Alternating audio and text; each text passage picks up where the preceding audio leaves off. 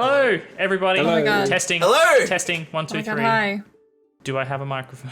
I I sure time hope it so. It's been ruined.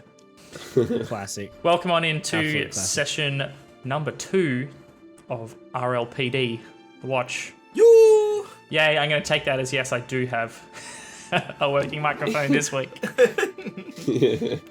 We've made some small upgrades. Look, we've got flags. Oh, I can't You know see who I it. am? Nice. Everyone point at roughly Snazzy. the bottom of your screen so people can see the flags. Nice. is it working? That means I don't even have to introduce you guys because people can just read it. Yes! No, I'm I kidding. mean, should we maybe introduce Let's- each other anyway? Let's do it anyway. Let's start with top left. I don't know if you guys are actually looking at the stream. Beck, I am introduce not. yourself. Hi, I'm Beck, and this was Gary, and he just stood on my keyboard, which is why he's currently above my head. Nice. Gary. Gary Stay in is the the unofficial 5th member of the party. Oh my god, he's the annoying one. Lachlan, you're next. Oh, hey, I'm Lachlan, and welcome back to Session 2, Electric Boogaloo. That's the official title, and we're sticking with it. Oh, hang on. So Let me Kye, you quickly better have change some the stream electricity in title.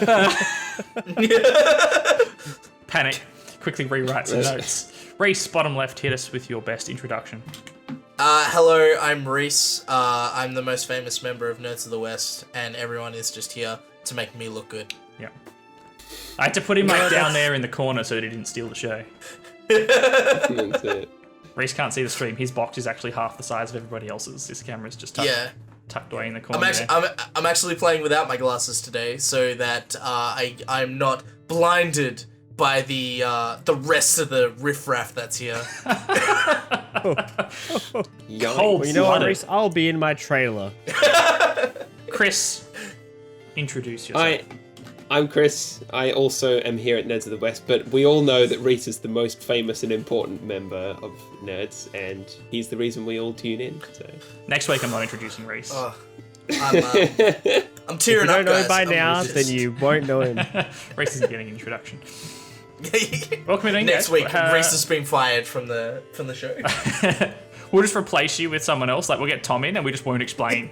There'll be no explanation. It'll Yeah. just be a recast. Bro, get Curve in. He's my stunt double. Like, No one will notice. They'll be like, oh, did Reese's bedroom change? Oh, well. Reese moved house. That's Weird. Where's Babylicious Jessica Negri on the background? Oh. Reese has Wait. got about 10 of those posters. Reese is so I gotta- famous, he's actually got one of his fans in the background. Like, literally. exactly. See, He's got... I guess you could say I'm a huge metal fan. Ooh, Oh my god. sick meme. How was your guys' week since the last session? You guys been good? Yeah, I've been Not pretty too bad. good. I'm gonna cut in. I've been pretty good. That's good. That's good. Yeah. Not so bad. I've been Same old, same old. pretty keen. I've been thinking about this session, where we're going to get up to. See if I've prepared too much, not enough. I have actually been keen. It's been a while since I've been like, oh man, a regular D&D campaign. Like, I know. Yeah. I know. It came around so fast as well. It's like, it's Friday, we're playing D&D this afternoon. yeah, How it's like exciting. it's not Good Friday. It's just normal It's just Friday. a regular Friday. It really hit me yesterday. I was like, oh man, it's Friday tomorrow. Like, we're streaming. Quick sound Yeah, check. Can I yeah, go like, shit, have I down prepared? and the rest of the guys go up? I'm being too loud. Well, everyone just wants to boy. hear more Reese, the most famous member. Yeah, that's- Oh no, what Is have we that a bit done? more on the level now? A bit less On the overbearing. level. Actually, I need don't to mind turn being down the my loudest. ears, Kye. You're very loud to me. I'm the DM, dang it. I'll yell all I want. Kai needs to be loud to yell over our terrible commands. Yeah. Just like, What do Well, you hopefully guys? I want to poop in the fountain. No, shut up. Don't poop in the fountain. Stop pooping in the fountain. Good job pooping. Yeah, it's when Good you guys job yell pooping. terrible ideas, I can just shut them down immediately. Get him out of here. Turn him Alright. off. Leave. How red is mine? What is that? It's very red, It looks actually. way worse on like Discord versus this. Yeah, mine's coming over. You've a little got pink. red on you. Maybe it's because I've it's got red on me. Yeah, You need to change Red. You need to change your white balance on your camera. I don't know. The door looks pretty white, where it's supposed to be white. What even is white balance? What even is white? I've actually finally been able to have my white balance at a normal level since getting my new light, because it means that I don't have a giant orange overhead light that I need to compensate for. And it means that that looks like it's actual colors now. What?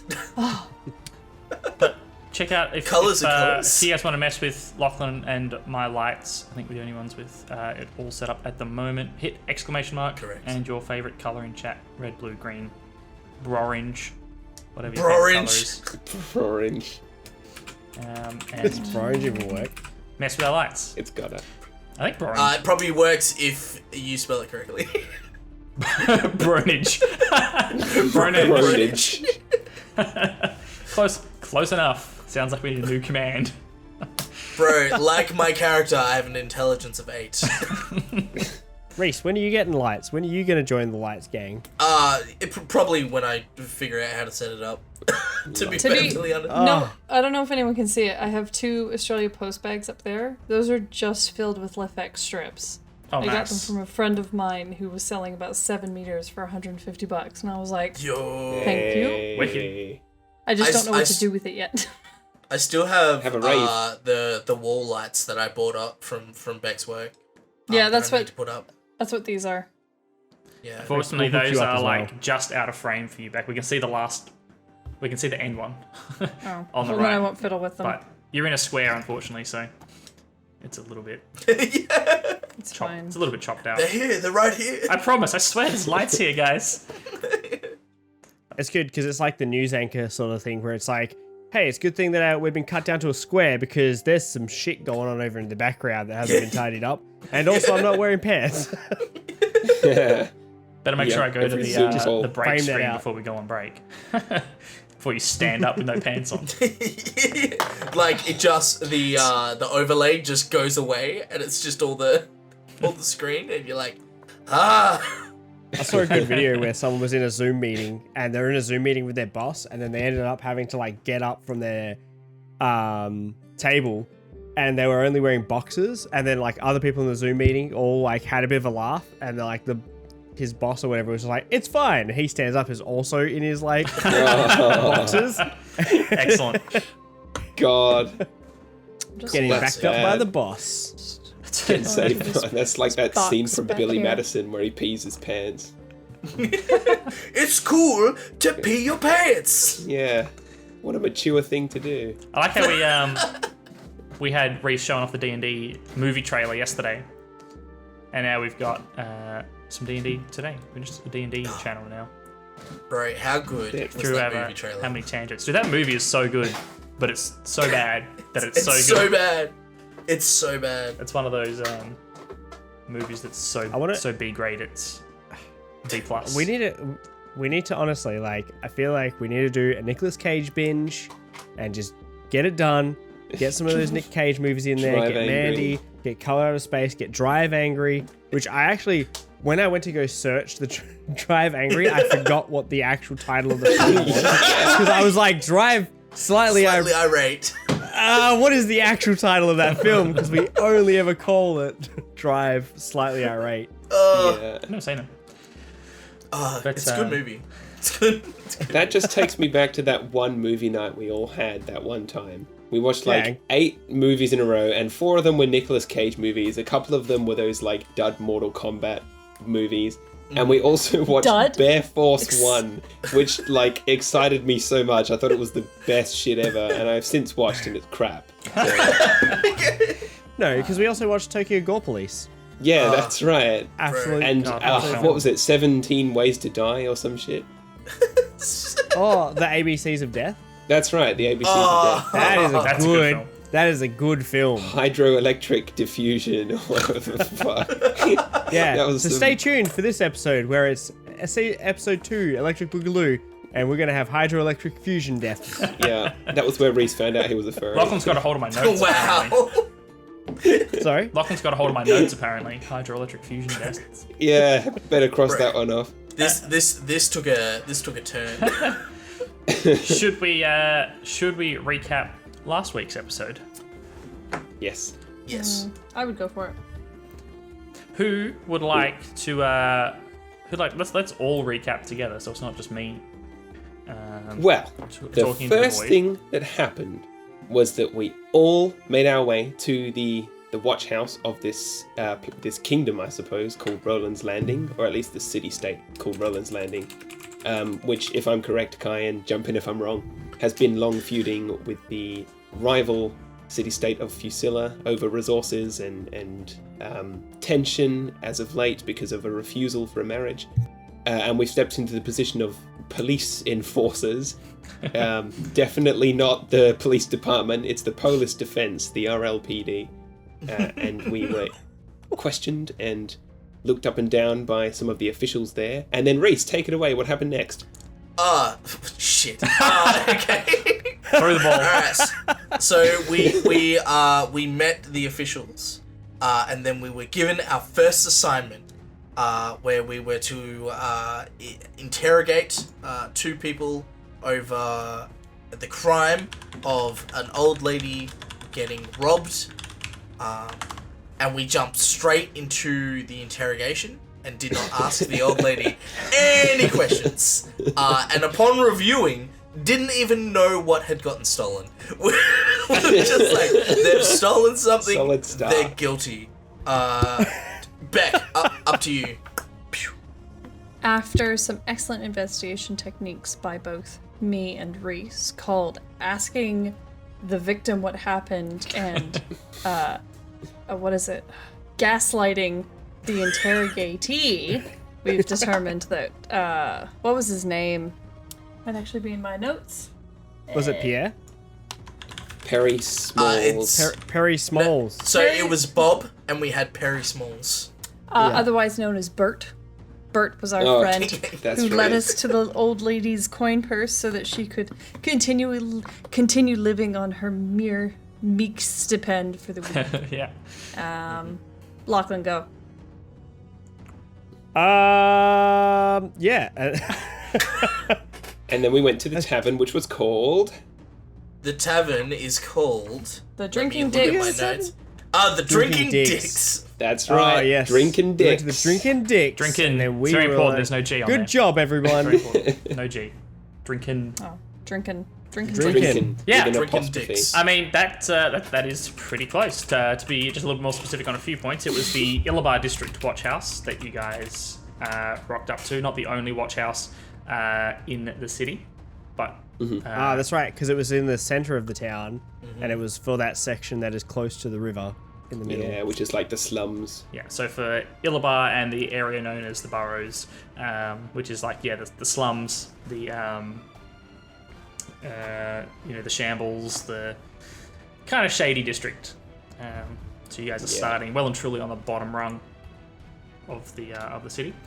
The kind of place you'd find a tavern called Drinking Dicks, that's for sure. Because it's so protected by police that they have to have their own bar. That's it. Are you And going to that's- walk into a police bar and then mock the name of the police bar? That's it. The police can't do anything because they would have been consuming alcohol, so therefore you could just go in there and start a fight, and they couldn't do anything. They're intoxicated. I don't think they had breathalyzers. I don't know if that's how it works. Yeah, I also don't think just that's get how angrier. laws work. There's only Laws drunk only police apply officers to around, police. therefore nothing I do is illegal. I rest my case, Your Honor. He's got a point. At the watch house, there you met a few NPCs. You met Corporal Bernadette Arnold, who was a female gnome, very sort of caring, motherly, almost protective of you guys. She helped straighten out your uniforms and gave you a little bit of a warning about Sergeant Boris Chaplin, who was the next person you guys encountered. It was a half orc. It was a half-orc, indeed. He was a bit rough, a bit, sort of a typical drill sergeant type, insulting. Didn't really care Racist. about, insulting, racist, very biased, stuck in his in his old world thoughts, and he was sort of bossed you guys around a bit, got you guys squared up, and you also briefly met the captain of the Illabar Watch House, Jacinta Noble, who seemed a lot more reasonable than Sergeant Chaplin, but you did only speak to her fairly briefly. She seemed like she was in a bit of a hurry. She came down, swore you guys in on a book of Lathander, and handed each of you your billy club and your copper piece, which she referred to as the King's Copper, soon to be the Queen's Copper when the coronation happens, which officially put you on the books of the Crown and Nice. official employees of the city. Woo. Hey, servants of the people. Council workers. So, long story short, we got jobs. You got That's hired. it. It's just that easy, guys. Just walk into We your just local did watch some- house. Do some interrogating, which is Yep. totally not what you do on your first day, but it is. It's what got our jobs because we did it so well. Absolutely. And you guys, well, then very quickly rushed into the interrogation that you guys mentioned. You managed to get Bob to confess to committing the crime, although not intending to be as severe a crime as happened. He was planning on just stealing a loaf of bread to feed his family, but he accidentally knocked the old woman over, panicked, and took off with her purse. I accidentally stole the whole bag. Whoopsie. Oops! What After a- an oversight. Yeah. Don't you hate it when you trip and accidentally steal someone's wallet? It's the worst. You guys, especially Hendrik, not Hendrik, Hadrig, the other H. Adric, yep. The other H name in my notes. Sort of connected with Bob, got a bit of his story, and in the end managed to convince the sergeant to, well, more accurately, to convince the other lady to drop the charges when he returned the money. And on top of that, slipped a copper piece in his pocket. I believe that was... That Oh, was, sorry. That was just That was Rosie. Just Rosie, the nimble-fingered Rosie. rogue turned watch Correct. person. Yes, correct. Yep.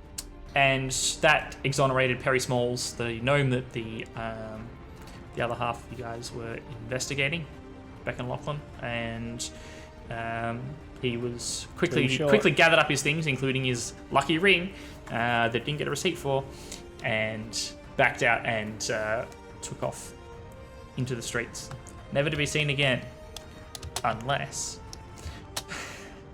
I reckon we'll see him again. unless It was a ring of destroy the world, and we're probably... a ring of Why did they manufacture one of those? a ring of power word kill, and you just let him walk away with it. There's something strange about this ring. It has Armageddon printed on the inside. It says trigger word apocalypse. So Sergeant Chaplin was not super impressed with the end result. No arrest was made at the end of the day, but Corporal Arnold was touched and stoked to have you guys on board. Gave you guys a little bit of an advance on your pay, 5 silver pieces each. And Hell yeah. Woo! Arnold and Chaplin both suggested that you guys headed to Drinkin' Dick's, which is the police or the watch's favourite bar in the area, to decompress, get to know each other a bit better before reporting tomorrow for your first day of gate duty. I think that's everything. I don't think Sick. I've missed too much of importance there. I think I think that that was is it. everything. Yeah. Well done. Cool. That's like you've been taking notes. Yeah. It's good that Kai's been paying attention, honestly. So- Like- Yeah, right. I was actually just listening we to do the that. last episode at 10 times speed in my ear. Yeah. Hurriedly listening to 2 hours worth of gameplay. Cool beans. All right. So I think with that, let's flick across to our table. I hope that everything still works. Have I still got a microphone? Am I still? I guess we'll find out. Am I still I coming mean, through? I can still hear you. I think I am. I've got bars moving. We've fixed it. Yay! Yay! Professional and we all streamers. have our names.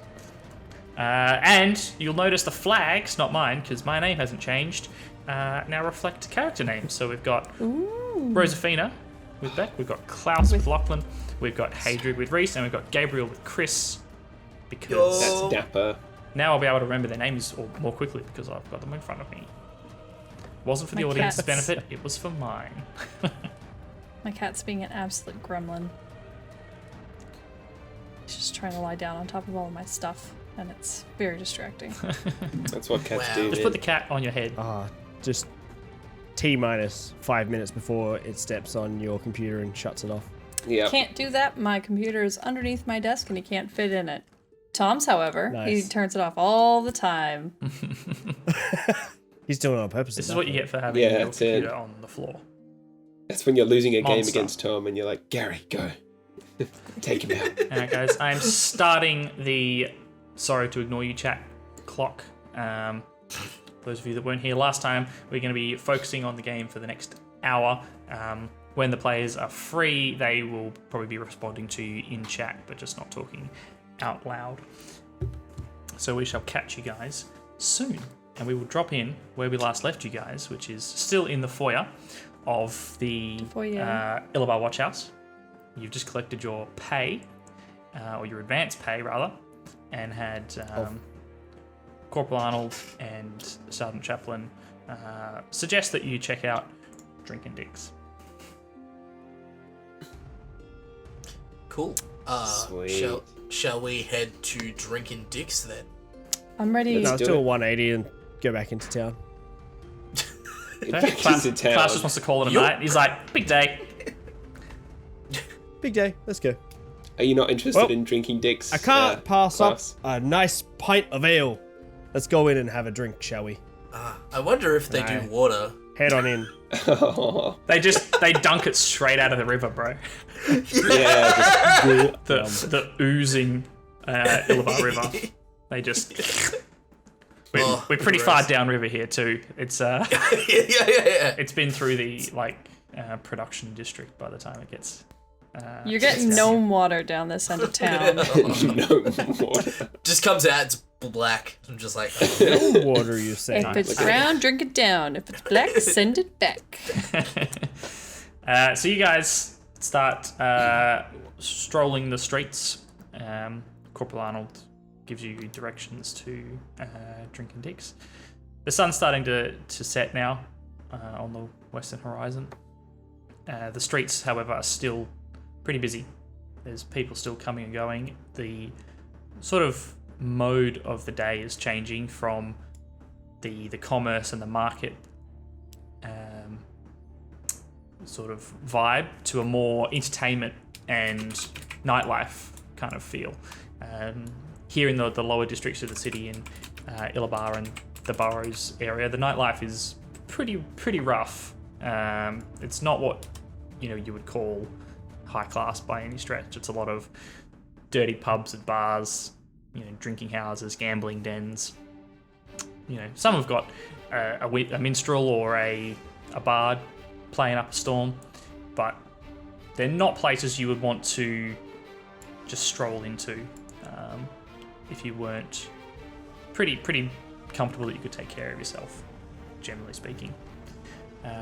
You pass a few of these bars, a few of them getting glares from the denizens within. Some of them you are quite possibly familiar with, those of you that have spent time in this part of the city. Rosie, there's probably a couple of bars that you would actually, find yourself quite at home in.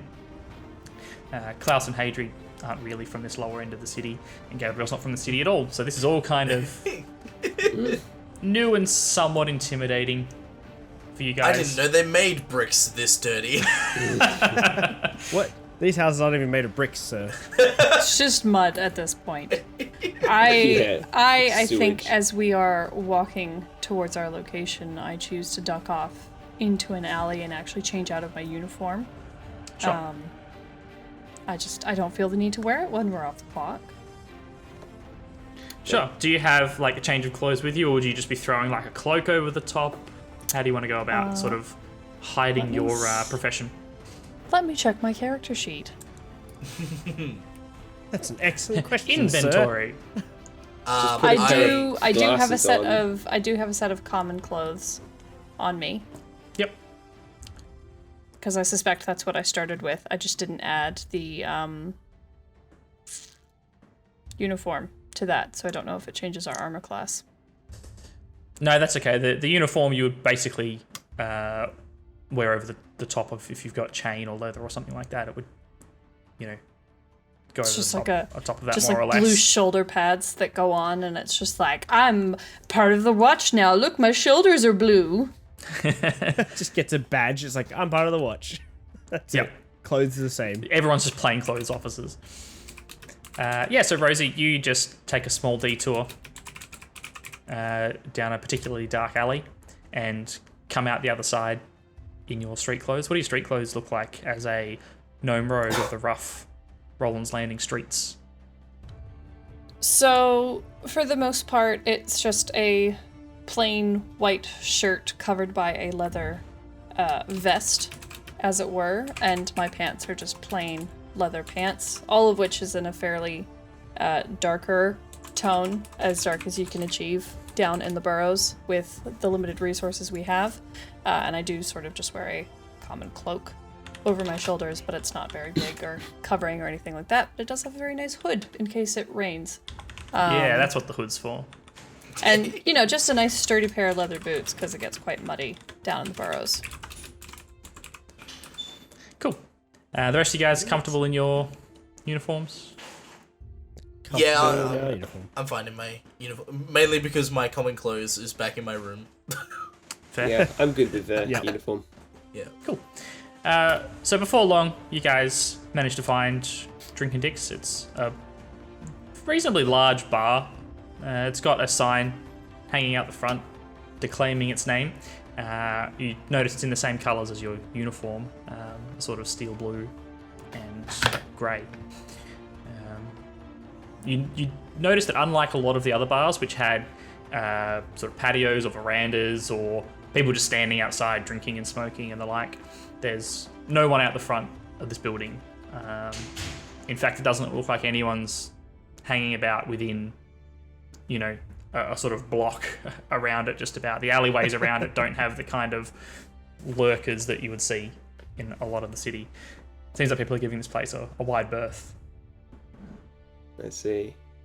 Seems like a nice place. Well, this is as good a place as any in this part of town. I don't go to these places so often, so I don't know what they're supposed to look like. It's nice to Where's know. the character? It's nice to know we won't be bothered while having a simple drink. Rosefina, you've never been here before, I imagine. No, I tend not to hang around police officers too often. Well, that took a turn of differences in the last day. Shall we go in and have a drink? I mean, Certainly, why else Gabriel. Why else are we here? We're not here to fuck spiders. Are we? That's such a strange thing to say. That's an old Rolands seems Landing oddly expression. specific. Oh. Okay, I'm definitely not from around here. I've never heard that before. Well, I'm headed in. If you guys follow me, then sure. I'm right behind him. Cool. Gabriel Keen to get my whiskers wet. opens the door, and Tom coming in here and breaking you're shit. kind of half expecting for there to be like a ding-a-ling as the door opens or something, but there's not. It's just silence. And for a moment you think you may have the wrong building, because having just walked west towards the sun, you open the door and the inside of the building just looks pitch black. And it takes you a moment to realize that, no, the building's not empty, it's just very dimly lit. There are a few torches inside, but they seem kind of widely spaced. There doesn't appear to be, a lot of lighting, and it's eerily quiet. And until your eyes adjust, you don't realize that there are, in fact, several tables of people sitting. They've just all dropped to dead silence to stare at these people walking in to the bar. Oh, yeah. The Question: newcomers. Can I see what's going on since I have dark vision for such low light? Yeah. Oh, there we have it, folks. Our first dark vision declarer of the campaign. Here we are. I would also like to ask, because I also have dark vision. Yes. So it still takes you a second just for your eyes to adjust, the same as anyone going from bright to dark. Your eyes would adjust quicker than the rest of the party. I mean, I think Rosie has low light vision as well. It's just Gabriel, the plain old human, that doesn't.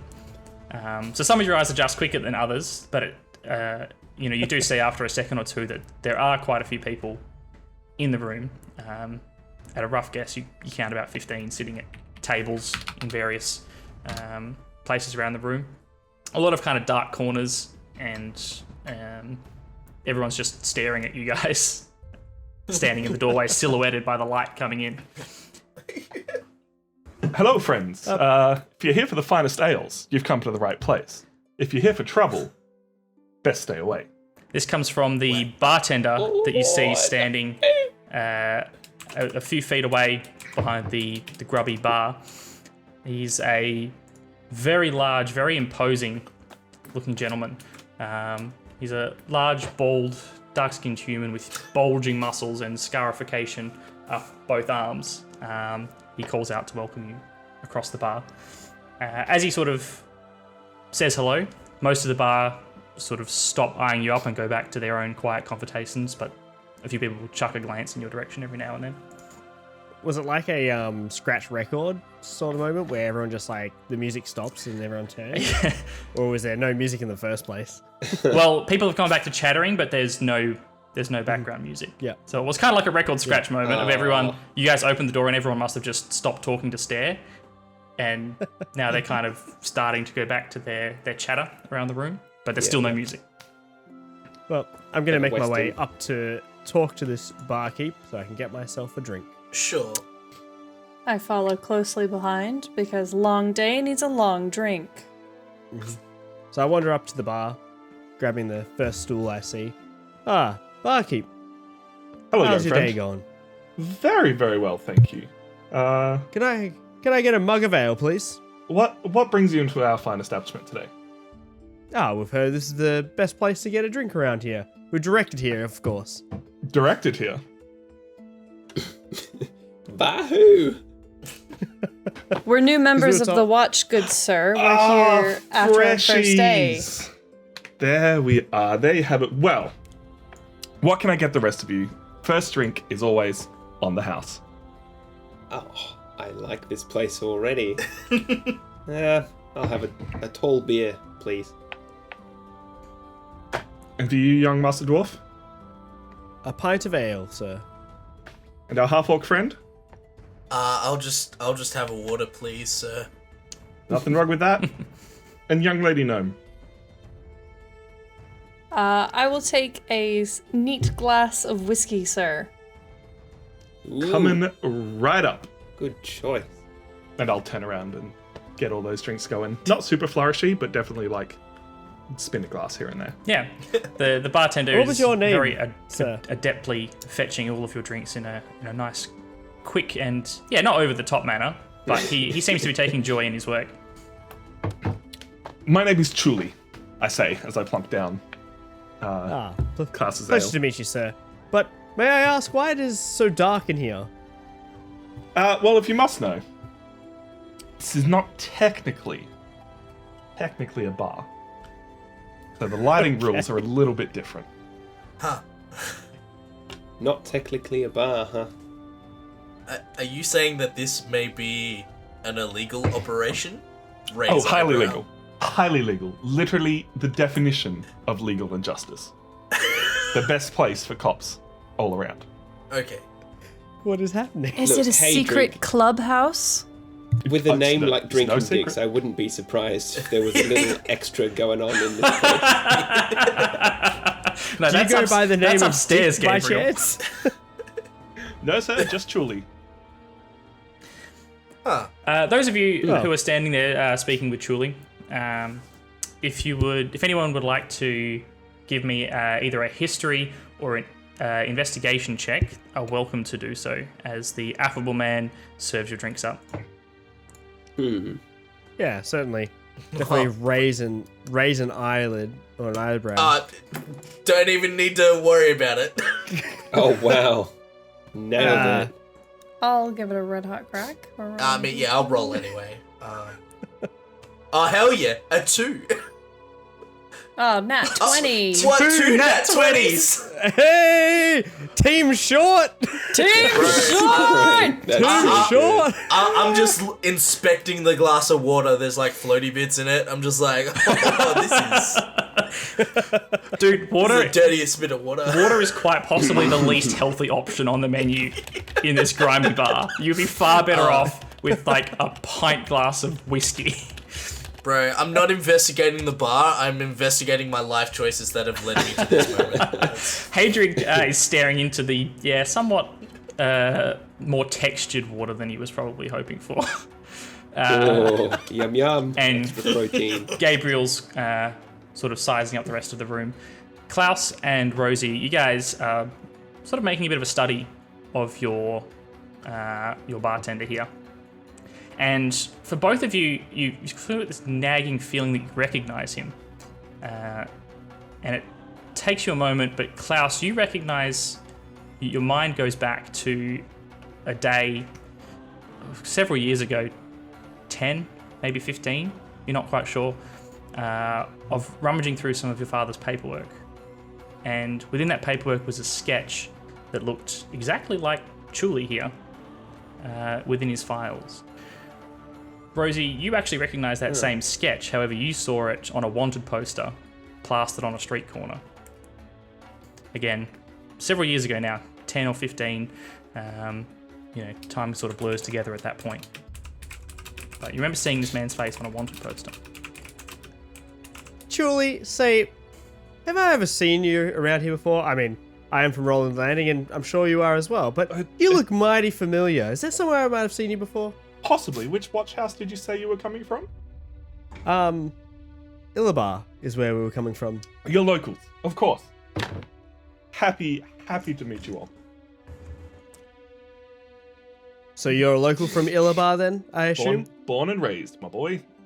Born and raised around this area? And you've been at this bar for many years, I assume? About three years now.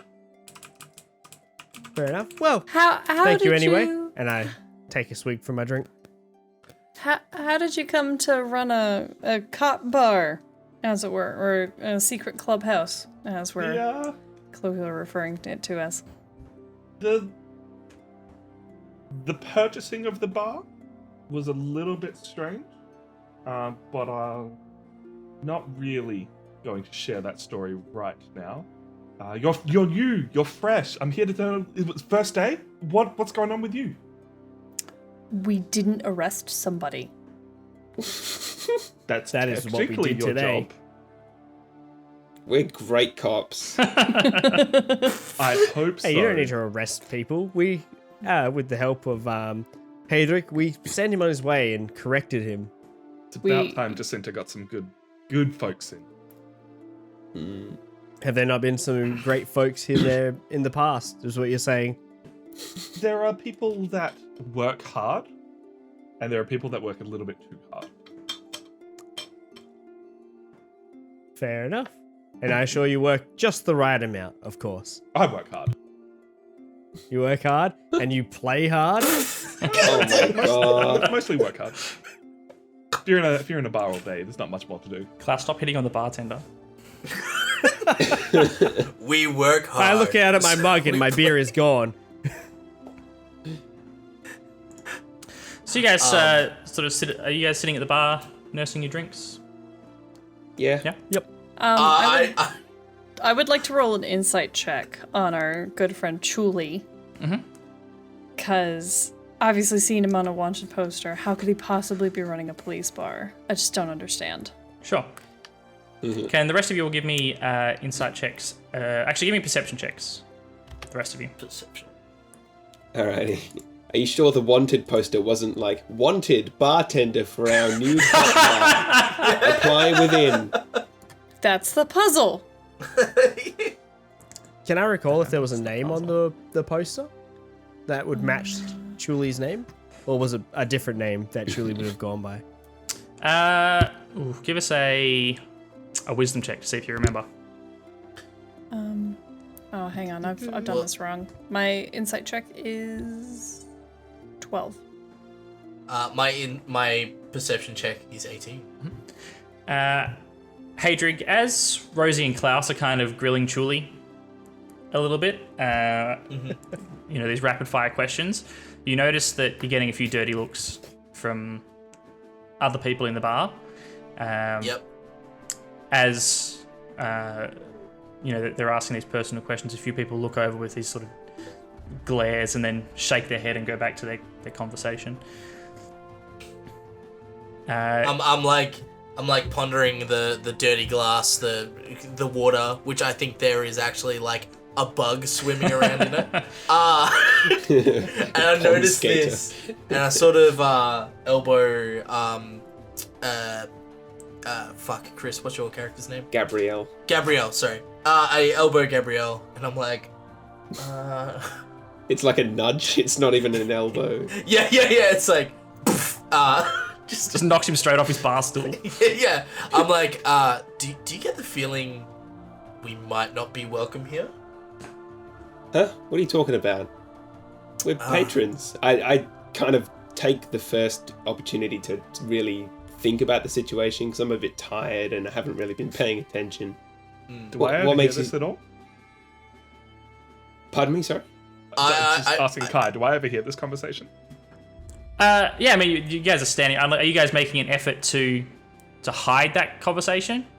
Or that I mean, sidebar? I might be like just sort of like whispering it to him, like I'm just talking to him one-on-one, but like not like a, I think we need to scheme type of thing. It's just like a, hey, I'm only talking to you, so I don't need to be as loud as I am. Yeah, sure. Talking to other I mean, people. Julie, you would hear it. I mean, you're standing right there, and you know, as a bartender, you're used to picking up conversations from all over the room, from where you're standing. So you probably do pick up Hadrig saying, "Hey, do you think we're not welcome here?" Young sir, you are more than welcome here. Any member of the Watch, no matter how new, no matter how fresh, can drink at Drinkin' Dicks. Rosie, thank you, Julie. What was your check that you rolled earlier? Sorry, you were rolling a insight check. I was, and that was a 12. You definitely get the feeling Chuli's not telling you everything. Kind of feels like he's dancing around a subject. Klaus, that's a pretty good wisdom save. You don't remember a name on the paperwork you saw, but you remember seeing the words "wanted for murder." Oh, steep. That's pretty steep. Well, thank you, sir, for the thank you for this fine ale. May I have another? As I seem to have emptied mine. Of course. If that was quick. How much does an ale cost in your world? We'll call it 2 copper pieces. Two copper for an ale. What's a copper conversion to silver? I think it's 10 silvers. 10, I think? 10 coppers to silver. Yeah. I will also like an ale, please. That is your first. You get that one for free. Thank you. You can take the water. You can take the water back. I'm just like, I didn't even dare take a sip. I'm like, nah, I'm good. I'm good, chief. That's all you. You didn't use up your you didn't use up your free drink on some dirty gutter water. It's like Hey, you know what? It was It's water patrons, with damn it. extras, so therefore it cost. You think you can They get just water had it with a bit fermented, with a bit of orange in there for free? Come on. Yeah. Flavoring. Those chunks He's like, don't I come put a cheap. lemon in there. The chunks are the best bit. So new ale for you. New drinks for anyone else? I sort of- I'll Best ale in do town. a whiskey as well with alongside Rosafina. Did I hear Hadric's conversation with Gabrielle? You're probably a bit more engrossed in your own sort of Own thing? suspicions and thoughts about Julie. Yep. And since now that like it has registered that he is wanted for murder, or I suspect such a thing, I take a glance at the room. Is everyone else in this room, are they wearing watch attire, or are they just in casual? casual outfits. Give us a perception check. While he's doing that, I just sort of ponder truly, knowing he's part of the criminal underground, and I just neck my whiskey. I throw. Are whiskeys worth 2 copper in this? Or are they worth more? We'll say. I want to say 3. Yeah, Okay. 3. Bartender. That's fine. Bartender has spoken. I throw another 3 coppers down on the bar, and I'm like, another good sir. 2 whiskeys, 2 ales. Coming right up. He put peanuts in Reese's water and now he's going to die. And after picking up my glass, I go and find the quietest corner of the bar and sit down. I don't want to sit at the bar. See you again soon. Anymore. Team Tall Gang is outnumbering Team Short Gang now. Right, so I've had a look around the room to see what sort of attire these guys 15 are. on your perception check. You'd say there's probably 70% of the people here are in watch uniforms. A few of the ones that aren't are wearing the same sort of billy club on their hip as you guys are. Seems like maybe like Rosie, they've just changed into their street clothes before coming in. But at a glance, you would say that the vast majority in here are watch members, or members of RLPD in one capacity or another. Gotcha. Is there anyone in the bar that we recognize from our first day? Not from your first day at Ilbar, no. You don't see Jacinta, Sergeant Chaplin, or Corporal Bernadette Arnold in the bar. Right. Which makes sense since they sent you down this way, so unless they're planning on popping along later. I am going to make my way over and join Rosie with my drink. Yeah. Oh, thank you, Julie. I much appreciate it. I'm sure I'll be back for another very shortly. I do hope so. Thank you, sir. I'm gonna go sit with my friends now. Goodbye. just super awkwardly, just be like, my business is done here. Yeah.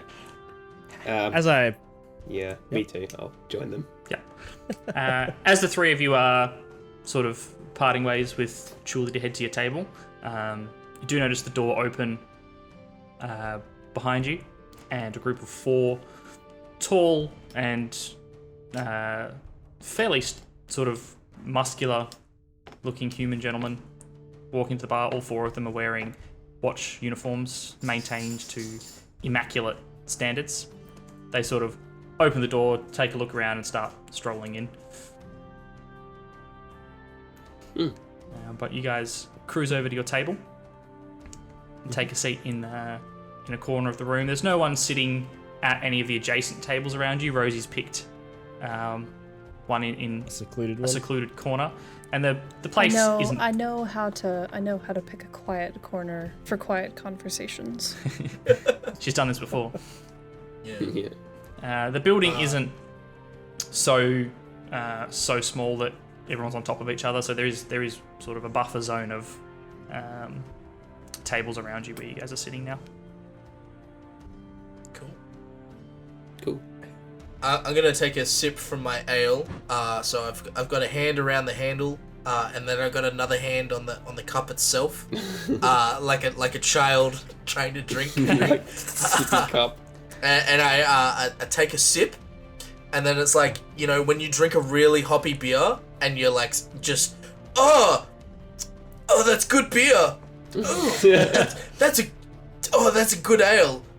Just hiding the fact that it tastes horrible. Like, it just like, Yes, delicious.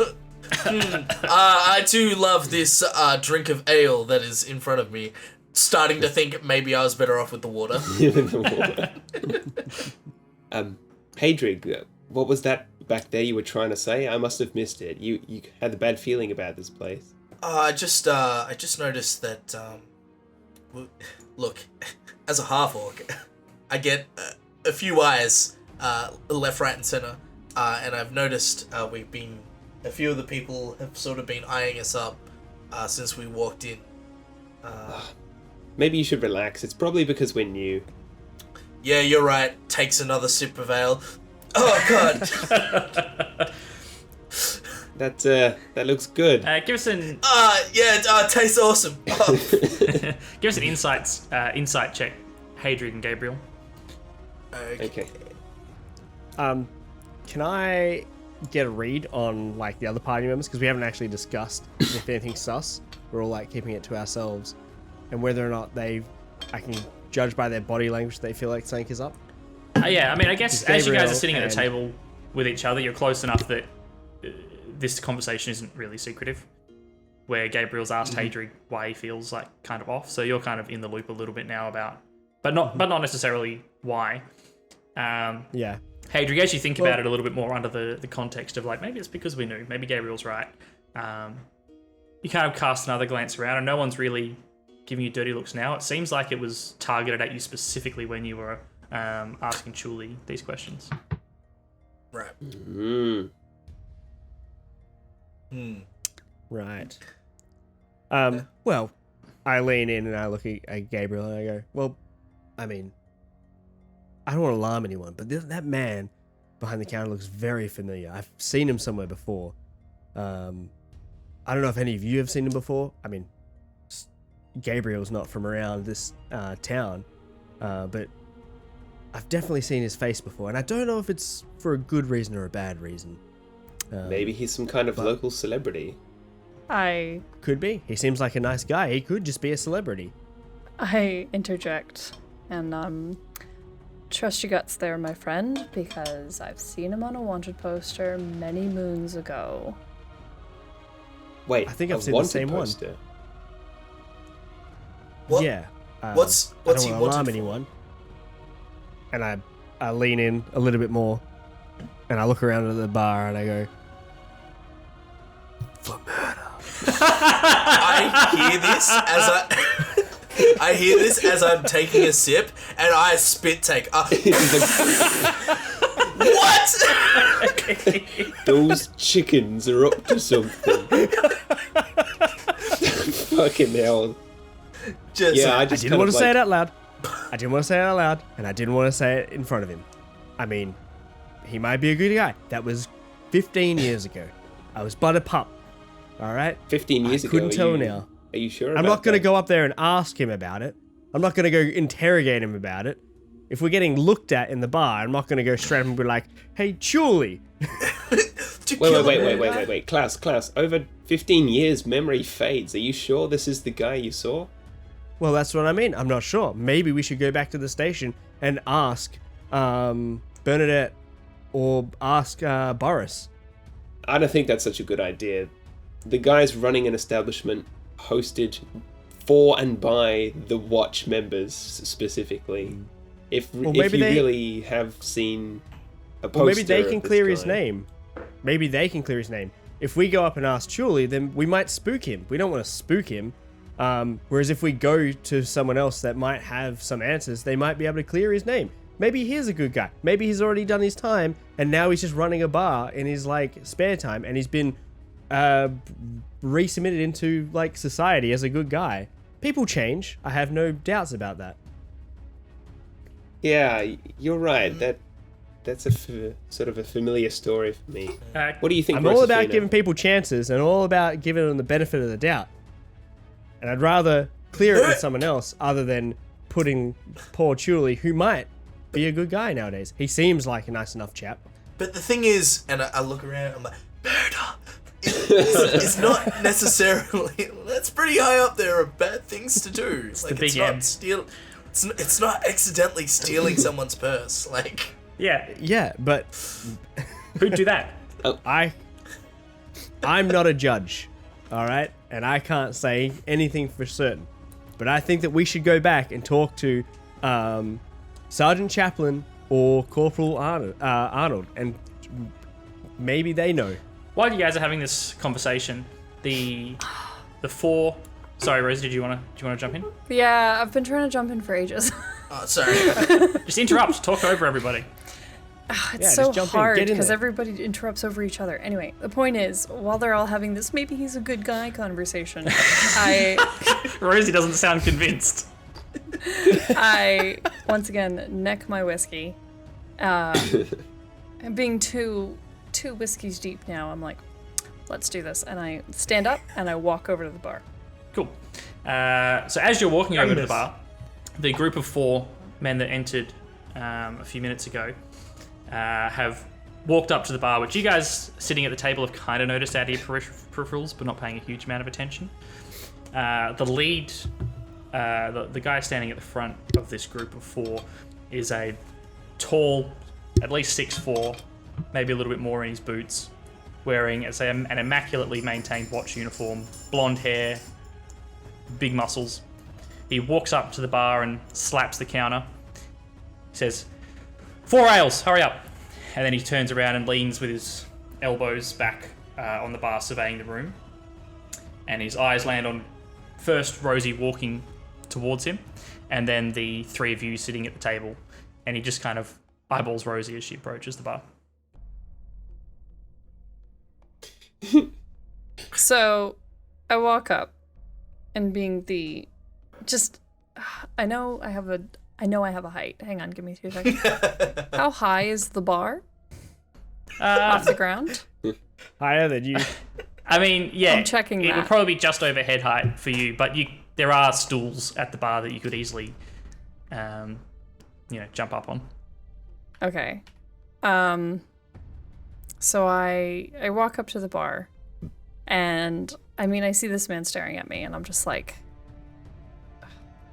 kind of like, I'm intrigued by this, like, but I don't want to be rude.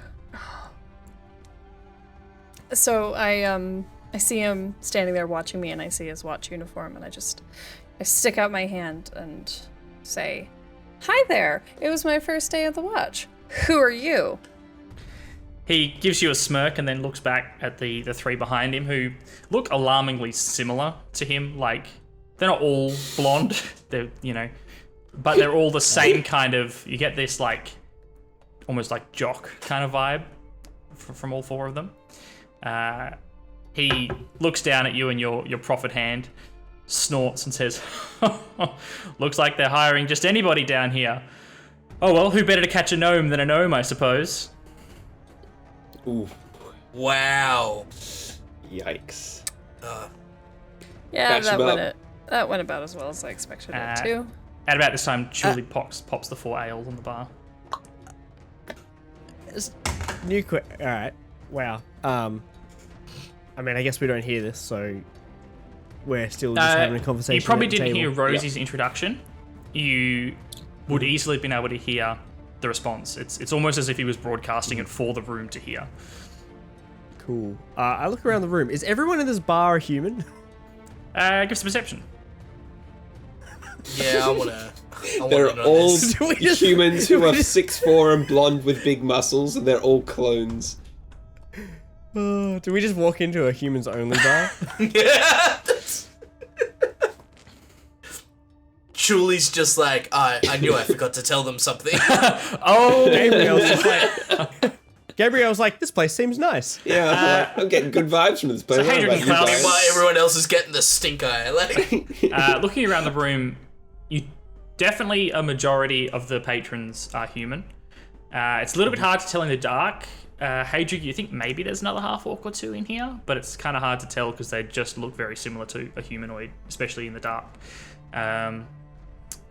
But there's, possibly a dwarf or 2 in here as well. But the breakdown seems to be pretty typical of Rolands Landing, which is the majority human, a scattering of dwarfs, half-orcs, potentially half-elves. It's kind of hard to tell in this light, and without getting a bit closer and in people's faces to learn their heritage. excuse me, sir, where do you come from? Yeah. I was born in Rolands Landing. No, but where do you come from? Oh god. A quick glance around though, definitely you definitely don't notice any other gnomes. At a quick glance, you kind of go, is Rosie the only gnome in this bar? Oh yeah, that's true. I was gonna say also, you would know if there was a half-orc in here because they would have announced that they have dark vision by now.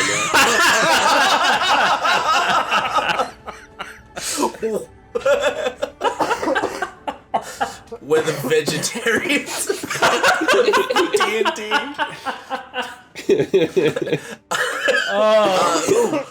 What would you like to drink? I have dark vision. can see everything. That's solid gold. Thanks.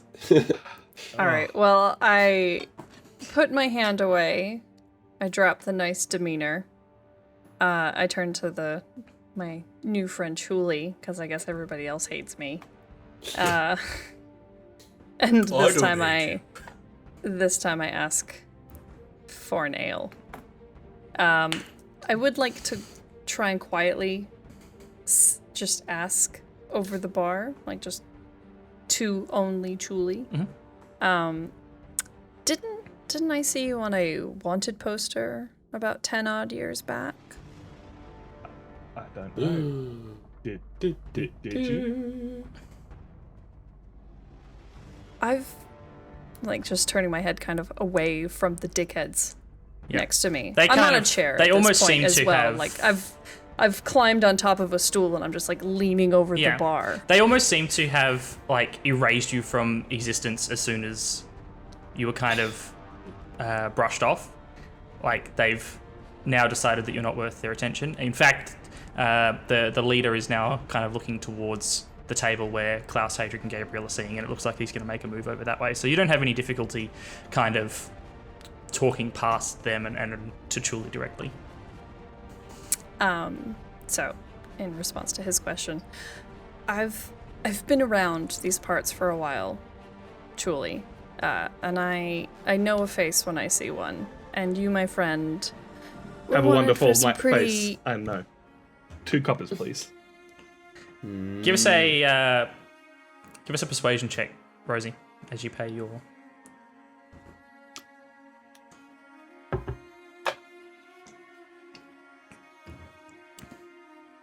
Not bad. It's pretty good. Chuli is kind of feeling like he can open up to you a little bit more.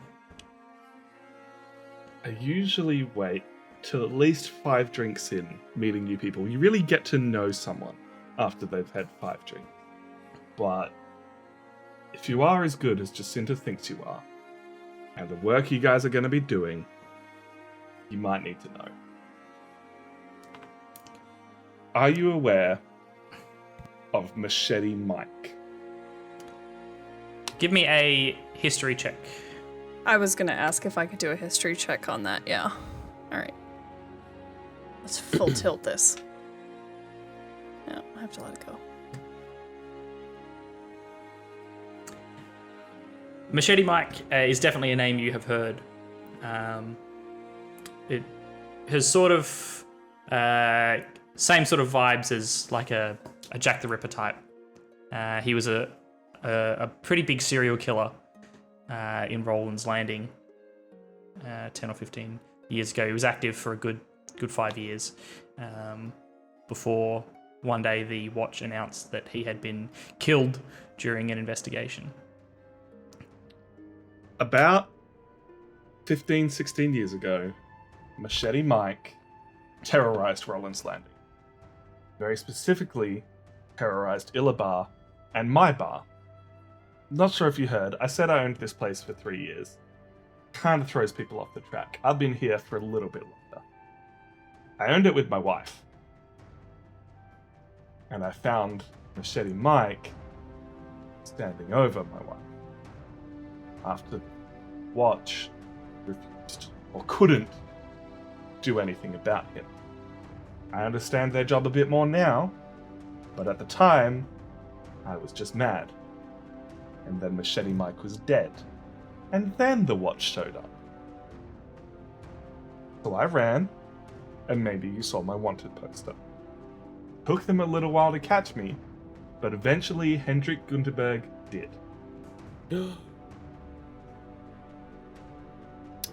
Fortunately for me, he was a little bit guilty, I should say. He's a good man. He's a very good man. But he was definitely guilty of not catching Mike quick enough. I was supposed to be executed. I murdered someone. Plain and simple. There's no way around that. But Mike managed to convince the king not to pardon me, but to sentence me to 50 years in prison. They didn't kind of specify which prison, so technically you're in a prison right now, I believe is the way this works. Because you're a cop, you're allowed to come in freely and as you wish. But I can't leave. This is my cell. I can work here. That's why it's a little bit darker, because regulations at night and power saving, I don't know. I like how it looks anyway. Because not everyone can come in, came the default bar for RLPD officers. Quite often, Captain Gutenberg will come in, celebrate with me. Not as often these days, I should say, but early on, he pushed people in to support me. Great. I don't make a profit because regulations, but we make sure that the profit goes to those of you fine folk and your families when they need it. Oh. I'm sorry to hear about your wife, truly. I definitely know what it feels like to be left behind by the city. I can imagine. I slide the 2 copper over to him. I hop down off the stool, and I just slide back to the table and Nice sit to down. meet you. Wow, House arrest. that is a revelation. Wow, things just got dark, man. Yeah. For the Well sake done, of this, I just relay that to the table. Yeah, you will get a chance shortly, but as you rock up and slide back into your seat, you're kind of doing so around this blonde gentleman that just was very rude to Rosie. And as you're sitting back down, he slams his mug down on the table, leans forward and says, well, looks like the fresh meat don't know their manners. This is my table. Ask anyone around here. Alpha Squad sits at this table. Hey, Drig. Just as he said, "Oh, this is my table," I just quietly turn away and just do a little fist pump, going, "Fuck yes." Hadrig, not sort of understanding, living a sheltered life, just sorry sir, we'll go sit somewhere else. Starts to get up. Like, I put my hand on his shoulder and I just force him back down. Just sit down. Gnome's got a bit of strength. Just as you do so, he glares at you. Says, "Listen, I'll cut you some slack today since you're clearly very new here and clearly won't be around for much longer. I'm Chadwick Rumblerod. You've probably heard of me. I'm the head of Alpha Squad." Sorry. Just gotta write this down. Sorry, was that? Did you say Chadwick? Rumblerod. Chad Thundercock, bro. Lord. That is fantastic. What a name. Alpha Squad and I, we run the best squad in the city. Our streets are cleaner than anybody else's. Down here in the boroughs and Gnometown, you guys wouldn't know what that's like. But one of the perks of being the best is that we get the best seat in the bar. Yeah, that makes sorry, sense. I don't think we've met before, but I believe we are sitting here, unfortunately. Name's Klaus Gunterberg. Private Klaus Gunterberg. Private. He turns around and sort of snickers. What have you joined the military? What is that? You're rank? constables until you're promoted, Constables. but I don't think the likes of you will be around here forever. And he sort of manages to stare down at you as he's standing next to you. Well, unfortunately, lad, I'm not going anywhere, and I'm going to enjoy my ale, and you guys can go sit over there somewhere else. This is not your table, and you don't own it. If you'd like the table, you can fill out a form, and it can go through the chain and have your request denied. Come on, Chadwick, just let us have a drink. Chad stands up and cracks his knuckles. He's like, I was kind of hoping you guys would say that. Mm-hmm. Go on, you think you've got what it takes to come in and take the Alpha Squad table? Show us what you've got. I'm not going anywhere, sir. I'm simply enjoying my ale, and I don't give him any benefit of the doubt that I'm just going to sit here and enjoy my drink. Sorry, Gabriel. Klaus, we'd better go. I know how this works. No? Okay, well, I'll stand up and sort of begrudgingly but obediently kind of leave the table and leave Klaus behind. As you say, you're going to sit and enjoy your drink, Klaus. Chadwick reaches over and goes to snatch your ale mug from the table. I'd like to try and intercept him trying to snatch the mug. Yeah, definitely. How would you want to... What are you trying to... Grab it before him or grab his arm? What's the plan? As I see him sort of reach, and I just try to grab his wrist. Okay. Give us an unarmed strike. Oof. Okay. How do I do that in this game? That's a good question. In Roll20. Have you got an unarmed strike Let set me... up on your character Unarmed sheet? strike is a proficiency. Search unarmed. I've made a mistake. Hang on. Okay. You just use a strength check? It's an attack roll. Yep. Please hold.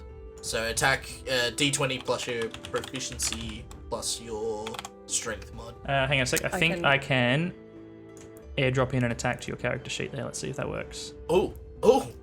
I've just airdropped in unarmed strike. Nay. The future. Did that work?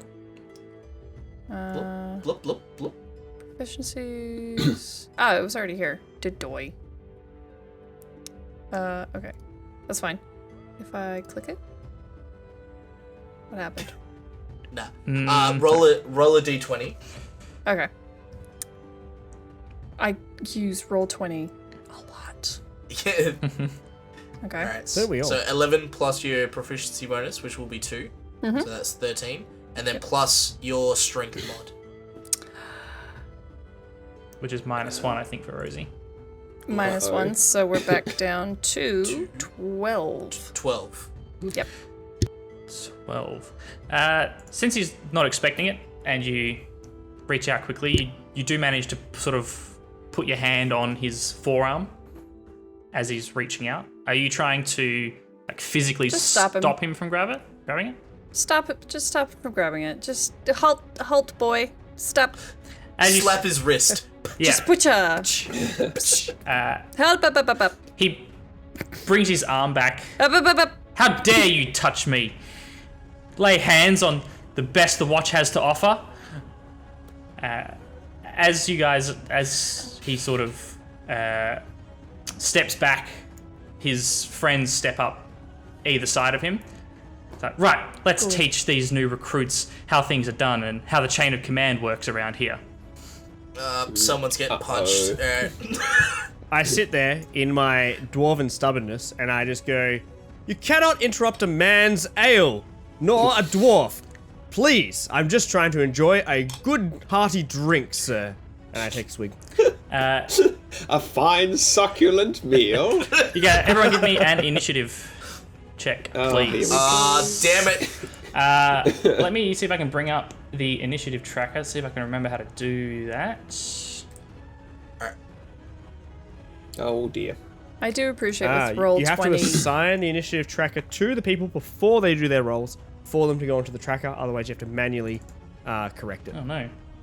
I also can't find the initiative tracker. Where is it? Technical difficulties. You fool. Look, we will be pros at this in no time.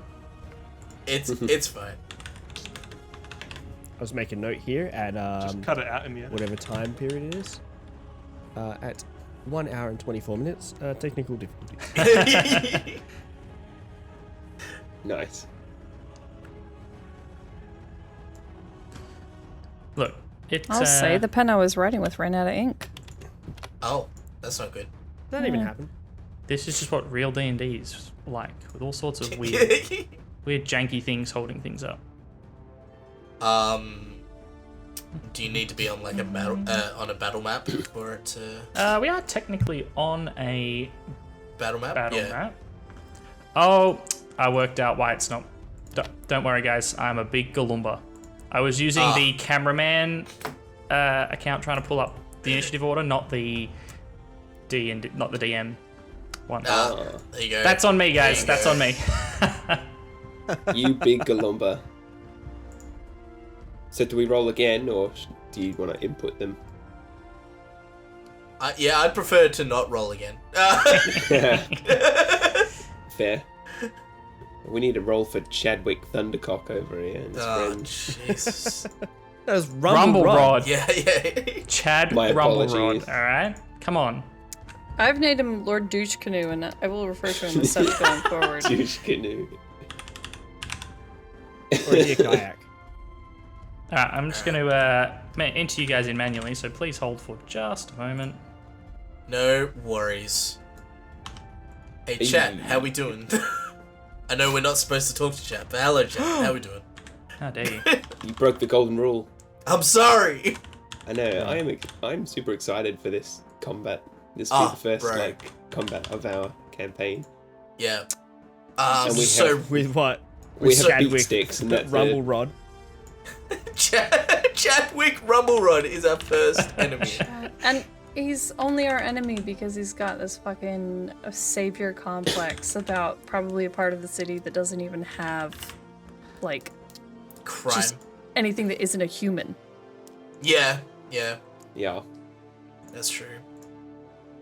I'm gonna tell my dad on these bullies. My dad works for the watch.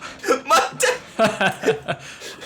My He father said here Falco does. is banned from the next Smash Bros.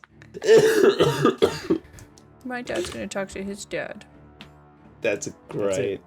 All right, Hadric, you are up first. The four of you are all seated, and Chad and his fellow Alpha Squad goons are standing up next to you.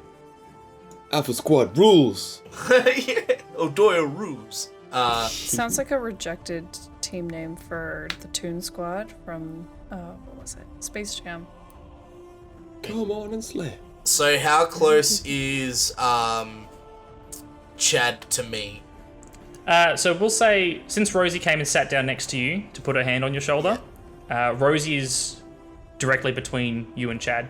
So you're sitting on like benches in kind of a booth situation. So you're two aside.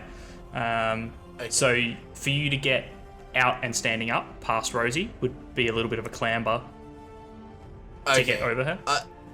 Yeah, I'll try and do that and like try and interject myself between them and our party. Yep. Okay. Give me an acrobatics to try and scoot over there quickly without getting tangled up in Rosie. Okay. I'd also like to roll acrobatics to try and get out of his way. Sure, go for it. So that's a 15.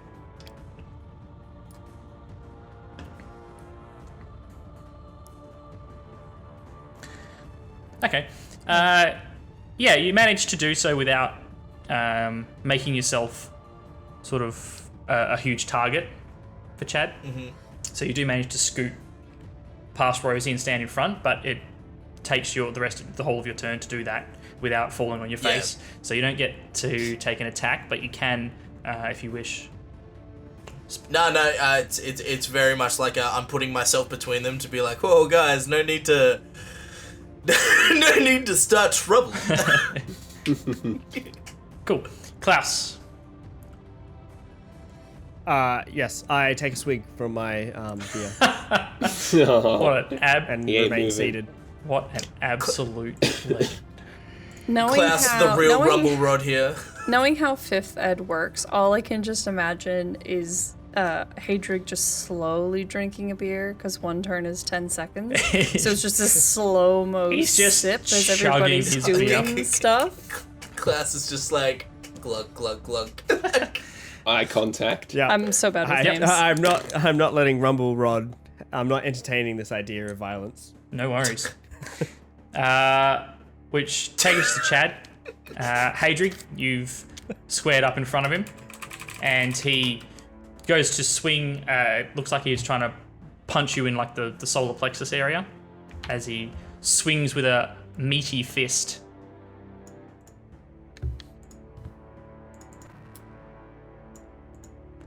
That's not got enough sides. That's a that's a- D10. Oh, 12. There we It's go. a 12. That's not enough sides. He rolls a 4. That's awful. Even with his Oof. bonuses, I think your AC is going to be higher than that. Is that you managed my haste? to? Yeah. What is your AC? 16. Yeah. Well and truly a miss. Yeah. You're sort of mentally prepared for this, and you sidestep as he swings at you. Okay, game on. Like, Gabriel, Yeah. you're up, and since Klaus is sitting there having a drink, we'll say you're on the outer edge of the bench next to Klaus, so you're next to Chad, Okay. more or less. I'm gonna use my movement to sort of stand up, and I kind of put my hands up in a, like, you know, I don't want any trouble kind of pose. And I'm gonna sort of shift away as though I'm sort of leaving the fight behind, and then I'm gonna sucker punch one of his friends in the side of the head. In the side of the head. Yeah. I was Ooh. so Go ahead and upset roll a hit that I for was. I was so Okay. upset that I was in a party with a bunch of freaking nerds, and then Gabriel pulls this, and I'm just like, what the fuck? Gabriel's just coming out with the sucker punch, like, out the gate.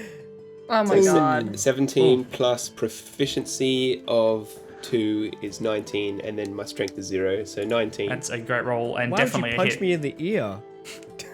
What's that, sorry? That is a hit. Okay. And unarmed damage is what, D6? Good question. I think it's probably a D6 plus strength, I would say. That's 5 non-lethal punching damage. Nice. So you stand up, and Chad's sort of still preoccupied with the punch he threw at Hadrig, and his mates seem to have been standing back, letting Chad do the work, more or less, as you just absolutely sucker punch his mate in the side of the head. His friend staggers for a second, holding the side of his face. You scum! I'll show you. Sweet. And we'll move on to Rosie's turn. Oh, jeez. Shank him. I'd like that you immediately jumped to the gnome to have a knife and a fist fight. Oof. You're a rogue, aren't you?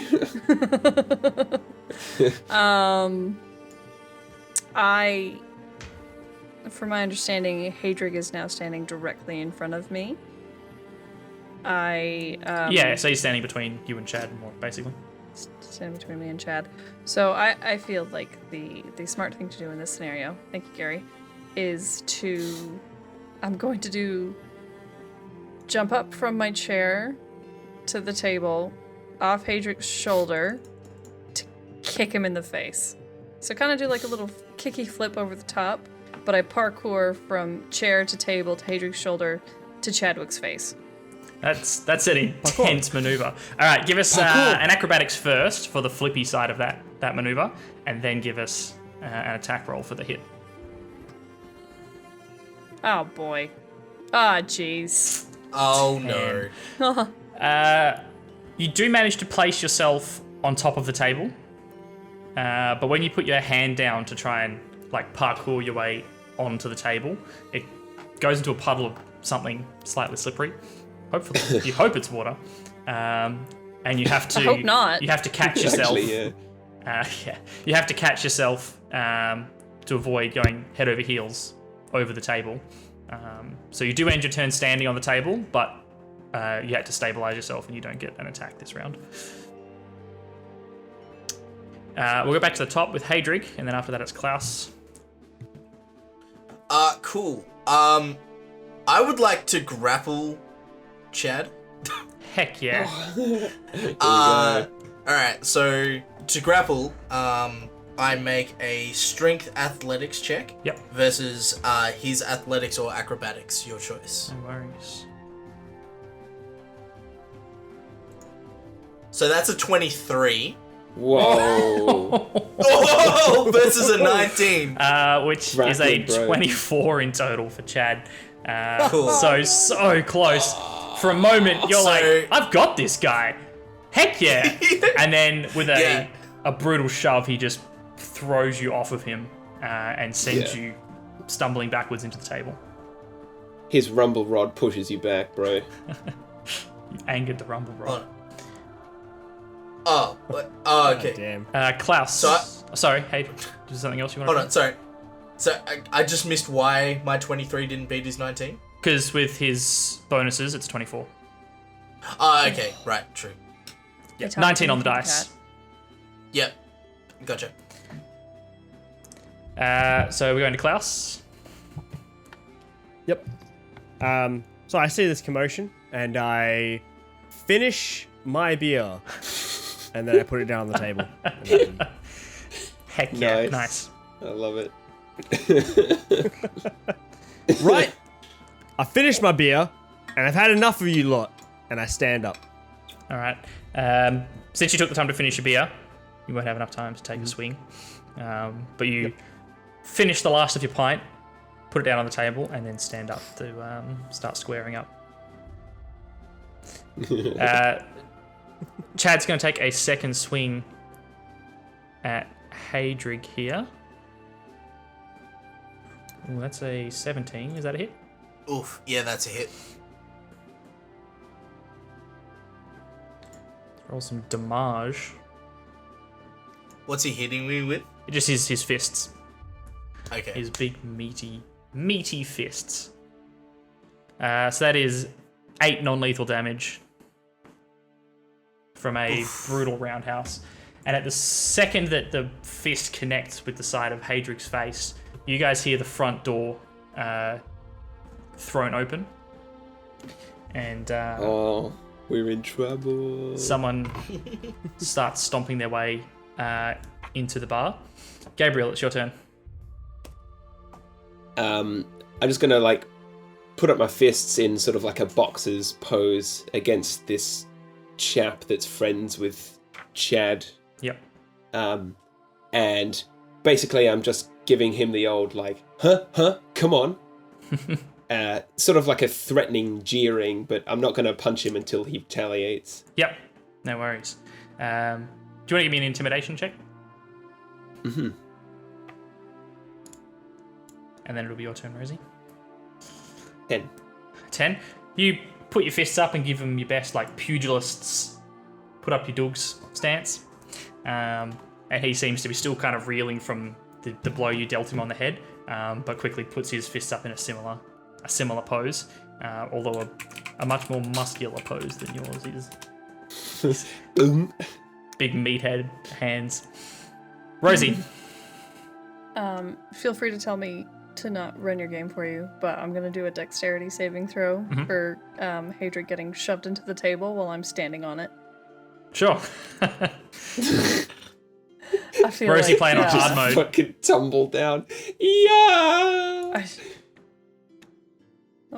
15. Yeah, that's plenty. It's Yeah. a pretty solid table, so it absorbs some of the weight of Hadric bumping into it, and you kind of stick your hands out to balance yourself. Yeah. And seeing this man that has entered the bar, perception to see if I know who he is. Sure. Quick. It's Klaus's dad. 10. 10? Not really. No, not really. But you do see that he seems to be making a beeline straight to your table. So I quickly just like hop down to the floor. I'm just like, oh, this is important. So I just like pew pew pew. Yep. As you do so, you lose line of sight with the guy who's coming in through the door. But a moment later, a familiar voice booms out across the bar. What in the hell do you lot think you're doing? As Sergeant Chaplin starts stomping his way over to your table. Oh, no, As he's moving we're in over, trouble. he also yells to the bar at large, "What, you all just thought you'd sit there and watch? Bit of entertainment? Surely, come on, I thought you ran a tighter ship than this." I'm not getting arrested again. There. You can't pin it on me. What are you gonna do? Put me in prison? As the voice comes out, Chad kind of pricks up his ears and drops his fist, but sort of stands, head held high as the sergeant approaches the table. You four, first day, and you're here causing trouble. Chad sort of smirks and he's like, listen to your sergeant, go home. Sorry, Sarge. You go ahead. Sergeant, please, if I may, Mr. Rumblecock, is it? A dickhead? Started this whole commotion. We were just having a nice pint and he came over here and started throwing hands. Chaplain looks at Chadwick, says, You come in here hassling my new recruits. I know you're not innocent of this, in this whole debacle here. Why don't you go and drink up in High Jarrah like you usually do? Why are you coming down here causing trouble in our bar? And Chadwick sort of dusts himself off and says, well, if you must know, we're down here looking for Facillan spies. We've got word that they might be spies in the city with the upcoming coronation. So we're poking around. We thought we'd stop in for a drink. Is there anything wrong with that? But I think we'll take our leave now. We don't need to spend any more time with this scum. Come on, boys. I feel the need to interject with, if you don't drink down here, how do you have your favorite table? Doesn't make sense, doesn't track. Where's the logic? Oh, big detective gnome here now, is it? At least I've got a bigger dick than you. The whole bar. One of Chad's cronies kind of has to stifle a giggle. Chad sort of what's the right word? He turns up his nose at you and says, well, I'd say good luck in the watch, but I feel like that's gonna go to waste on this rabble. He nods to Sergeant Chaplain and says, Sergeant, we'll be leaving now. Captain Hendrick will hear about this. And he and Alpha Squad start making their way towards the exit. Always good to see you, Alpha Squad. Have they all got like Alpha Squad jackets on? Yeah. Tunnel Baseball snakes bats. rule. Yeah. As Alpha Squad make their way out the door, Sergeant Chaplain leads down and goes, I think that's enough excitement for today for the lot of you. Get home, get some sleep. You got a big day tomorrow with gate duty. I'll see you in the morning. Yes, sir. sir. Sorry, sir. Yes, sir. Saluting him. Thank you, sir. Thank you, sir. I just salute and quietly walk out. Julie gives you guys a wave as you're heading towards the door. Come back anytime. Bye, Julie. See you, Julie. We will, Julie. Well, we better get out of here. I think we've made a pretty bad impression of ourselves and the Sarge. Yeah, I took a nasty punch to the face. Yeah, you look like you got hit pretty hard. Are you alright? Yeah, I lost, if I had to give it a number, I lost 8. That was 8 painful. Yeah. I think we did. On a scale of 1 to 14, that was 8, so I'm at a 6. Just if I had to put it in numeric values. If it's I any think- consolation, I got a pretty good hit off on one of his lapdogs. But I don't think we ought to be starting fights with folks like them. They seem pretty tough and they sort of know what's going on. Yeah. I think we Well, did a very good job standing up to bullies, and I hate that they're a part of the watch.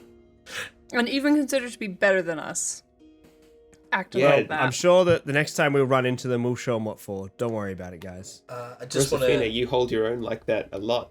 I saw what you did. You're a pretty shifty and swifty kind of gnome, aren't you? Yeah, get swifty. I've been hanging out in these parts for a while. I know how to take care of myself. Duly noted. And with that, as our squad leaves Drinking Dicks for the night. We'll put a pin in it for now, and we're gonna take a step away from the table to head to our chat. Hi, chat. Woo!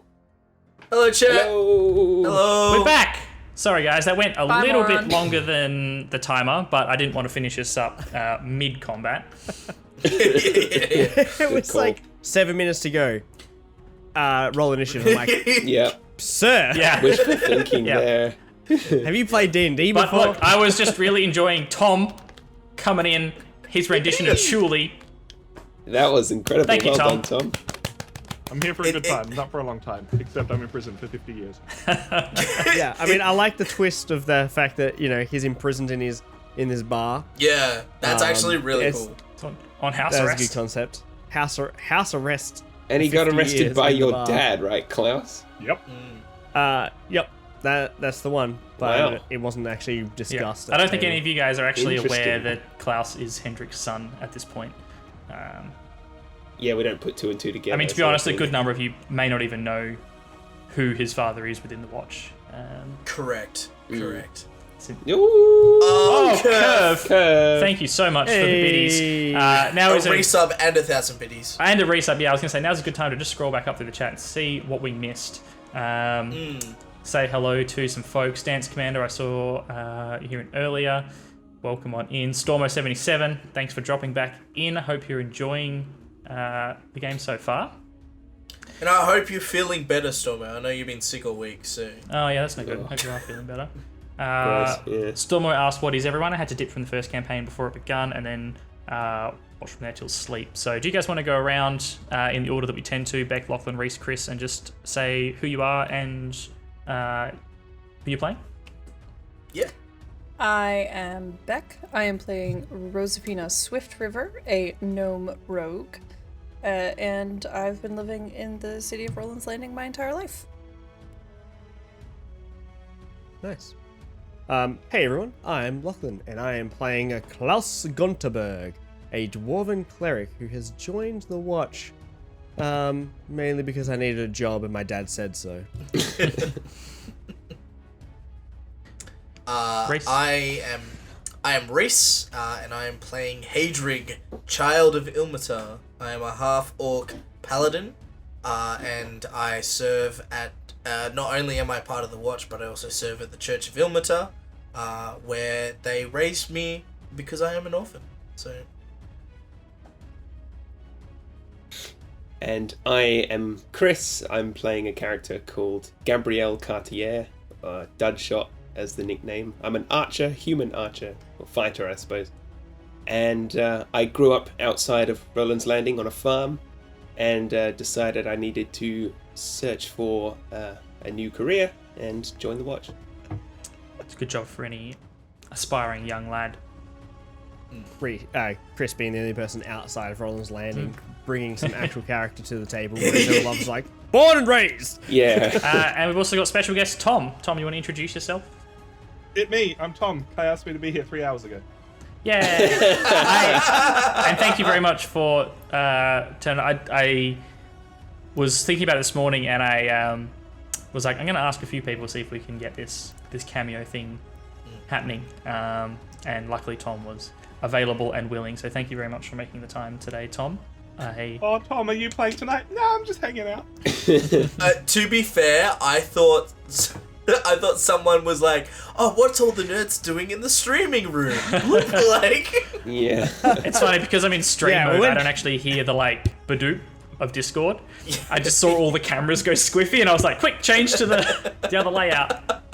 I was so mad when Tom jumped in because I was like, I- he knows we're streaming. What is he doing? Like, if you go back Yeah. and watch the video, I'm just standing there in complete awe and shock, just being like, why is he still here? I thought, yeah, I'm like, I was like, what is he doing? And then I looked over at the stream and it's like, he's got a character name. I was like, damn. So Yeah. my problem is I'm That was like good. 5-6 seconds behind the stream. So Yeah. I had to wait for you Yeah. guys to say you were entering the bar, because that was the cue, and then I'm like, I hope this works. yeah. I was 2 think it seconds worked away pretty from well. being like, Good reveal. No, that was good. I did feel Amazing. for Beck because I realised that you need to mute and unmute to not pick up Tom. Yeah. Oh, boy. Tom does not know how to talk quietly, and actually refuses to talk quietly. And what it means is my Audacity can literally pick up every single word that he speaks. Microphones are So hard, yeah. have fun with that, Kai. Yeah, that's all right. I'll just have to mute your audio entirely when Chuli's speaking. Gates exist for a Yeah, reason. and, Keep him to go. Just or just upload your audio back as session 1, session 2, Chuli, as opposed to Rosie. Yeah. Chuli/Rosie. Continuing down chat, Upside Down Fairy, my apologies. Welcome on in. Very, very good to see you. Stormo said Reese playing a non-alcoholic. This is truly fantasy. Not that alcoholism is bad. Not that it's good. Batlord Basil, welcome back in. I remember your name from last time. Welcome back. Chuli's future relatives are the creators of the Raspberry UDLs. Bro, Batlord Basil loved, has some bangers. Like, Dude, Yeah. I loved his comment where it's like, you wouldn't steal a carriage. I haven't got that far yet. Yeah, I was reading Maybe that. Chulio's not a bad guy. You wouldn't steal a carriage. Hieronymus Flex appears to be a Hadrig stand. Can't blame him. yeah. Hieronymus Flex, we go way back. Hadrig's a bit of a meme between us, so. Nice. Oh, Hadrig! you're a meme just character. try not to miss anyone here. Moron jumped in. Welcome on in, Moron. You could say it takes one to know And he one. made- Great he- pun. Yeah, I love it. Yeah, yeah. And I think that's everybody. Everyone had some good puns, some good jokes in chat. I do love seeing it tick by and just a giggle every now and then. Oh, yeah. Curve, Yeah. thank you again for the resub and the biddies. Mwah. We love you. I think that's everyone. I don't think I missed anybody. If I did, I'm very, very sorry. Hope you guys are enjoying it so far. Good Good old encounter. tavern scenes. I like a quick little combat. Yeah, I couldn't have you guys getting beaten to a bloody pulp. I'm sorry, I took 8 damage. away. I have notes. Hadrig has been beaten to a bloody pulp. Hadrig got beaten. Yeah, Hadrig's gonna have one hell of a hangover tomorrow, and he didn't even drink. He is. bro. Yeah. Just gonna have Oh, my head's so a sore. brutal headache. Stormo, yes, this is the halfway through stream break. Just to catch up with chat, make sure that we are giving you guys some love because we love having you here. And as much as we'd like to be able to talk to you all the way through, it just would interrupt the flow. And I already had to bump the hour to like an hour and 10 minutes, and it would have been a lot longer if we were pausing to talk to you guys all the time. So thank you very much for being patient with us while we do that. Another big thanks to Tom. If you guys all want to go toilet break, I need to go for a quick wee-wees. Yep. Freshen up your drinks, Okay. all the rest I'm of it. jumping on that. Tom, we're back. We're back. Bladders are empty. I have refreshed my drink. I've upgraded from energy drink to hop juice. Hop juice. Nice. What energy drink were you drinking, Kai? It was a Monster. Nice. Yeah. Yeah. I was planning on Best. getting purple drink last week. That's purple Purple Rockstar drink. for those of you playing at home because that's what I drank religiously through D&D when we were. Lachlan and I are the same. Every time we played D&D, purple Rockstar. So to me, that tastes like Dungeons and Dragons. But the service station I went to didn't have any, so Monster was the next best thing. That's such a shame. It's a shame you went to a service station for that. Yeah, I was filling the tank, and I was like, you know what? I'm already paying $100 to fill my tank. That's not an exaggeration. I paid $100 to fill my tank the other day.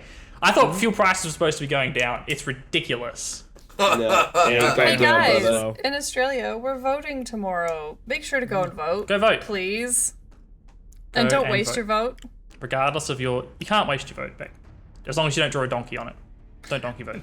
You also Draw a can't. donkey for a You donkey can't like vote. sign it either. Yeah. Because then they'll throw Yeah. it out. Yeah, I actually made Just a mistake. a and it's big dick. It's the first time I've ever made a mistake on a ballot paper. And wait, is the short break thing supposed to be on? No, we're back. Hang We're on. we're supposed to be back. Are we back? We're back. Can you hear us? Stormo, can you hear us? Stormo, come in. Yeah. I know this sounds like we're just talking to each other off camera, because we are just talking to each other, but We're just talking smack. we know that we're on camera. No one's getting caught in a hot mic, I don't think. Yeah, We're back, so guys, my we're back. security number is... You can't see. Yeah. You can't see. That's a problem. Let Reload. me have a look. I'm Yeah, you on might need to reload Stormo because it's working fine on my end. Yeah, I'm on the stream and I'm literally adjusting Yeah, I myself can in see, camera I'm afraid. so I can see where I should be sitting. Sorry, Stormo. It's all you. Mash that F5 button. Rip. Yeah. But yeah, I made a mistake on my ballot paper for the first time ever. And I'm like, oh no. I'm gonna have to go get another one. It's gonna be so embarrassing. And she was like, nah, just cross it out and write the number next to the box, but don't initial it or sign it or anything. I was like, oh, okay, that's an easier process than I thought. I thought it was like the end of the world. But no. Yeah. Of course, it's such small booths and such wide bits of paper. I know, as you well. gotta have the white one folded up over the wall. Yeah, it's so you get fiddly. a small green pamphlet, and you're like, oh, yep, easy. And then you get the wide Yeah. scroll of destiny, Yeah. and you gotta like write on the wall and all the way Yeah. down. And It should be on like a scroll of truth. Yeah. The But scroll of truth. the problem I had I was like, have oh, voted okay. for- Yep, this is the party I want first. And then I was like, oh, hang on. I didn't know, there's another party. I didn't know we had an electorate for that party. Because they're on the other end of this 3-foot long piece of paper. Let me just shuffle that down and change it. Yeah, it's crazy. And if you're voting below the line, it's just more work. Like, just you work up a It's sweat trying to 50 fucking something. fill You that. need to know the Indigenous Yeah. people. It's really tough to want to vote below the line anymore with the amount of fucking Senate parties. Yeah. But But anyway, everyone, worth it. democracy sausage or not, vote tomorrow if you're in Australia, if you haven't already. I don't get democracy sausages where I am. democracy sausages, let's go! I voted early, so I didn't Okay. get a democracy sausage, unfortunately. But how did you guys find that first section? I was kind of nervous about it, to be honest. I had written a little bit of Chuli's character, and then once I decided that he was going to be a cameo with someone else playing him, I was like, I know all these things about Chuli, but I need to put them into words so that someone else can play Chuli. And then I ended up writing 4 pages of Chuli's backstory. and being like, Bless. and being like, hey Tom, read this in an hour before we stream. Sorry. He did a great job though. He pretty much nailed all the Oh, he main nailed plot it. points. He nailed Gave it. away some of Absolutely the nailed it. backstory. Yeah. Hey Tom, can I get you to just play this character tonight? He's a small character, don't worry. Here's the feature-length film script. Yeah. Here's a novel, part 1 of 2. I need you to be able to remember all of this information off the top of Kai's your not going to be head. able to like bring Chuli back if we go back to the bar, unless Tom's available. He's like, Yeah. oh, sorry, Drinking Dicks is closed because Tom's Yeah. not available right now. That's strange. Tom's on a film shoot tonight. I wonder, like, Why isn't or the it's bar Tom. open? It's Tom who holding a boom pole over Discord on his phone, just Yeah. being like, "Yeah, here's your ale, sir." At least it has Quiet good on audio set. quality. Look, if necessary, I will voice characters, like Chuli. No, you've future. set the standard Yeah, now. no, it's You have authentic to if like- it's Tom though. If at all Yeah. possible, Yeah. I will have Chuli. I'm just glad that his backstory came out. I was worried a little bit that you guys were going to be like, all right, well, not important, carry on. Which would have been valid, don't get me wrong. That would have been a valid thing to have happened, and the Just- story may have come yeah. out later. Just But like, it's- oh, he's a murderer. Cool. Can I have another beer, please? Yeah. I couldn't remember the name of the serial killer that he talked about, so in my It notes is- I wrote the murder of Magic Mike. Magic Mike. Close, Machete And underneath Mike. I've But, gone, I know that it's is not better. magic, but I don't remember his name. Magic Mike. Magical Michael. That would have been What better. A was his serial name? killer named Magic Mike that just breaks into people's homes, casts magic missile, and then backflips out the window. Yeah. It's Channing I'm the Tatum. magic man! Guys, Channing Tatum. Tatum is I don't Magic think I can Mike. get Channing Tatum as a guest star on the show yet. Alright. We need a I few don't more know, we can episodes try. of popularity and fame. Yeah, Uh, once we've got a few actually, more viewers per stream. Try the other one, Joe Filet Mignon. I know that's not his name. I can't remember what it is. Joe Filet Mignon. Yeah, Now I've got to look it up. Hang on. Joe Filet Mignon. That's as bad as me being like, oh yeah, Timothy Chalamet, but it actually, oh no, Timothy Shamalama Ding Dong. I can't remember his last name. yeah. It's Joe Magliano, because he was actually in Magic Mike, and he likes to play D&D, I'm pretty sure. I thought you were Our talking about connection. another character that we met, and I'm like, "Beck, Yeah. we met 2 characters, Yeah. one of which is Chad Thundercock. How can... No. Yeah, That's I thought you were talking Manganiello. about an in-game character. Filet mignon. Yeah, I also decided last minute, because the placeholder name in my note, I had a few people with placeholder names, and one of the placeholder names was Chad Thundercock, because I want him to be like a typical, Yeah, jock douchebag Chad stereotype. And then I was like, I can't call him Chad Thundercock, so Chadwick Rumblerod was the compromise. That's And good. we immediately jumped to Thundercock. Yeah, I'm glad you guys are on my wavelength. It's good. We're all as bad as each other, which is good. That's what you want. on the level.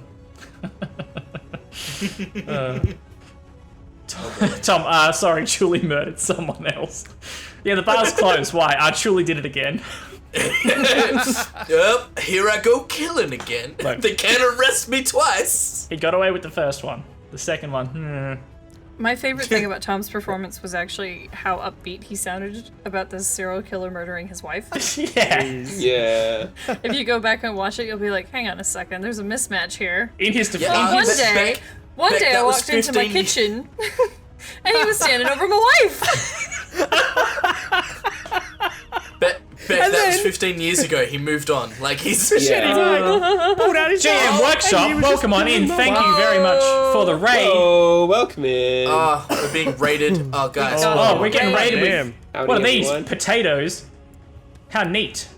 Oh, we... Moonvale just think they're 12, neat. Nameless Onion, Rover Jacks, GM Workshop, 3-Day, Zara Lee, V Raptilla, that's a sick name. Sir Nick, welcome on in. Narok the Goblin, thank you very much. Black Rose Darkthorn, there's some sick names coming in. I need to make some notes of these for characters, because they're fucking rad. Thank you so much, GM Workshop, for the raid. I assume from the GM part that you were doing a D&D or otherwise role-playing based stream? Would that be accurate? I hope so. I'm not just jumping to conclusions. Welcome to our This is- D&D stream. This is session 2 of They used our potato font. potato font. Yeah, got they it just right. replied to us in potatoes. This mean, is where we find out they're plays not D&D. potatoes at all. We need some potato emotes because you can't beat a potato. Boil them, Yeah. mash them, stick them in a stew. They are neat. Twitch plays D&D. Oh, that's rad. Very, very cool. So thanks for coming on in. My name is Kai. I am the DM of this session, and we are Nerds of the West. We are variety streamers. We do board games, we do video games, we do Magic the Gathering, we do role-playing games, and tonight is the second session of our urban D&D 5e campaign, RLPD, which is Rolands Landing Polis Defence. The wonderful people to my left are new recruits to the City Watch of the city of Rolands Landing, and they have been going through a pretty rough first day on the job. They rocked up for work first day, got abused by their sergeant and thrown into an interrogation with no training whatsoever, but still somehow managed to work out who which suspect was the perpetrator of the theft that they were trying to get to the bottom of. After which they have been to the policeman's bar of the city, drinking dicks. Thank you for the follow, Raptor Tiller. Sorry, I was going to say Raptor Tortilla then. And met Chad Rumblerod and Alpha Squad, who are, by their own claim, the best squad in the city. But I will let the gang go around and quickly introduce themselves and their characters in the usual order, if you guys remember that. My name is Beck. I am Rosefina Swift River, the token gnome of the group in a city where gnomes are the beaten and downtrodden, and I am a gnome rogue. Pew pew. Straight fire badass is what you are. Yeah. Hey everyone, I'm Lachlan. and I am playing Klaus Gunterberg, a dwarven cleric who has decided to join the Watch because, well, he needs a job. It's not his first choice of job, but it pays the bills. Cool. Well, I am Reese. I am playing Hadrig, Child of Ilmatar. I'm a half-orc paladin, and I am an orphan raised by the Church of Ilmatar. And I'm here, I'm just happy to be here, you know? I'm just a good, cheery person. Yeah. And I'm Chris. I'm playing a human archer called Gabrielle Dudshot Cartier. Grew up on a farm, pretty simple and lazy backstory, and again joined the Watch because I wanted to further my career.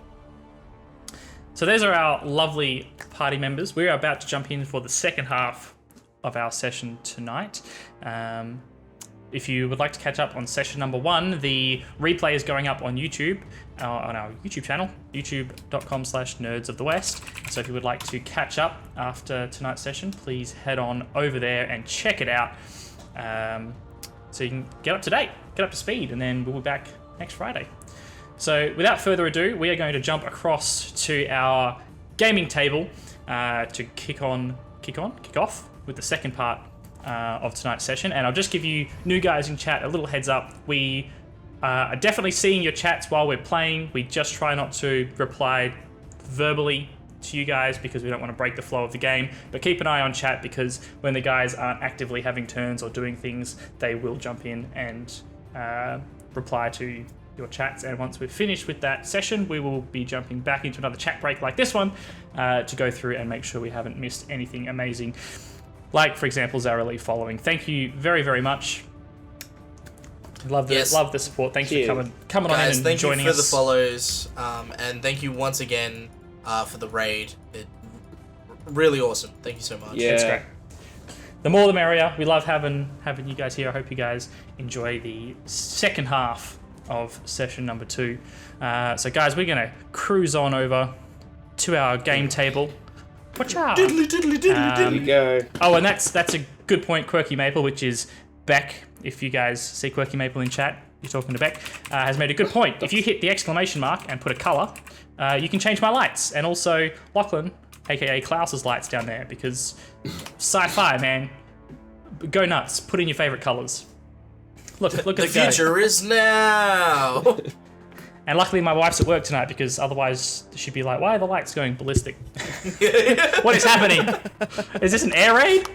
Luckily I don't have any super fancy lights set up, and any of the ones that I do are all in Tom's study, so you can't see them. Thanks again, guys. We're going to hit the timer to put an hour on the clock of focused game time. Hopefully we don't need to extend it like in the first half, but we'll see what happens. Things spiral out of control fairly regularly in Dungeons & Dragons. As I'm sure you are all aware, things can get out of hand. So we will talk to you very, very soon. Thanks again for the raid, and we will talk to you shortly. As for you guys, welcome on back in. You guys have left Drinking Dicks for the night after your altercation with Chad and Alpha Squad. Hadrig feeling a little bit worse for wear after getting a solid punch in the face from Chadwick. The man has a mean swing. You can see that those muscles aren't just for show. He punch hard. He punch hard, man. Yeah. What is your max HP, Hadrig? 14. Right, so that was a really solid, non-lethal, but still a solid hit. Oh, yeah. So you guys are now standing outside of the bar. The sun has finished its arc through the sky. The night has come. The city isn't particularly dark as such, or at least the main streets aren't. The light pollution here is pretty bad. Torches and lights coming from the inside of buildings line the major streets. Where you are is sort of on the border between what would be known as Ilabar, the district, which is already a lower class district of the city, and it's right on the edge of what would start to be called the boroughs, which is really the slums of the city. So it's a kind of shady area, but because this is a known police or watchman bar, it is given a fairly wide berth by the more unsavory characters. of the night, but certainly not the kind of place you would, want to be hanging around at nighttime unprepared.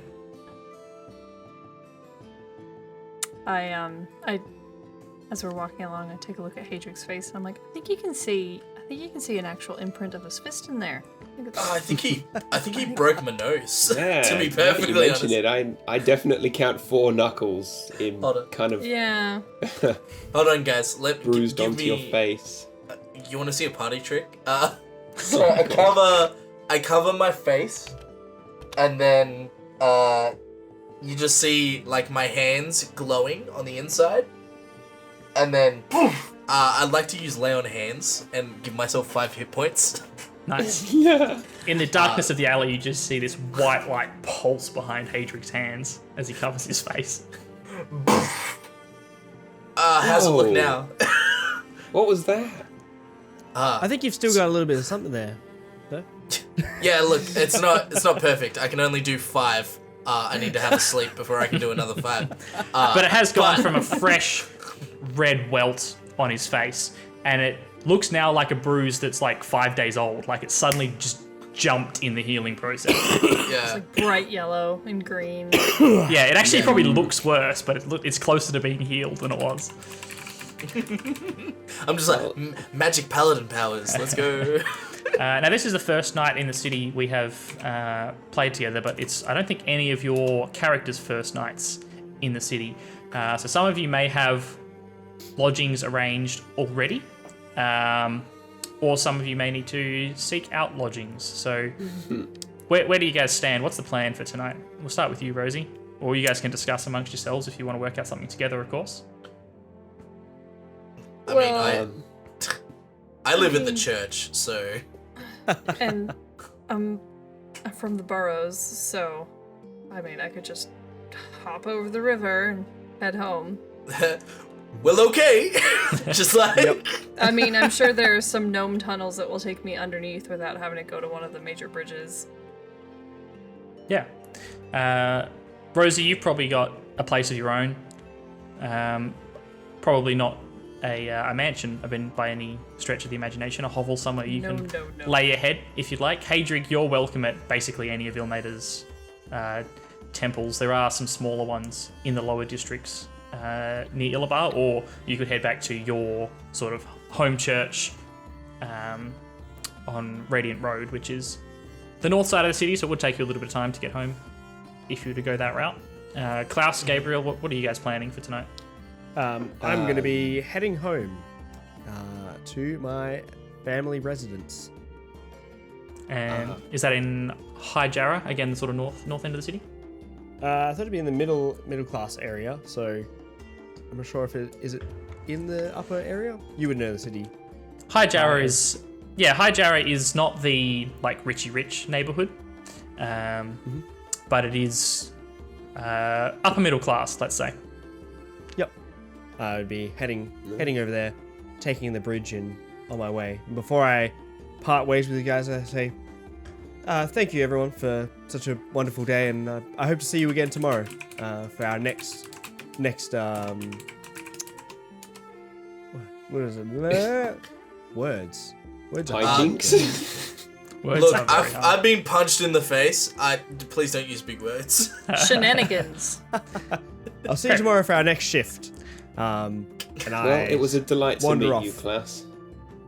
I just yell out behind him, like, say hi to your dad for me. Ooh. You what? don't. Cool. Hey? So you guys all sort of start moving in your own directions. Gabriel, have you got lodgings for tonight? I hadn't got any plans, but I suppose I'll just find a nearby tavern and sort of keep a low profile and hire a room for the night. Sure.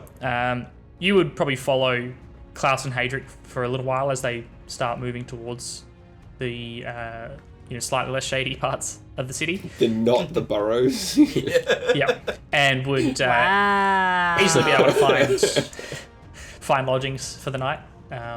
You would have had to stay somewhere for the days leading up to your first day in the watch, so you probably already got a room organised for the night.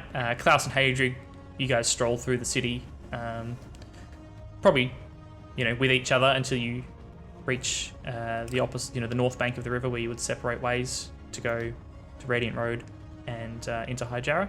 And Rosie, you've got the shortest walk to get home. You're basically next door to the burrows already, and managed to find a little hidey hole of some description, a safe house maybe that you've used in the past.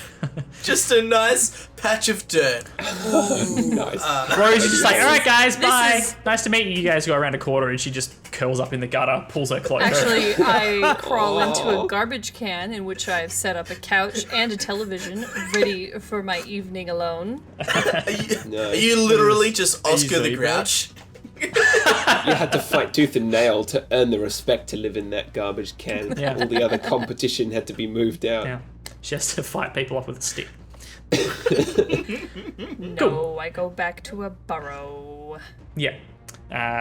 One of the many connected underground burrows. Rosie would be easily be able to find somewhere to lay her head. We'll flash forward to tomorrow morning. Let's not get into the nitty gritty of your filthy dreams. Get your head out of the gutter. Well, I get home and I get out of my watch gear. I have a nice bath, and then I sit down at the table and I have a nice hearty meal with my family before I get ready for bed. And nice and dream away. Did you want to hear what I dream about, or we just move it straight? What's your perfect Sunday like? What's your perfect Sunday? You guys have been instructed to meet back at the Illabar Watch House at 7 a.m. the following morning. So you all plan to wake up early enough for those of you who need to prepare spells for the day, to do so. And the others of you can sleep in a little bit longer. But sooner or later, we find all four of you reporting for duty again at the Illabar Watch House. Yep. Good morning, fellas. As you all arrive at roughly the same time and head in, you find Corporal Bernadette Arnold sitting behind the front desk. She seems to be making some notes of some description, filling out some paperwork, but looks up as the four of you enter. Perfect timing. Good morning. Welcome to your first full day on the job. Yesterday was a bit of a trial run, I suppose, but now it's really time for your first real day working for the Crown. I hope you're all ready, well rested. How was your night? Yeah, it was quite pleasant, thank you, Corporal Arnold. Good. You liked drinking dicks? You met Chuli, lovely man. It was very enlightening. It was. I have a black eye. Oh my goodness. Yeah. Hadric, what happened? Are you okay? She runs over and starts kind of reaching up to try and sort of assess your face. I look at the others, and I assume they're looking at me being like, don't say anything. Yeah. So I'm just like, I fell. Oh, I'm so... The streets can be really treacherous, especially in the lower city where it's all cobblestones. The fog, it can... Yeah. This, Oh, my goodness. the particular cobblestone, looked like a fist. Oh my, that's terrible. They can be quite knobbly and lumpy. I hope that heals up okay. Yeah. It sure was a knob. Oh yeah. Wouldn't there just a rumble rod, if you will? Yeah, a real rumble rod. Well, look, I'm glad you all made it back. It wouldn't be the first time, unfortunately, that we had some no-shows on their second day, but I knew it when I first saw you all that you were the right people for the job. Like I said, fresh blood, exactly what the watch needs. Well, I'm sure you remember from yesterday, we're on gate duty today. We're going to head down to the southern gate, and we're going to check the carts as they come in. Rolands Landing is obviously a large centre of commerce and trade, and so a lot of people come and go, but with the recent unpleasantness of the king's death, may he rest with Lathander, we really need to be more careful about who's coming to the city and with what. You never know what those nasty Facilans could be trying to smuggle into the city. So if you'll follow me, no sense waiting around unless you need to do anything before we head off. No, Corporal Arnold, let's go. I have just a bag with like common clothes with me, so I just ask Corporal Arnold, Where may I leave my stuff while we are not in the watch house? Good point, Rosie. Of course. The locker room, which you saw before, where the evidence lockers are, the other side of that room has your lockers. We haven't got your names on them just yet, but we'll fix that. Don't worry. We just wanted to make sure you were sticking around before we make any permanent changes to the facilities. But please leave anything that you need to in there. Of course. If you've got any weapons, it's okay. Everyone needs protection. I understand. It's a rough world out there. But while you're on duty, as not mere constables, but as new recruits, we'd like to be a little bit extra careful and not let you guys roam about with too many big, scary-looking weapons. It doesn't really set the right expectation. So please leave any edged weapons here. Don't worry, you've got your billy clubs. We're not going to send you out there completely defenseless. But we just don't want to be seen as a force, if that makes sense. We're here to protect the city, not harm anybody. You understand? Yes, Corporal Arnold. And I'll just kind of make sure I've got all my belongings stashed away into the lockers alongside Rosafina. Lead by example and not intimidation. Understood. Remove my dagger, longsword, halberd, anything else that's considered a weapon. Just be like, yeah, no worries. Tink, tink, tink, tink, tink, tink. Why do you have so many weapons if you live at the church? Yeah. He's fresh-faced and nubile. He doesn't know what the city's like. He has to protect himself. Look, I'm not gonna lie. A lot of this is just ceremonial. If it was to hit someone, it would probably break first. I lean over to Klaus and I'm like, for a wimp, he's kind of loaded. For a pacifist, this guy is packing. As I'm putting my stuff away, I take my dagger and I stuff it into my boot. Ooh. No worries. I have a DM question. Yeah, hit me. How much damage does a billy club do? The billy club is, for the sake of argument, going to operate the same as a club. So you guys can actually add that to your character sheets if you haven't already. If you jump into the compendium and just search for club, that will pop up. The only exception is that the billy club does non-lethal damage as opposed to lethal. Okay. So it's 1d4 of bludgeoning damage. Yeah. And the billy club specifically does non-lethal. Cool. Yeah, I did a click and drag and it says 1d4 minus 1. Yeah, so that's -1 because your strength is -1. Yeah, that's because you are small. A small. Okay. You are small. Yeah. You are small. Nothing but a bit of a tickle. That'll be a real shame if I roll a 1 then. Yep. It would. Butts. Yep, strong. Eat some spinach. So for you, Rosie, because you are sorry. planning on being discreet with the blade, would you like to roll me a what's probably sleight of hand to see how you sleight of hand or stealth? I'll let you choose to see how well you can hide that blade in your boot. Let's give it a crack. Sorry, that's me again. That was a 12 for my sleight of hand. 12? Okay, no worries. Cool. I sort of like bend down to tie my shoelaces in quotations marks, but I as I'm doing so, I just try and like slide it in. Okay, so you're trying to hide it from your fellows or from Bernie? Are you trying to hide it from just trying to Hadric, hide it Klaus, from and Dorothy. Just trying to hide it from Dorothy. Bernadette?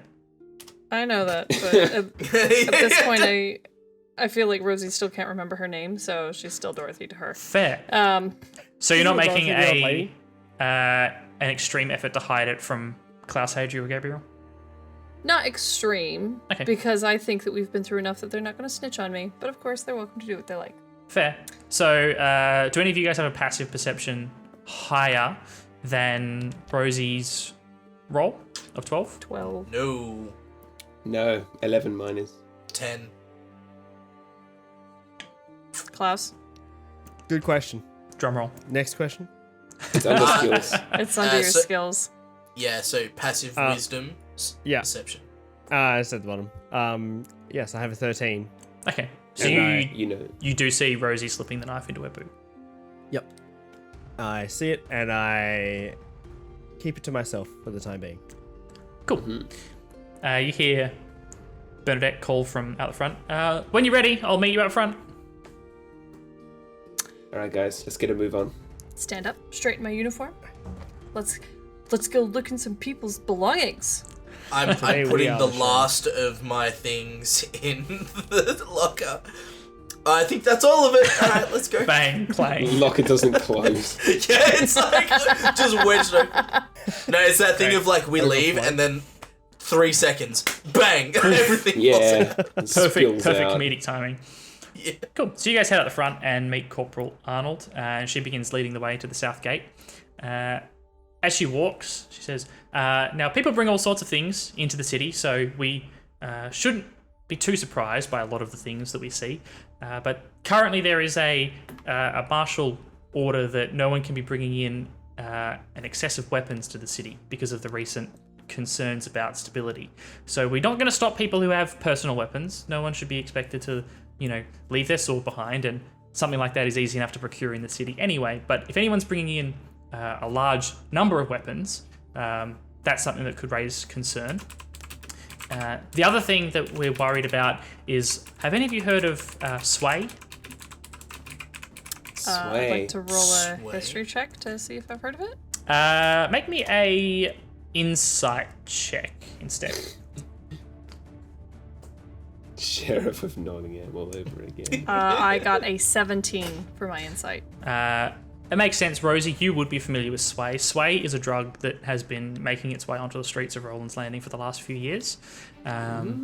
It's comes in the form of a bottle of liquid that, when drank, produces a euphoric and highly suggestible state in whoever drinks it. And the Watch and the Polis Defence have been trying to crack down on this drug. Fair enough. Interesting. So we want to keep an eye out for that. Have I heard of Sway at all? Hit me with another. Hit me with an insight if you would like to rack your memory. Certainly, sir. My insight is 9. 9. You probably know the name, but you're from a bit of a higher class area. It's not something you would have hands-on experience. That's what the kids are calling it these days. Corporal, Yes, Hadrig. what does this Sway look like? Oh, well, it's usually transported in small green bottles. Is how we tend to see it turn up on the streets. Okay, so They're unnecessary usually unlabeled. weapons. It's not sort of thing that they put a big sticker on, So unnecessary weapons, little green bottles of drugs. Anything else we should be keeping an eye out for, Corporal? Well, there is one other thing, and she seems kind of Contraband? embarrassed as she says it. It's a little bit silly. King Roland, the late King Roland, of course, he had this fairly silly edict that green apples couldn't be brought into the city. I know it's a bit silly. Red apples, totally fine. I'm not sure quite what he had against green apples. So technically, those are still outlawed for import. But take that as you will. I think that once the Queen is coronated, that's perhaps something that may be overturned eventually when they get around to it. So, green apples, if you really want the whole story. Very well.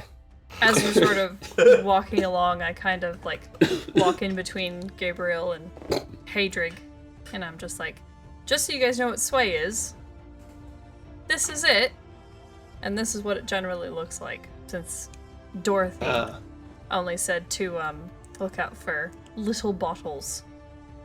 Bernadette. Alright. I know what I said. I know what I said. Oh, I know what you said too. So before Thanks for long, the you find rundown. yourselves standing at the south gate to the city. It's where the portcullis in the walls is. There's a very large, secure entrance to the city. It was built to withstand a siege, after all. But currently the portcullises are wide open. Portcullis? Portcullises. And Bernadette leads you out to the front of the city, where two guards nod as she approaches. Oh, gentlemen, we're here to relieve you. Thank you for your good work. We'll take over. And the two guys who were standing out the front, looking kind of bored, give you guys a wave and start moving back into the city. Well, this is pretty much it. We stand here, and eventually some people will come into the city. We'll check that they haven't got any of that contraband, and that's the job. Pretty straightforward. Sounds simple enough. Right. Oh, Any questions before we expect the first cart? I have a question, Corporal. If we confiscate anything, where do we stash it? Oh, good question, Gabriel. She gestures back towards where the portcullis is, and in between the two portcullises there is a guard room. Anything that you confiscate, just stash in the room in there, and some of the palace guard will be down to destroy it or seize it if necessary. Yes, Corporal. I have a question, Corporal. Yes, Rosie. For people to enter the city, do they require any particular papers of any kind? No, certainly not. We the more the merrier here in Rolands Landing. We welcome everybody. The more people, the more money flowing through the city. I have a follow-up question on papers. Yes.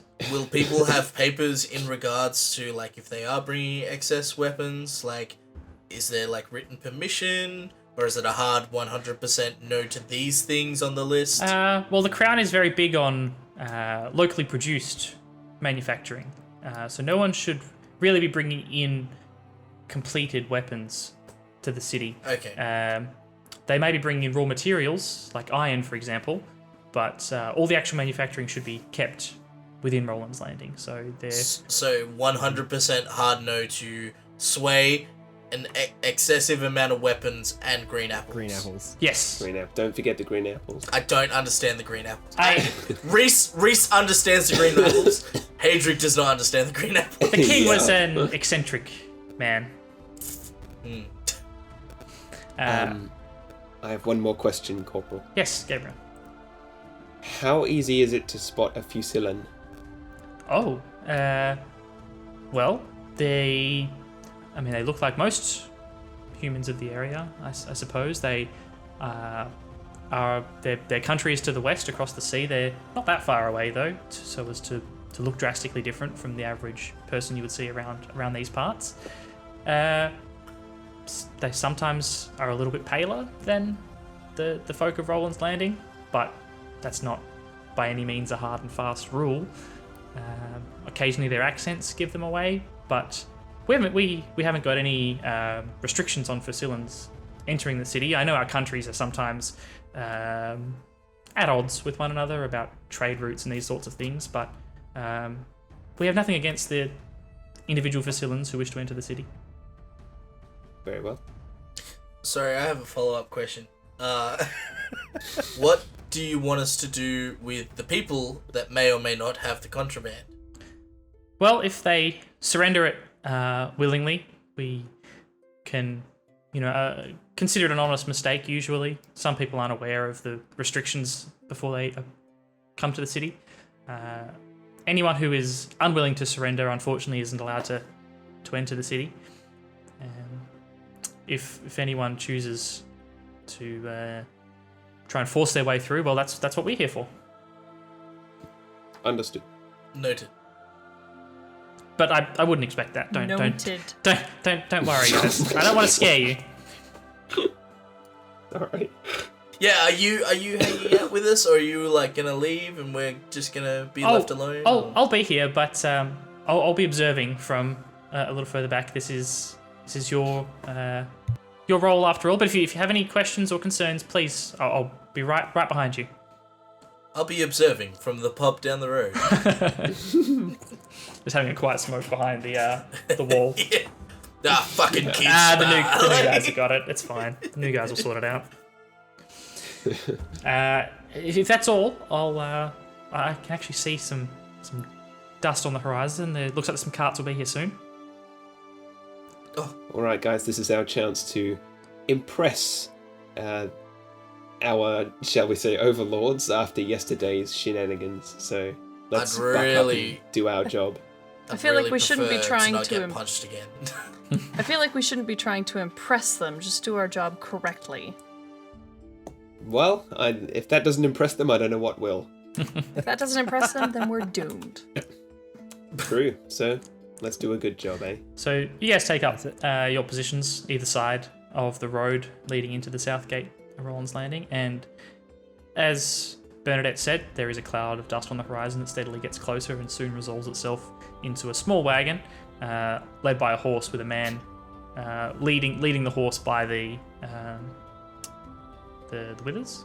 Is that the word? As The reins. the reins. The reins. That's the word. I gotta get withers. What the fuck? Words. The As connections. as he approaches and gets within shouting distance, he throws his hand up, says, "Greetings, greetings, good men. Oh, and my lady, I'm sorry." And as he gets a bit closer, he sort of slows down to approach you guys.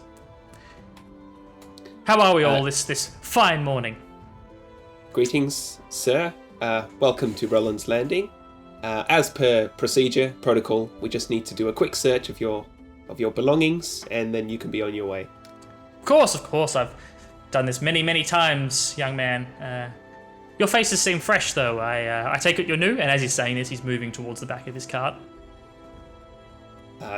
Yes, but that is no matter. We'll do our job just as thoroughly, nonetheless. I interrupt. I'm like, please, sir, just stand away from the car so we can check it thoroughly. Oh, certainly. Please, I was just going to untie the canvas here, but please go for it. And he takes a step back. Sorry, Rosie. I think the man should undo his own canvas, and then we'll just get him to step back from there. Oh, I'm not concerned. Please, I if this is a new rule, I'm more than happy to oblige. My name is Paul. I have a dairy farm down in Lodice, down the road. I'm just bringing some nice cheeses to distribute. Well, I would like to do an insight check on that. Sure, please do. That is a 16. Yeah, he seems pretty genuine. You don't sense anything from him. by cheese, did you mean crossbows? I am. Oh boy. I just do it. Not a little backtrack, but I briefly explain. It's like, oh, well, we don't want anyone hiding anything from us. You go around the back, and all of a sudden, the contraband you're not supposed to be bringing in is just hidden somewhere. We need Of to course, make sure that everything is as it should be. I understand you have a tough job here. I wouldn't want to interfere. I assure you, I've had many dealings with the RLPD, as you fine folk obviously are members. I make this trip probably twice a month for the last 10 years. It's not unfamiliar to me, so please, poke around as much as you'd like. Okay. I feel like at this point we do the poke around. Well, Rosefina, you hop up on there and take a quick gander. Give me a boost, would you? I'll stand here with this gentleman and keep an eye on him while we Yeah, wait right. for the search. I'm just happy to be here. All right. How about Hadrig and Klaus? You stand and ask the man a few more questions, and Rosefina, I'll lift you up and onto my shoulders and kind of give you a boost up onto the top. You of could the just card. just do the hand locking thing, and I'll just step up into the back of the cart. Let's No, not get all. lift her as a child. I thought we were gonna throw you like on top of all of his canisters of milk and cheese and crates and things. I mean, you could yeet me up a little bit, help me get up All right, there. I shall yeet Rosafina up, like full yeet. No worries. Just throw. You throw easily her home. boost Rosie up to the edge of the cart so she can stand on the actual timbers of the cart and begin having a look under the canvas. Rosie, can you give me a perception check, please? Yes. As Rosie's having a look in the cart, the man turns to you, Klaus, and sticks his hand out for you to shake. I don't know if I said Paul. Nice to meet you. What's your name, young man? My name is Klaus. Nice to meet you, Paul. Klaus, great to meet you. And you, sir? He looks at you, Hadric. I am Hadric. How you doing? A pleasure. Good to see some spry young faces looking after the city. I know I don't live within the walls, but I do feel like I am a citizen of Rolands Landing nonetheless. That is a 14 on the perception check. Yeah, you start poking around, Rosie. You open a few crates. There's for the most part, the cargo is actually made up of wheels of cheese that aren't stored within anything. They're just stacked one on top of the other and strapped down. There are a few crates that you open that contain smaller cheeses, some that are already cut into wedges. But Sweet baby cheeses. pretty much everything you can see is dairy in one form or another. All right. I'm happy to call this a successful first cart explored, and I think he should be free to go.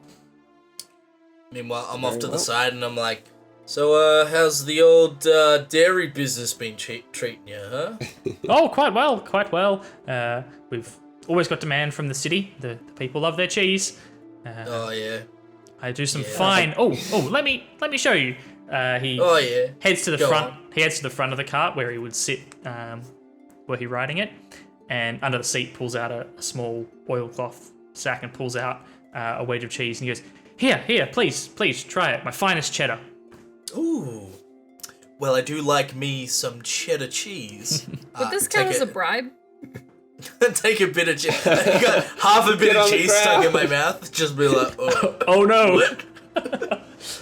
A bribe? Just. A bribe?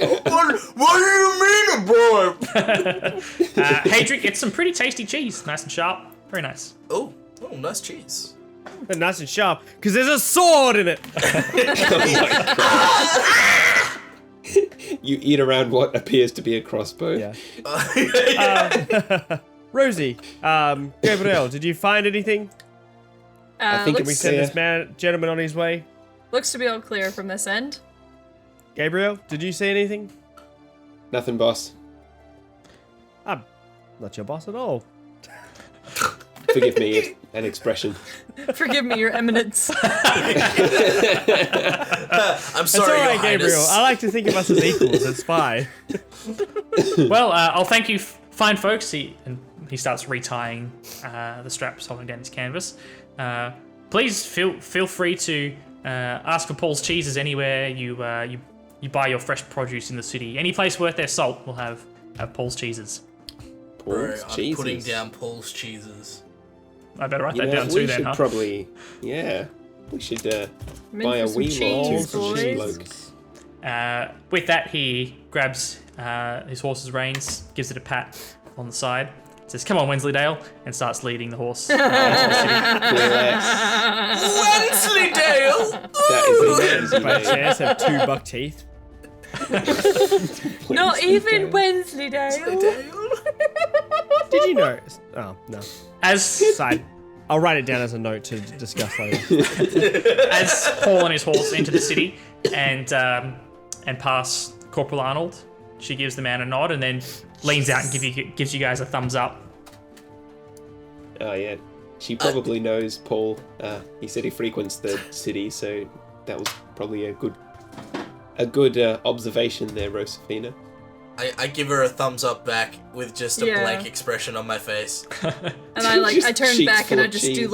just do like a double thumbs up and like a really cheesy smile. I'm just like, yeah, No. Job well done. Yeah, well, I think we did I it. that was good work, guys. I think that was good. I think if we have 2 people look, it would be good. Just to double Yeah. check. Perhaps suggestion. the. I don't want to doubt you, Rosie. and I think you did an excellent job. I just think that maybe we just need a second pair of eyes to confirm. Well, Also, why not yours? it'd make the work quicker as well. Perhaps two people with the highest perception should look. What is perception? Hello, friends. Who among you I has would the like best to say- perception? Perception Well, really I mean- comes down to your street smarts. That's very true. I actually. agree. I think we'll search the next cart, shall we? My eyes aren't very good, man. Is that because they've been punched in? Yeah, my perception's also a 0. So I'm just like... I'm more of a talker than a looker, if you know what I'm talking about. Yeah, Not you're pretty anymore. ugly. Jesus Christ. Got it. You guys are having a chat about how good a job you've done. Before long, another cart is seen on the horizon. This time led by a fairly elderly-looking man. Takes him a bit longer to make his way to you. And as he approaches, he kind of looks up and takes a look at you, but doesn't show any signs of slowing down. I raise my hand. Sir, you must stop before you enter the city. Eh? Halt! Halt! What? What is this? I've as much right as anybody to enter the city. I kind Please, of like... sir. Halt! If you do not stop, you will be arrested. I elbow Hadric to go stand in the way. Go on. Oh, okay. That's just stand in front of the horse. Ugh. Both hands in the air. Halt, please. Gone. The man stops and halts his horse. What's the meaning of this? Just a routine check, sir, before you enter the city. There's some contraband we need to make sure it doesn't come in, and while we're sure you don't have anything, we would be remiss if we didn't do our duty and check. Contraband? What are you accusing me of? Huh, youngin? How old are you anyway? 6? What are you doing? 300 years old. The man kind of rubs his eyes. Oh, yeah, I see. Right, fine, well hurry up, I've got places to be. Alright, well, sir, if you could please get off the horse, so we can inspect the thing. That would be... Come on, That'd be he swell. sort of jumps off and stands to the side. Hurry up, I haven't got all day. No worries. Alright, so, I guess due to, Klaus's suggestion, me and Klaus are now looking over the things. Sure. Is that What else? what happened in Klaus? Yeah, Is it? That's Yeah. what's happening. We're gonna jump up on the back of the wagon, and have a nosy. A Have a nosy look. like Rosie. I'm also going to amend my previous statement. I'm actually 198. He doesn't need to know that. Just So exaggerating you just a little bit. lied to him. You Yeah. lied to this man. I don't care. He was rude. Alright, So, Klaus what and Hadric you make your way to the cart and start having a look underneath the canvas. Yep. Oh, what's in here? So, a perception check.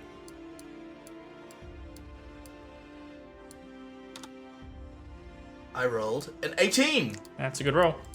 Oh, I rolled a 19. Klaus yo, is let's go. even better. Okay. You guys throw the Team canvas Big back Eyes.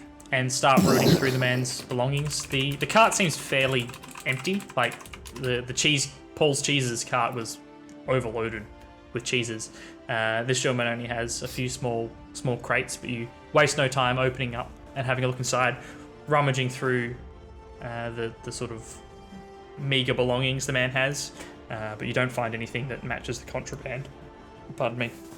That was described to you. It seems to be the sort of things you would take if you were moving house but weren't taking the furniture with you. There's like books, crockery, plates, pots and pans. As the Strange. tall friends. Oh no, we've changed groups. Never mind. Yeah, it's all. Short games, Yeah. no more. Sorry. Short gang is dead. We're Team Shrewd. They're Team Naive. Team, the world's all sunshine and roses.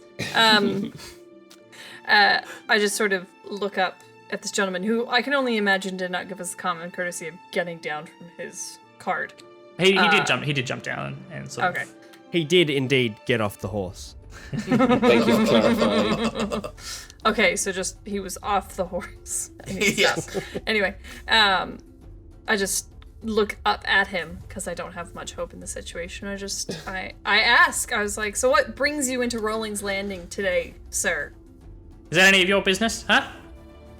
I feel as part of the watch, knowing at least a little bit is a part of my business to make sure, you know, you're not evil. Evil? What? I've got family here, alright? Is that enough for you? I sort of lean down to Rosafina, not condescendingly, but just to get a whisper into her ear. And I just say, hey, Rosie, I think maybe we should check his person as well. Yeah, I feel in this case, a random search quotation marks Oh no! conducted. Do you want to do it, or do you want me to? It might be better you do it. I don't think he respects my authority very much. Okay, you keep an eye on him, make sure he doesn't make any sudden movements. Okay. I'm gonna introduce myself to the man and say, good day, sir. I'm sure you're hoping that we'll expedite this and you can be on your way, but just for protocol's sake, I'm gonna need you to hold your arms out in a T-shaped formation so that I can pat you down and just make sure you're not carrying any contraband. I also take like 2 steps back so that he doesn't think of me as the forefront of this group as well. How dare you, whippersnapper? Please, I'm an sir, old come man. on. The faster we get Going this to done, the accost faster me. it will be over with. Give us a persuasion roll. Persuasion. 11. He sort of grumbles, takes a look at Rosie, who's taken a step back, and he says, "No, make it quick. Are they done with my cart yet?" And he sort of raises his arms, not quite all the way to the T that you asked. He seems to be almost struggling to raise his arms as far as he is. Yeah. I'll just give him a quick pat in the areas where I might be of interest, like on the hip, and anything, back of the trousers, and then maybe around the ankles, just in case. Yep, give us hearing a anything- perception check as you frisk him. Yes. If hearing anything about the great nation of Arstoska taught me anything, check the back of the legs, the back. Yeah, and the gun holster, of course. There's regular a gun in safety. here. That's a pretty big roll there, Gabriel. I rolled a 20. Rig 20. You've almost finished patting the old man down when you feel sort of his breast, chest area, and you feel something small and hard pressing into your hand. Beneath the cloth. Yeah, as though it's within an internal pocket or somewhere underneath. Sir, please would you lend an explanation as to what I'm feeling? What? You're feeling me, boy? My booby. You've been feeling me for the last 5 minutes. Are you done? It's a breast. Rosie, I think we ought to investigate this further if you can't offer an explanation.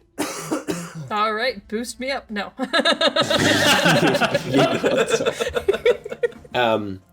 Do I get the feeling that it might be connected to like a necklace or if it's sort of further It seems to be down on the more chest? sort of, it's like off center and further down than you would just expect to find like a pendant or something. Okay, sir, this will be quick. Please do not make any sudden movements. And Sudden? I'm just gonna I'm an old man. I pull can't his- make any sudden movements anymore. I'm gonna pull his shirt forwards and just kind of dive in with my hand, all pragmatic and matter of fact. Opening the cloak, you can quickly see the internal breast pocket that you assume you felt the thing in, and shove your hand in. Your hand wraps around a small green vial in the man's pocket. Oh, I drugs. procure the vial and hold it up so that everyone can see it. And I'm guessing, upon looking at it, I need to roll some kind of medicine check. You can if you'd like, yeah. I a have kind to of imagine. medicine. I have to imagine it's sway, but I would like to be sure. What are you doing, boy? That's my medicine. Give that back. Medicine for what? I'm an old man. It's medicine for a great many things. My joints ache when they move. That's an 11 on the medicine check. I mean, it looks like the same kind of bottle you've seen Sway in Rosafina, but it doesn't have a label on it, so it's closed, so it's a green vial. You've seen similar green vials containing the drug Sway. It doesn't have the word sway written on the Just etched into the side. Damn. Don't tell we almost cops. had him. Shh. And you're aware, good old sir, that Who are failure you to calling declare this item seems suspicious, correct? It's my medicine. It's a private matter.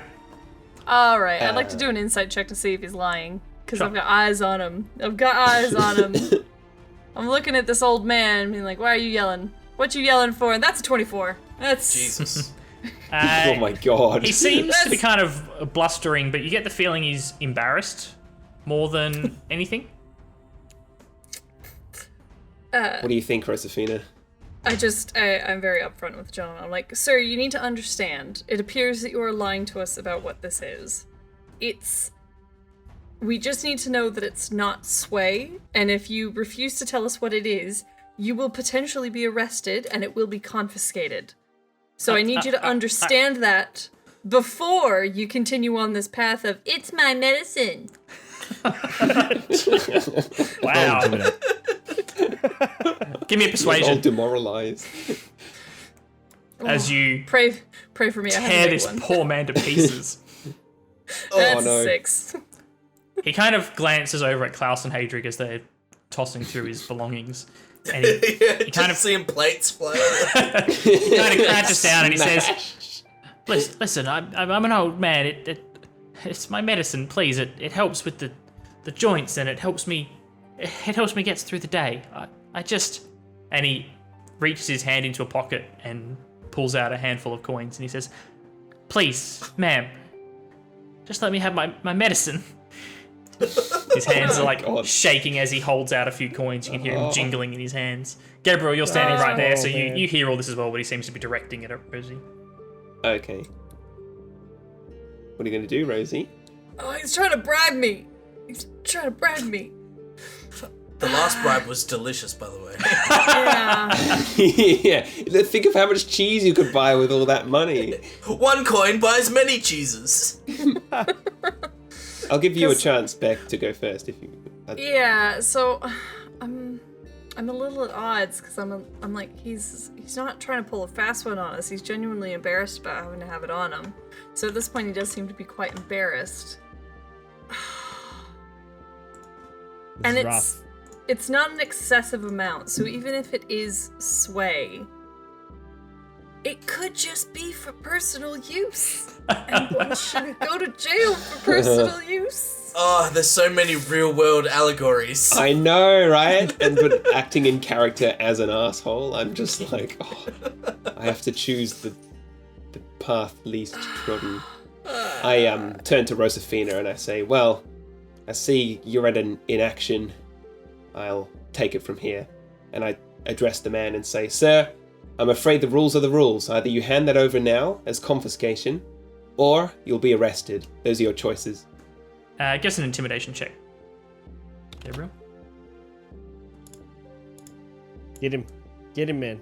13. 13. The man sort of looks from Rosie up to you. You can see his eyes sort of welling up. He says, "Fine, Oh. take it. Take it from an old man. I buy another in the city, but I spent the last of my money on this dose." Oh, I gleefully snatch it out of his hand and give him sort of a stern kind of look. And then I whistle over to the other guys. "You boys find anything else?" this guy's got a lot of plates. Yeah, nothing. This man is just an antique collector by the looks of it. He's an antique roadshow, I would say.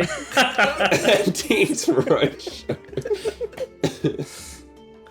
Well, if you haven't found anything by now, I think it's time to let this old man through. He obeyed the rules. The rules are the rules, and that's what the corporal said. Not knowing what this is in the bottle exactly, but knowing that we have to confiscate it, I attempt to slip him a silver piece. Are you trying to hand it to him or just tuck it in his pocket? Tuck it in his pocket. Let's just do a Okay. sneaky little bloop. All right, give us a sleight of hand. Alright, let's Sneaky see. little bloop. Stick a little. Sneaky little bloop. Just a little bloop. Ooh, Oh, that's that's a five. good one. Ploops Oh right my there. god. a 25 there, ladies and gentlemen. That's With- a That's a With- bloop and a half. that's a with- very quiet. Bloop. With practiced ease, Rosie sort of gives the man a comforting pat and says, sorry, sir, and drops a coin in as Gabriel is quite proudly strutting towards the room within the portcullises to deposit the contraband.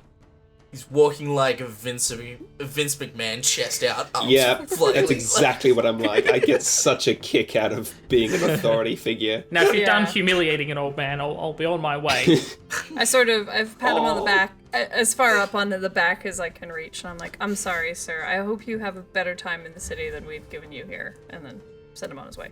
He sort of sniffs and gets onto his cart, spurs the horse forward, and heads into the city. Can I try All and the figure out plates what's in the match. bottle? I want to figure out if we just confiscated Sway from an old man, or if we just took like his heart medicine that's just keeling over in the street. Well, Gabriel's got it, so Yeah. No, I have hurriedly taken it over to present Okay. to the corporal and take all the credit, pretty much. look what I did. Like a child with a snail they stepped on. I did it. Corporal's Pretty much. just like, this is heart medication. This is the What have man's you Viagra. done? Sir, wait, you're gonna die! Gabriel, the corporal sees as you hurry into the room and says, "Oh, a bust, Gabriel." That's right.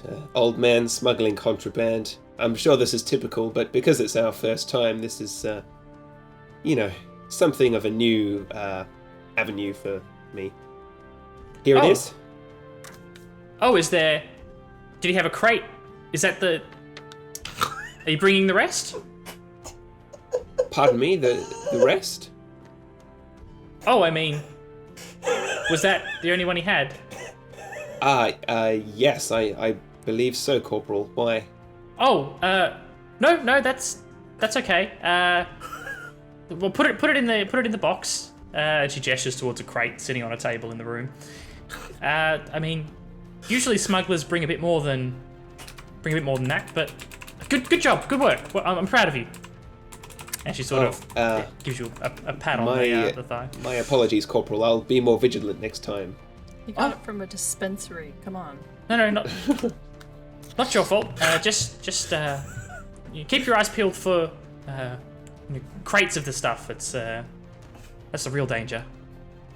Yes, ma'am. I shall. And after depositing your sway, you head back out to the others. As the man is heading into the city, you can see as he passes that he's got tears like just starting to drop down his face. Just Poor guy. I'm such an asshole character. You are. You rejoin the group just in time to see another sort of cloud of dust forming on the horizon as a group heads towards the city. Oh god, Lucky.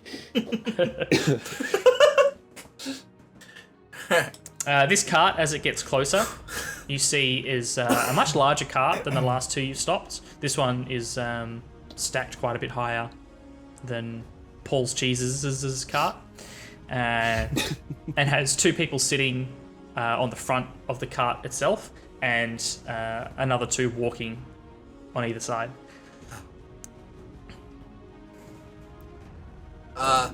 Halt. I stand in the middle of the road again, arms stretched into the air. Halt, stop, please. Oh, of course. The man sitting on the front of the cart pulls the horse to a stop. Greetings, my friend. Is this where we pay the toll? The toll, of course. And he reaches out and pulls out a small pouch, which he throws towards you and lands on the dirt in front of you, unless you'd like to try and catch it.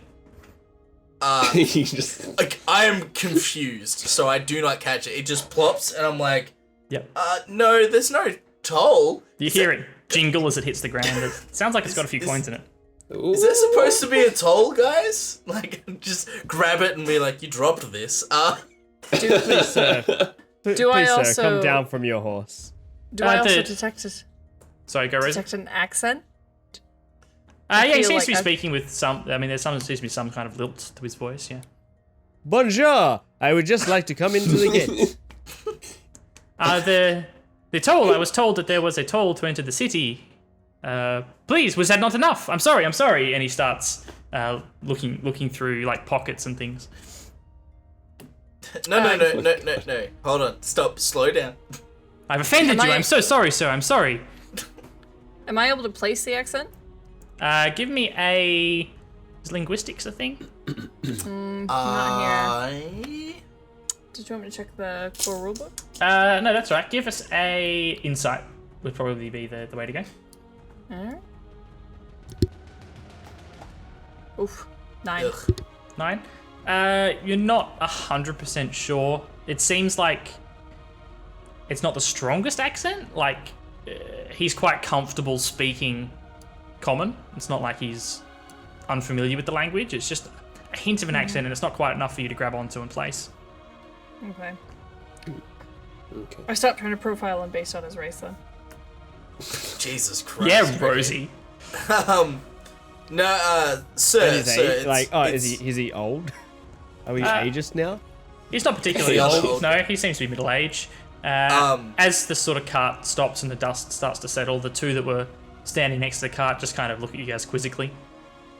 What are they wearing? Like, what are the guys next to the cart and the other guy on the thing wearing? All four of them appear to be wearing travel cloaks. The two that have been walking are quite dusty with road Yeah. dust. Of the two sitting on the cart, one of them is wearing what looks to be a fairly nice leather travel cloak, whereas the other three are all wearing cloth. So he looks, and this is the guy talking to you, he appears to be a bit more well dressed than the others. Okay. Sir, you have not offended me. I just need a moment to explain before you keep telling me there's a toll. We are part of the Rolands Landing's Police Defence. Polis Defence. Polis Defence. Sorry, it's my first day. Second day. Technically, yesterday was my first day. Anyway, we just need to do an inspection of your caravan, of your people. Just looking for some things. I'm sure you don't have any contraband or anything on you, but we just got to do a quick check. You know, it's the job. Inspection, and he turns to the person sitting next to him, and they sort of have a muttered conversation that you sort of can't quite pick up unless you try to give us a perception if you'd like. Yeah, I'll would give you a like- perception. Yeah. I would like. I'm already shifty on these guys because of the accent. That's a 6. They're whispering. That's an 8. It's. They're whispering. I can. It's like sweating beads. I can still hear the old man crying behind me. Oh, Echoing in your subconscious. Oh, brutal. 10. Gabrielle, are you trying to pick up this conversation or no? I'm a little ego inflated at the moment. Yeah, fair enough. You're like, saved the day. I saved the city from the drug scourge. This one tiny little capsule of drugs. So none of you can quite pick up what they're saying, but they're sort of gesticulating to one another. The man mutters something, and the person next to him kind of shrugs and shakes their head. You need to see the carts? Yes. Okay. We need to see the carts, and we also believe our colleagues will need to just give you guys a quick pat down. I'm sure you understand. It's all. Pats down? Yeah. We just need to check your person, make sure there's nothing. Search the booby area. The booby? I'm not... I'm Sure. gesturing as I do this. If he can't pick it up from the booby area, then he's stupid as well as foreign. You have birds Wow. in your pocket? Well, please, we have wine. Would you like some wine? He kind of looks confused as to what's going It on. Fine. goes really well with cheese, I've heard. A perfect I- pairing to a crisp cheddar. May I ask your name, sir? Oh, my name is Pauline. Classic. Paul and Pauline. Where are you coming from? I am Today. coming from the vineyards in the hills not far from here. Right. And where are you going? Well, to Rolands Landing, of course. We are here to sell our wine. We supply the palace. We supply the restaurants.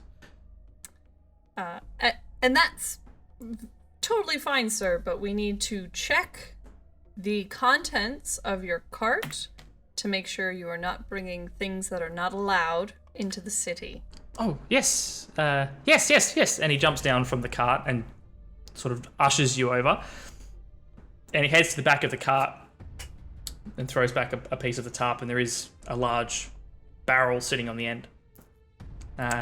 He turns a tap on it and pours into a mug a rich red wine, and turns and proffers the mug. Please, try. Is the best wine. I can't drink on the job, sir. I'm sure you understand. Oh, he's... Sorry. He looks up at the sun. It's nearly lunchtime. Please, try. Okay, hold on. Alright, I take the wine from him, and I'm like, okay, well, if you and your friends can please stand off to the side, and I gesture where the others are standing, and have a chat to them while we go through this and get this all sorted. We'll let you on your way. He kind of looks to the others who seem to be looking to him for guidance, and he says something to them in a language other than common, and they start to sort of slowly back away from the cart. Can I do an insight check? I want to see if he's like sweating. Like, is he nervous? Yeah, Yeah, for sure. I was just gonna ask that too. Because I feel like I've heard Oh, enough. fuck now. me. This is a mug of wine. 12 for my insight. What did you get, Reese? Sorry, I rolled a 5. That's And Beck? What I did you rolled roll? a 12. I don't like that the turn order just got cleared. Here we go. I'd like to jump up onto the back of the cart and start searching. Yep, no worries. Give us a perception check.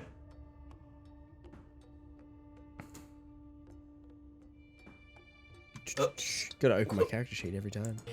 Every I just time. feel like my Window character it. sheet open. Yeah, just leave it open, brother. You say that. Brother. I rolled a 7 on perception. I mean, you I got can 47 windows open. you can pop the thing out, can't you? Yeah, I popped it. It's fine. It's fine, guys. Well done, Klaus. Okay, so a 7 is not super great. You give the barrel that the wine was just poured from a bit of a jiggle, and you can hear liquid sloshing inside of it. You shake the one next to it as well and hear the same sloshing noise come from it. So, I've It's just got full of the sway. I've got the mug of wine Filled to the brim, baby. in my hand. I'd like to put it back into the barrel. Can I take like the lid off the barrel? I mean, it's like a proper wine barrel. The lid is like it's sealed. Okay. Quick, pretend to trip. I just sit it on top of the wine barrel, and I'm like, that'll be fine. Can I do a perception check to also look around? Yep. That is a 14. So you're looking at the cart specifically? Yeah, looking at the cart, I guess because the wine barrels have already been checked, I'd probably be looking at what else is in here. Okay. You start moving down your side of the cart and throw the tarp back a bit further. It does appear to be barrels as sort of deep as you can see. Some of them do seem to be quite a bit wider than the barrels that you've seen so far, though. You give a couple of the ones on the edge a shake.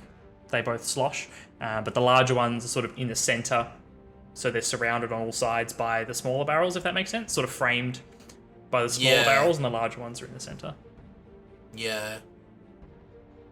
Getting a bad feeling about the larger ones. I sort of mentioned to Klaus, like, hey, there's larger barrels in the center. Should we maybe like try and check them out? Yeah, I mean, if that's what you reckon's a good idea. Maybe we should Yeah. try and get a glass of wine out of it and see. Yeah, yeah. Did you want to, like, maybe just drink that wine that I put on the thing? I don't want to seem rude, or just fucking tip it somewhere. I don't know. I don't plan on drinking the wine, no, but beer's more my style. Ah, okay. Well, You're we'll gonna just be leave rude, it. man. We'll just leave it there, and we'll hope they won't notice. The man sort of gestures, says, "Is it good?" Yum yum yum in my tum tum. What's in the? I want to try what's in the bigger barrels. Oh, the large barrels? Ah, and he spits on the floor. Is horrible. Is cheap wine for the scum. You do not want it. I do an insight please, check sir. on that statement, please. Yeah, go for it.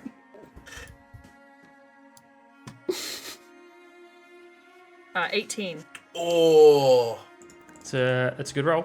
That doesn't track. It doesn't seem. It seems like he doesn't want you to.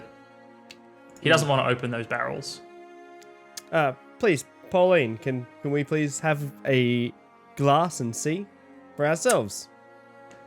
Oh, he's, Can I- he's surrounded by other barrels. Would take so long to unpack and repack the carts.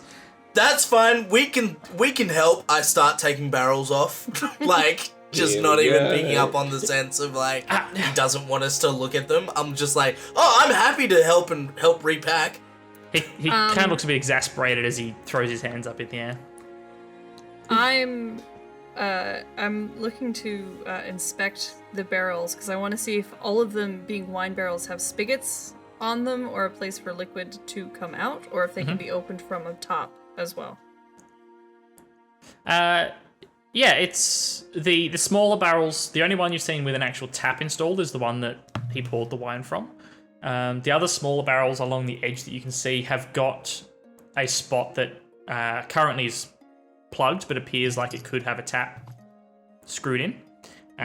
The larger barrels in the center, from where you're standing at least, you can't see any of those tapped areas. Okay, I'd like to try and climb on the cart to get a better look at those middle barrels. Let me give us a perception check for the middle barrels specifically. Yep. It's 15. 15's pretty good. You hop and you sort of, to get to them, you're almost standing on top of a few of the wine barrels. And you goes, careful, it's expensive wine. And you start trying to eyeball the larger barrels, but you can't see any tapped hole on them, even from above. And you can't really shake it because it's too big to give it a wobble. But you knock on the wood, and it doesn't sound quite right for something that should be full of liquid. It sounds too hollow. It's just full of green apples. Yeah. I'm waiting, man. I'm Busted. fucking Yeah. waiting. Contraband is contraband. You open it up and it's like all these apples fall out. Aha! So I guess with that, hearing that it does sound different, I call out to Klaus, who is also looking at the barrels, and Hadrick, who is also inspecting the barrels, and I say, these aren't the same in the middle. I feel they warrant a closer inspection. Alright, my demeanor changes. And I'm like, okay, sir, you're gonna have to back up. We are now gonna have to inspect the entire cart. Please back up. You and your friends, please line up along the road here. What? This is an outrage! Now, sir, calm down. If you have nothing to hide, then you have nothing to fear. We're just doing our jobs and inspecting the cart. He looks like he's about to say something else when the person who was sitting next to him in the cart says something briefly in a language you don't immediately recognize. And he stops himself as he's about to say something and instead just sort of sneers at you guys, spits on the floor again, and takes a few steps backwards. Alright. I sort of wave over Gabrielle and sort of talking to Rosie and Klaus. I'm sort of like, alright, if Rosie and Klaus want to look into the barrels, me and Gabrielle can do the pat down on the guys. Sounds like a plan. Sounds like Sounds a good. great idea. Let's do it. Cool. And then I put my hand in to do like a team hell yeah, but everyone starts walking away. So. As you reach your hand in, Hadric, and sort of the others stop to glance to see what you're doing, and to do the 3, 2, 1. The watch. Ducks fly together. yeah. You go, oh, no one's doing it. Okay. And turn around just in time to see Pauline throwing his travel cloak back over his head, revealing leather armor underneath that's dyed a blood red, and he begins to draw a wicked-looking scimitar from his hip. Can everyone roll me perception checks? Initiative checks, please. Oh shit! Ah, this man, he looks like he wants to fight. Who is this man? Shit. Oh, good roll. Let's see. Bruh. Bro. The only good roll for the battle. Yeah. I didn't. Yeah, you need to assign the tokens or our characters I did. as tokens, Oh. so that we can click on it. Battle map There we time. Hey, I did, but it didn't add you guys. Maybe it's because we weren't in this screen. Yeah. because I can't click on my character. Yeah, so we have to be on the battle map and then click on our character and then roll for Alright. it to assign the initiative. Right. So we roll again? Uh, Haha, I didn't roll in the first place. Sure. So let's see if we can do it. We can work out how it works so that we know for future. Yeah, there we go. Klaus. yeah. Klaus Cool. has worked. Excited. Okay. Can I vote to keep my 19? Or do you want me to roll again? 12.16. I'll let you keep your 19. I'll Okay. add it manually since you asked. So nicely. These a good guys don't have like. Thanks to 2 Minute Tabletop, quick shout out for all the assets and maps. You can see it on the screen there. West Australian map and asset artist. Check them out. Hashtag Yeah, pretty cool. not sponsored. I haven't got, unfortunately, full-blown character sheets for the NPCs, so I think I'm going to have to roll them manually. But that's okay. Oh, Jesus Christ. That was a lot. There's, Jesus. there's The 4 of two them, ones? so 2 nat ones! Oh my Oh. goodness. These excellent. guys just- had a bad They day. just die immediately. Utter, These guys going to sleep. Yeah, they utter stab each other. rubbish. God. We had the drop on them and everything. What terrible, what terrible guys these are. You I don't know rolled what 4 word I was looking dice, for. and the total result was 20. which is like- from a d20. That's Yeah. Unfortunate that's not I'm great. liking those odds. Did I not for add? us. Did I not add Hadrix? Apparently not. Where are we at? 19.12. The point, for anyone wondering, is your dexterity score to break ties. Descending order. There we go. A Gabrielle, you are up Uh, first. You are this gentleman here. I can see. Can we get rid of the dice? Because it's like right on. top If you of me. click, Just click on them. if you click on the map, Oh, I see. Okay. it will get rid of the dice. Yeah. I'm gonna draw my billy club and yell out to the gentleman standing in front of me. That is a woman, but yes, carry on. Oh, yep, the lovely lady. Halt! Stop! There is no need for escalation, and if it gets to that point, you will be arrested. This is your warning. Give us an intimidation check. I'm gonna intimidate. oh, No, 20. The woman halts as she's in the process of drawing a scimitar and sort of stops with it halfway out of the scabbard and takes a step back away from you. Nice. That's me. Do you want to do anything else? Talking is a free action, near enough. Well, in that case, I shall reposition. Can I drag my own character? You should be able to if I've done it right. Rosie is movable, so.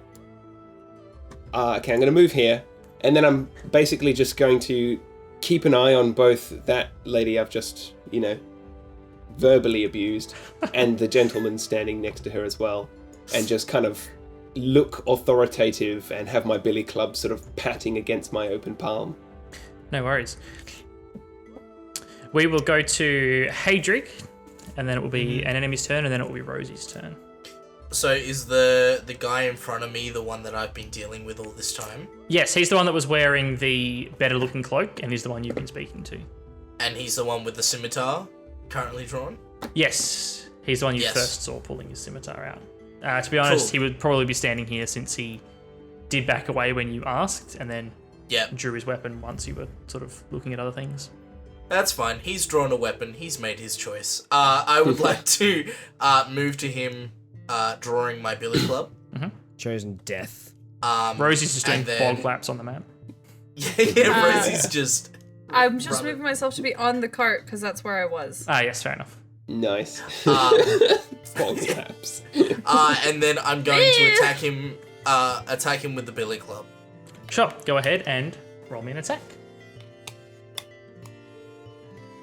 That is a 15. 15. That is a hit. Ooh, nice. And then I hit him with 1d4 plus 3 bludgeoning. That's 6 damage. 6. Non-lethal damage. Nice. Stop resisting! Stop resisting! Stop! He's already dead!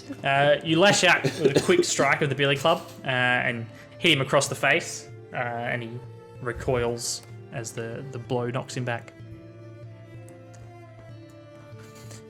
And then that is my turn. Nice. Nice. It's then his turn. He shakes his head to clear it, and then strikes at you with his scimitar. Mm-hmm. Oh! Ah! Wow. Why? Oh my These god. guys are... I concussed. That's a natural one. Inept fighters. These guys are bad at their job. The man lashes out with his scimitar. However, he's still got one eye closed from where you struck him, and he swings wide and to your right. He exposes himself to another attack if you would like to take an attack of opportunity against him. Yes. I will not say no to an attack of opportunity. That's a 20. And it's definitely a hit. Give me some more damage. That's 5 all up. You bring down another cracking blow on the back of the man's neck as he's pulling back to sort of right himself and get back into a defensive stance. Can I yell something? Can I do an intimidation against him before? Sure. What are you trying to gain from the intimidation? So I want him to surrender. So I'm like, stop! I've hit you twice. You're not looking great. Stop now, and we can end this now, and no one else has to get hurt. But like scarily, like a half orc. Sure, give me an intimidation. I realized that didn't really come up. That's more like a diplomacy, like. Stand down and stop resisting arrest. Yes, stop resisting. That's a 19. Oh my god, these Nice. rolls! He still seems to be kind of clearing his head from the second blow. You can't tell yet how much of an impact that's made. Sure. Rosie. As I am standing on the cart, I feel that I've seen Gabriel's intimidated lady kind of back up into it. I pull my billy club out, and I bash her on the head. Oh my god, you're gonna bonk Nice. Give us an attack roll. Give it to us with advantage since she's not actively fighting. So that's 2d20, isn't it? Yeah, and take the highest result. Yep. So in this case, I've got a 17. That's for the billy club, isn't it? It is, yes. Yeah, so we'll take the 17. Cool. And that's... So what's that in total? Because I think your modifier is a negative? I have a -1 to strength, so that'll be... But you got your proficiency bonus. So how's that hash out? +1, so 18. Okay, yeah, definitely a hit then. Go ahead and roll me some damage. Alright, let's see what... I don't know how Roll20 works. Forgive No. me. Okay, so go to the dice and then Yeah. D4. We'll just roll 1d4. Yeah. With a -1 on it. Yeah, unfortunately the attacks don't seem to roll. 3. Ooh. Wow, good. so that's a maximum roll on the dice of 4, but -1 because unfortunately you don't quite have the muscle mass. I'm a wee lass. But 3 damage as you smack the woman in the back of the head as she backs up towards the cart. And as she's sort of backing into the blow as well. So she stumbles and clutches her head, letting go of the scimitar as she does so.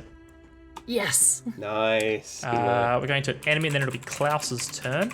It's this gentleman here who has seen Rosie's dirty trick, but unfortunately Rosie is a bit out of reach up on the cart there. So instead, he turns and squares up with Klaus here, drawing his scimitar as he approaches, and takes a swing at Klaus. Please no. Please, sir. Oh, help. Doesn't matter. That's a 6 in total, which is definitely a miss, as Klaus turns to face the approaching man and easily sidesteps the scimitar slash. And Klaus, you're up. Oh, bloody heck, sir. What do you think you're doing? Woman. Cheese pull out- from it. I pull out my bobby. Wensleydale. My Billy, not even Wensleydale. Not I pull out even my, Wensleydale. my Billy club, and I go to bonk him on the head.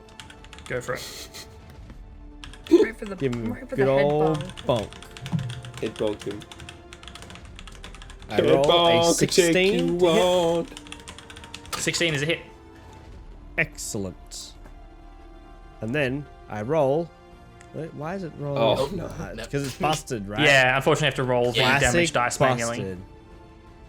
busted. That is 3 damage as I hit 3, him with nice. the Billy. So as he swings wide with the billy club, you deal a brutal counter strike. Do you have a strength modifier, Lachlan? No, I do not. I am a cleric. Yeah, you crack the man in the arm that's holding his weapon, and he recoils back in pain. The next two with their nat ones have the woman standing at the front here, turns around and has been sort of slow on the uptake and hasn't realised didn't realise as her comrades were revealing themselves that that's what was going on, and she's still fumbling her way out of her travel cloak and misses the rest of her turn. The next with the nat one is the woman that Rosie has bonked. After dropping her scimitar and clutching her head in pain, she spends the rest of her turn simply sidestepping and putting her hand back on her scimitar, ready to draw it. Gah.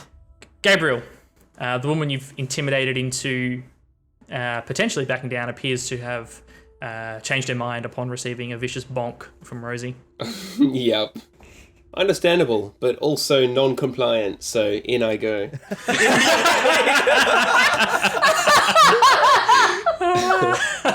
I move in. Permission and, denied. I yell something to the effect of, "I gave you a chance," and then I attack with my billy club. Get him. 8. 8 is a Get miss, unfortunately. As she is staggering backwards at a kind of non-uniform pace, you have trouble judging, and as you swing, she takes a larger step backwards and manages to avoid the blow. Fair. Hadrig, you are squared up with Pauline. And I don't know whether he's not going to stop or not. Ooh! Okay, I'm going to go for a grapple. Yep. So that's going to be my athletics versus his athletics or acrobatics. Sure. Oh! Oh no. That's You an wasted 8. all your good rolls. Yep. 13 plus 2 yeah. is 15. As you go to throw your arms around the man, he puts out one hand, plants it in the center of your chest, and shoves you backwards as you try to get him in a bear hug. Yep. Yep.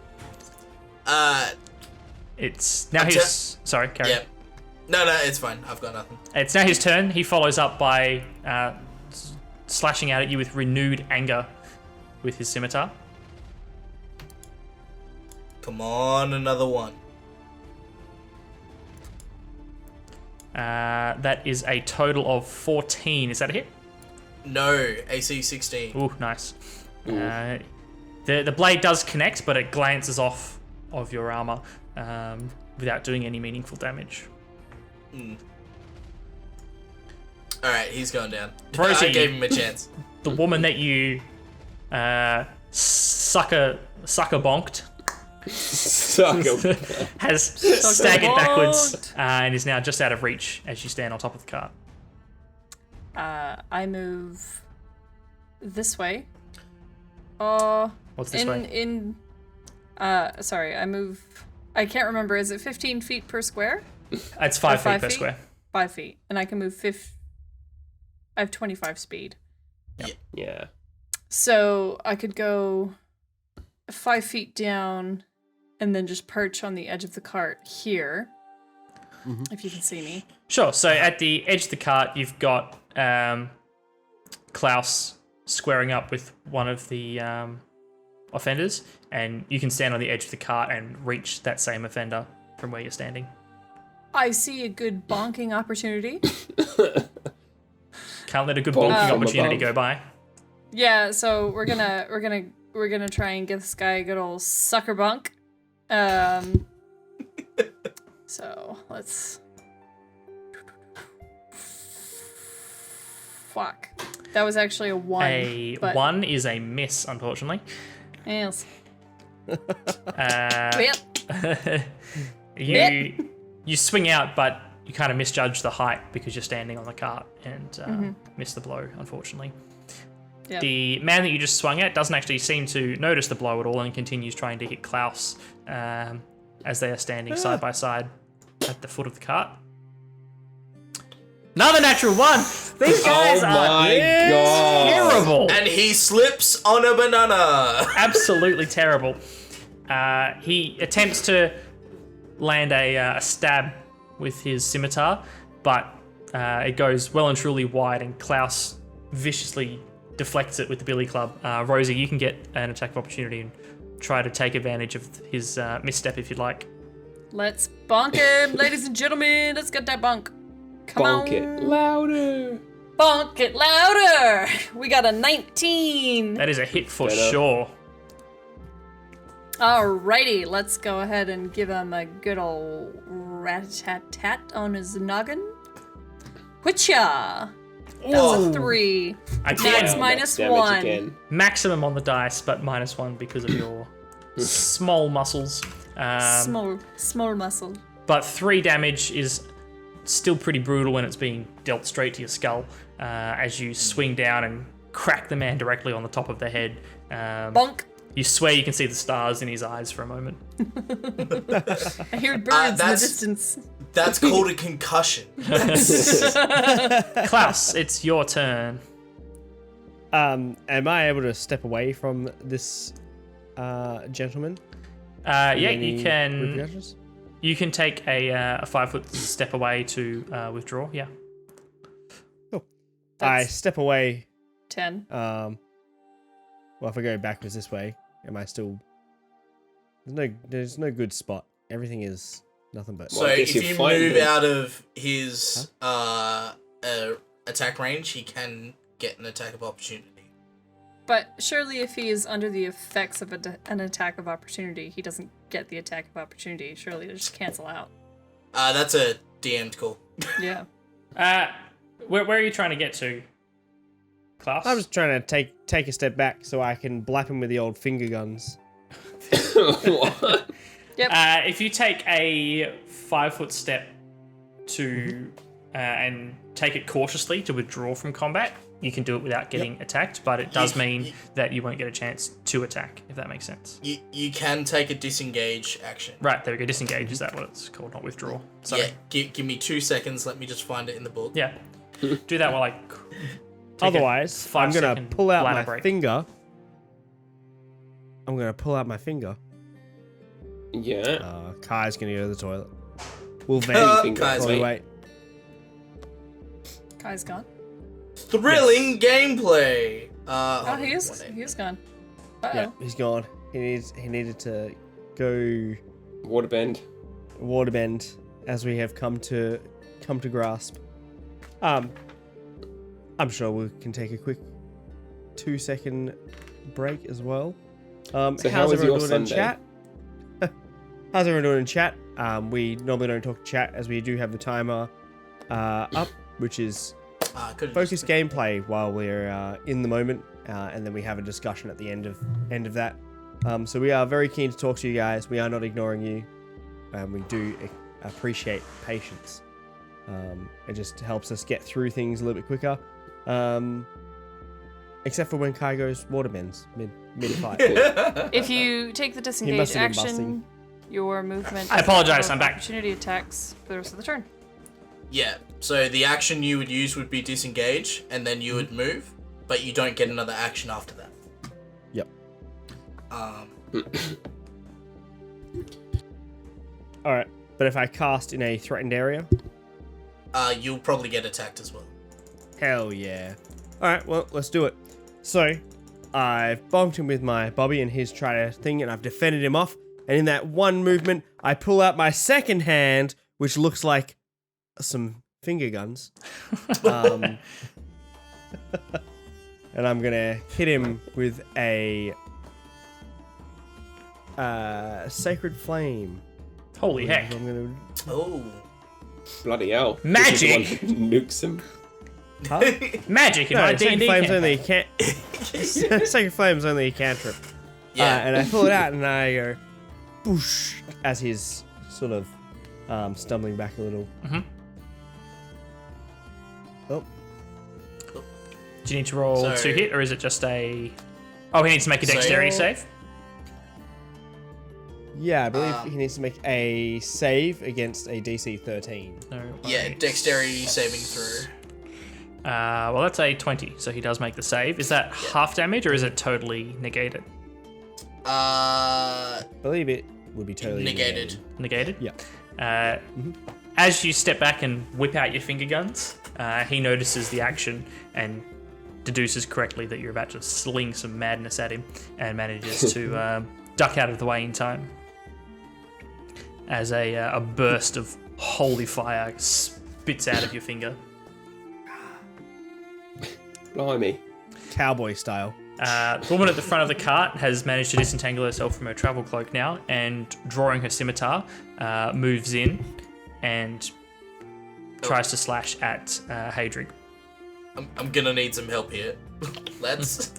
Panic! Coming, man, I'm coming. Outnumbered. Oh, that's Uh-oh. that hits. That's an unnatural 20. So that's going to be a hit, I imagine. Now, is this the first time they've hit this combat? Yep. Sure is. Yeah. Good grief. Oh no. Hit for one. Hit for They've one. been getting Hit for absolutely one. pummeled. Haha, that is 3 damage. As she lunges with the scimitar and slices you across the upper arm. I am down to 11. The second person on the woman on the side of the cart who has been bonked and decided not to surrender because of it is now standing face to face with Gabriel and will take a swing at him. Do it. Oh. That's a 17. Hit. Is a hit, and that's going to deal a total of 3 damage with a slash. Okay. Down to 11 health. It starts to draw blood. Ouch. Gabriel, it's your turn for some payback. Alright, I'm going to use my free action to scream out at the top of my voice over the back of my shoulder. I'm going to yell, Corporal Arnold! Corporal Arnold! We need help! Send back up! And then, is there an option to, like, fight defensively or take some sort of penalty to aggression so that I can gain AC? So you can use an action to dodge. So when you take the dodge action, you focus entirely on avoiding attacks. Until the start of your next turn, any attack roll made against you has disadvantage if you can see the attacker, and you make dexterity saving throws with advantage. Oh, yeah. Okay. Yeah. that's what I'm going to do. I'm basically just going to like use my billy club to try and intercept the scimitar like as it comes at me. Yep, no worries. You start watching as she waves the blade back and forth, trying to keep a track of where the blade is and ready to negate it. Mm-hmm. Hadrig, we move to your turn.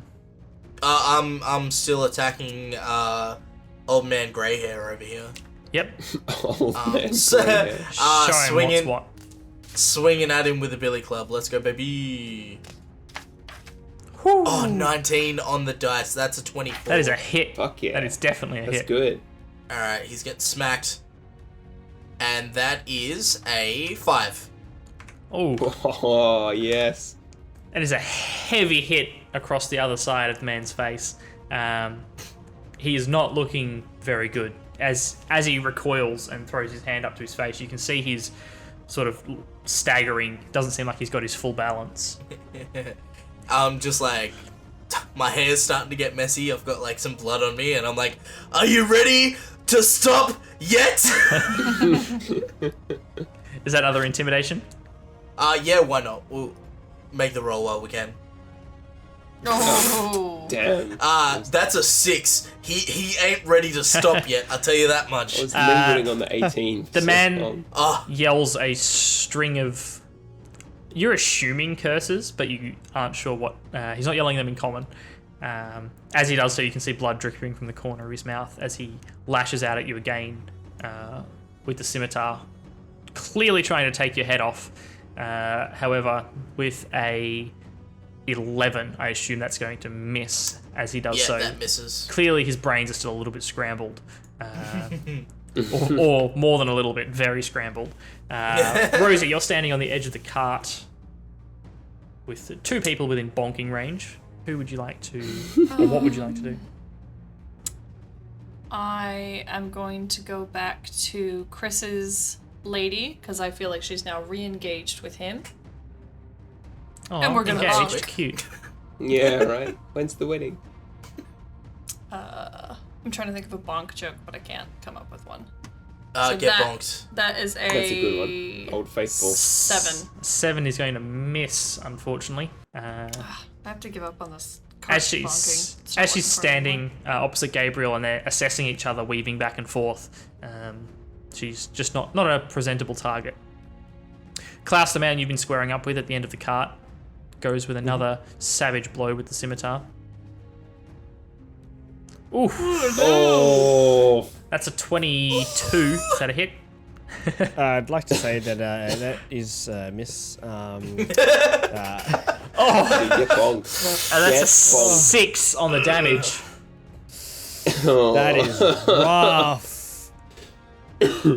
Oh my A lord. very All right. deep slash. How much health do you have? I'm down to 4. Jesus. Alright. What? Klaus, the man in front of boy. you, sneers with contempt as he lands this blow, and it's your turn. Oh, heck. That hurt a lot. Oh, Wait, I'm gonna hit him with the big guns. hit with the big guns. Man, I can't even hit him in the first place. How are you doing over there? Hadrick, how are you? I've been better. Not as bad as last night. Yes, I would like to disengage and get the hell out of there. No worries. So you disengage, take a step backwards. Can I step diagonally? Yep. And you do so being careful not to open yourself up to another blow. You can take your whole movement. So disengage is the action. That I doesn't can do provoke attacks of opportunity, and then you can do your full movement. Yeah. Cool. I'm just gonna stop up here. Yep. Cool. Thank you. No worries. Hadrig, you have got 2 people squaring off against you. The second, who took a while to get untangled from the cloak, Yeah.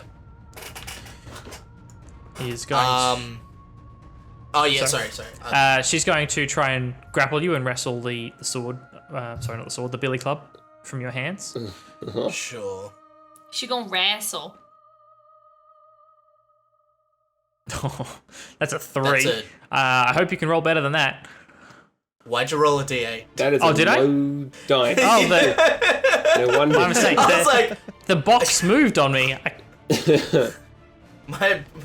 Ooh. my base mod can't be that. That's a 10. Cool. Can you beat a 10? It's a 10.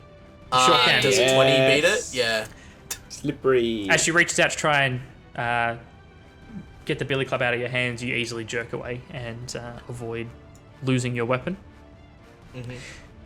Gabriel, the woman you're squaring up against, attempts to lunge with the scimitar. That is an 13. Is that a hit? No, it's not. Yes, you manage to sidestep the blow and avoid getting skewered. And it's your turn to retaliate. All right. Once again, I'm shouting out at the top of my lungs. Corporal Arnold, hurry, hurry! Do you want to give us a and- perception check? I shall. As soon as I can click it. 6. You quickly glance over your shoulder and you think you make out a glimpse of Arnold's blonde hair, but you can't look away for long enough to see how far away she is because you're a bit preoccupied. Yeah. I am just going to fight defensively again and just hold off this aggressor as best I can. Yep, you go for another dodge. Mm. Duck and weave. Hadrig, you've got 2 Cool. squaring up against you, one of which appears to be the leader of the group, who you have severely bonked several times. I'm going to take the dodge action. So attacks against me will get disadvantage until the start of my next turn. No worries. And then I'm going to back up in front of Klaus. Yep, Which will provoke a attack of opportunity from the leader. no worries. He will lunge at you as you try to step backwards. Yep, so he has disadvantage. Well, that's probably going to be the next one. Oh, it doesn't matter. Doesn't matter. That's another nat 1. He tries to lash out at you as you step backwards, but he's still clearly disoriented. Yep. And doesn't even move to fill the gap between the two of you as you move backwards. Yeah. And then I just say to Klaus, I'm gonna hold the line, brother. I hope you got something strong. I'll get an ale for you, my friends. Cheers. Uh, That's my turn. with that, the leader steps up now to fill the gap between the two of you, and makes a wild swing. There'll be a disadvantage again. It is indeed. So that's a 13 and a 17. So the 13. So that's a 16 in total. Is that a hit? Meets it, beats it, yeah. So, Oh. Just. yep. That's a total of 5 damage with the scimitar, as with this wild, enraged swing. It doesn't even seem to be aimed, but it catches you in the side and Down to 6. bites through your Ouch. armor. Now it's worse than last night. Rosie, it's your turn. You can hear some shouts of pain from your colleagues to your right. Your dying friend. I was going to say friends, but this is the second day you guys have known each other. Colleagues. Acquaintances. I'm going to do a thing. Mm-hmm. I'm going to attempt to run from the corner of the carriage I'm on to the other side, and then leap from the edge of the carriage to here. The acrobatics. All right, give us an acrobatics check to leap from the carriage to jump over Hadrig's head and land next to Yes! the second. 23 is going to have to do it. You nimbly hop from barrel to barrel Amazing. until you reach the edge of the cart and then jump, clearing Hadrig's head as you sail over the top and land deftly in front of one of his aggressors, the woman standing to the left of the leader, who spins around as you hit the ground behind her. I just feel a need to bonk. If I have the opportunity. Go ahead, I'll let you Urge bonk. to bonk is rising. strong. Acrobatics, so Could good. have bonked while flipping. Urge to bonk. Rising. 19. Oh my god, yes. That's a hit for sure. Good roll. 19. Okay, and then 1d4. Roll max again, go on. 4. Oh, there it is! Max again with the minus Max 1. again. Rosie is a force to be reckoned with. Yeah. As you land, you use some of your momentum to deal a strong blow against the side of this woman's head. It clearly rattles her, and she staggers back as a few drops of blood start dripping down the side of her temple where you hit her. Didn't kill her. Didn't kill her. For the You best. didn't do a murder. Probably for the best. Yeah. The man at the foot of the cart that was squaring up with Klaus now comes around the cart to see where everyone's got to. Oh my god. And sees the three of you that have backed over on that side of the cart and moves up to strike at Hadric, who I believe is still dodging. So that's with disadvantage. That's going to be not good enough. 6 or a 3. Oh. Bad or worse. Let's go. So it's a total of 6, which is definitely a miss. Klaus, it's your turn standing. You've got Hadric and Rosie that have both stepped in front of between you and the enemies to defend you. Klaus, Heinrich, how are you feeling, buddy? I put my hand on his back. Yep, I'm Do getting you need some there. help? Do what you need to do. Yeah. I'd just like to let you know I'm a level 1 cleric and I don't really have a lot, so I think isn't they looking need very some good. guiding in terms of the bolt variety. yeah, except for I'd like to eat a chicken so I can get my health back. You do Maybe you, brother. drink swig of those wine. I can heal myself, remember. Yeah, true that. Good point. Good point. All right, we're gonna do it. So, I get my finger guns ready again, pull it out, and I go, guiding bolts, and a line of light comes out of my fingers. I would be aiming at this lady down here. The woman who was True. dealing some damage against yourself, and I don't think she's fought Hadric yet, but she did some serious damage to you, so give it a black. Yep. So I got to roll a d20 with a disadvantage. Okay. Because there's a guy standing next to me. Okay. So you're casting defensively, something along those lines? I'm not sure what the phrase for it is in 5ed. I believe it is called casting defensively. Yep. Go ahead and Believe so. give it a zap. That Oh no. Oof, that's a 3. rough with whatever my proficiency is, which is 2, so it's a 5. Yeah, probably not. Probably not going to cut the mustard. And then that's worse apparently. 3 and a 2. Well, Brutal. Well, yeah, I think there I'll is be 2 leaving. numbers worse than 3.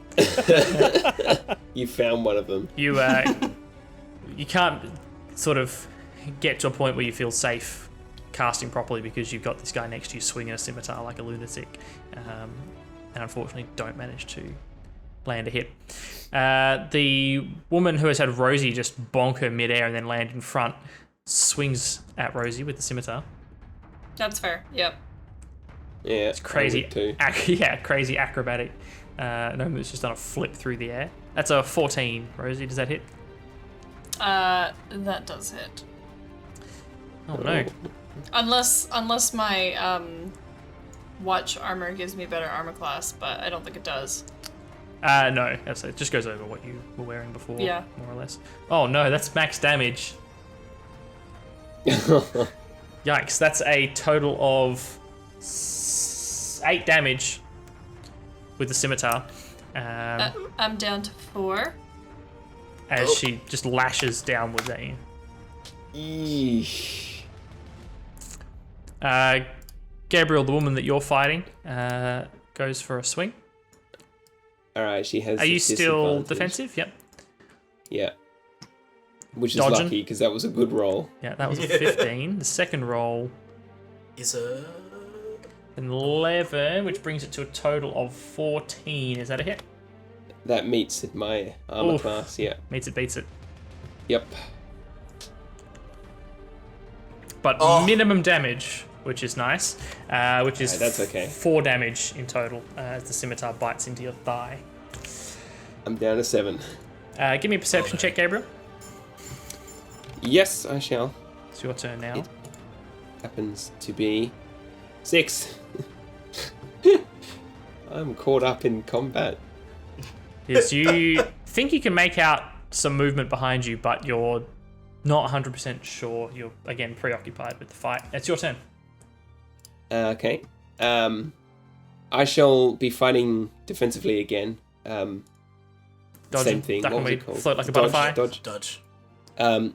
But this time, I understand that I'm getting pretty cut to pieces here, cut to ribbons. So I'm going to begin moving normally backwards. Who shreds, you say? Okay. So this will provoke. Yep, so you're not going to use the disengage. You're just going to dodge and then start moving backwards. Yeah, I'll Yep. keep the Alright, dodge. so she'll take going. an attack of opportunity, but at a disadvantage because you are I'm dodging. feeling lucky. And I think you are lucky because that is a 12, which I believe is a miss. Yep, that's a miss. As you begin retreating backwards. Now that you've retreated further backwards, you can see Corporal Arnold is running towards your group, and the 2 guards that were dismissed earlier are close behind her, running towards you guys. Oh, fantastic. Hey, Drew. Just in time, eh? Oh boy. Welcome to the gonna- meat grinder. I'm gonna tell the guys, start heading back. This might be too much. Retreat! I don't want to say retreat, but it's fucking retreat. Don't go. But Don't go forward. Don't go forward. I'm going to take a swing at the man in grey. Yep, the grey-haired gentleman. Pauline. Pauline. If that is your real name. 15. 15 is a hit. Ah, beautiful. Dude, bonk him, please. For the Get love of smashed. God. Max box. Yes! Max 7 box. damage. Let's go. Eat my billy club. You bring the billy club down in a vicious arc and catch the man square on his right temple. You see his eyes roll back in his head and he collapses backwards. Like a sack of potatoes. Yep. And then I'm like, right, the rest of you want any? Nice. Can I make another intimidation check? Absolutely. Billy. Alright, that's a 21. 21. You have a look at the 2 that you can see standing next to you. They both see their leader collapse to the ground and look from him to you shouting at the top of your lungs, and then seem to look past you back towards the gate, which is when you notice Corporal Arnold and the 2 other watchmen running towards you. The 2 that are still facing you seem to make a quick assessment and drop the scimitars at their feet. Hey. Nicely done. Hey, Drew! Did so good. Yeah, it's just like bruised up. It's like, we did it! Yay! We did it, guys. Who's bruised? Oh. They were using swords in a club fight. Maybe this is a good chance to parlay with the Colonel to let us use actual weapons and not fucking cudgeons. Yeah. Rosie, Like I could have. it's your turn. The 2 in front of you have surrendered. Oh. Bonk 'em for good measure. Nah, man, take him in. Street I'm fight. actually. They've dropped the scimitars. I'm gonna try and do a sweep maneuver to kick their legs out. Kick the legs out from underneath the lady in front of me. Hell yeah. I mean, I'm going to call that, let's bundle that in under like the grapple Oh, sort okay. of combat Yeah. maneuver umbrella, because I'm not sure where else it would fall. I'm sure someone can correct me. But for now, let's roll with that. Yeah, we'll call it a grapple. Yeah. Okay. When you want to grab a creature or wrestle with it, you can use the attack action. Special attack. So, Beck, you'll need to make a strength athletics roll And beat 14. and beat their athletics or dexterity. Or their athletics or acrobatics. Yeah, which Alright, is well. a 4 either way. Sorry, 14 either way. Ooh, wish me luck, because I have a -1 to athletics. Good luck. Oh, no! natural Zero. 1 with a -1. Whoa. It's a 0. You try to sweep the leg and trip the woman over, but succeed only kicking her in the shin before slipping on the wet grass. And you have to stumble and regain your footing and try to regain some dignity at the same time. There's no dignity left. Oh god. Dignity, Diane. From here, unless you guys plan on committing some brutality, we will leave initiative order because as Corporal Arnold and the other two guards approach, the last woman who was facing up against Gabriel sees that the rest of her comrades have surrendered and drops her scimitar as well before heading over Clever girl. to try and tend to the man who fell on the ground. That got knocked out, I should say, by Hadrian. I just Corporal, want to know what's in these fucking barrels. Corporal Arnold Alright. finishes running These- towards you. Oh my goodness! You okay? Are you okay? Oh, what's going on? And the two guardsmen behind her quickly run over to the four assailants. He's got a little And- game piece. That's sweet. Begin putting manacles on the three that are still conscious. Are you all right? No.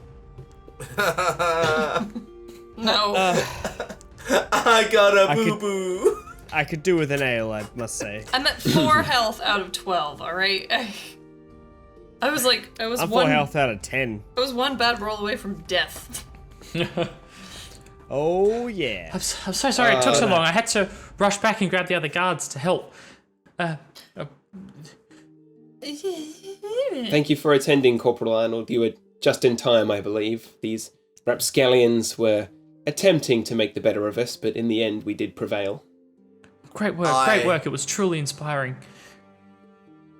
Especially Hadric. That was great work, friend. That's, I distinctly remember doing a severe amount of bonking. That's what I'm here You were like above us the whole time. No one knew where the bonks were coming from. for. Hidden bonks. Bang. Hidden bonks. Hidden Surprise bonks. Which Well, look. Why don't you all just take stock and make sure you're all okay. These gentlemen will take the assailants back to the station and get them worked up and work out what's going on. Can we leave you guys to search the cart? Of course. Yeah, I really want to know what's in this card now. you got any health potions there that you could pass out to? Or Hey. food. I've not got anything here, but once we get back to the watch house, we can make sure we get you guys back and fighting fit in no time. I'll take these wretched scum and I'll bring back some relief and we'll get you guys all patched up in no time. Of course. Thank you very much, Corporal. the two other Leave guards- the contraband to us. Finish locking up the other three. The man seems to be that Hadrian you knocked out just seems to be starting to get his wits about him, but is roughly dragged to his feet and sort of half carried, half dragged back towards the gates. With Arnold and the two guardsmen, leaving the four of you in the cart and the horse. Oh, hey, we got a horse. Guys, we got Sweet. a horse. Free horse. I shall name him Pickle Pete. Pickle Pete. It's Sir Huffington. Sir Huffington! So I'm gonna start throwing barrels at the back. I'm fucking pissed, man. Yep. I'm like, May I recommend something I don't know how achievable it is.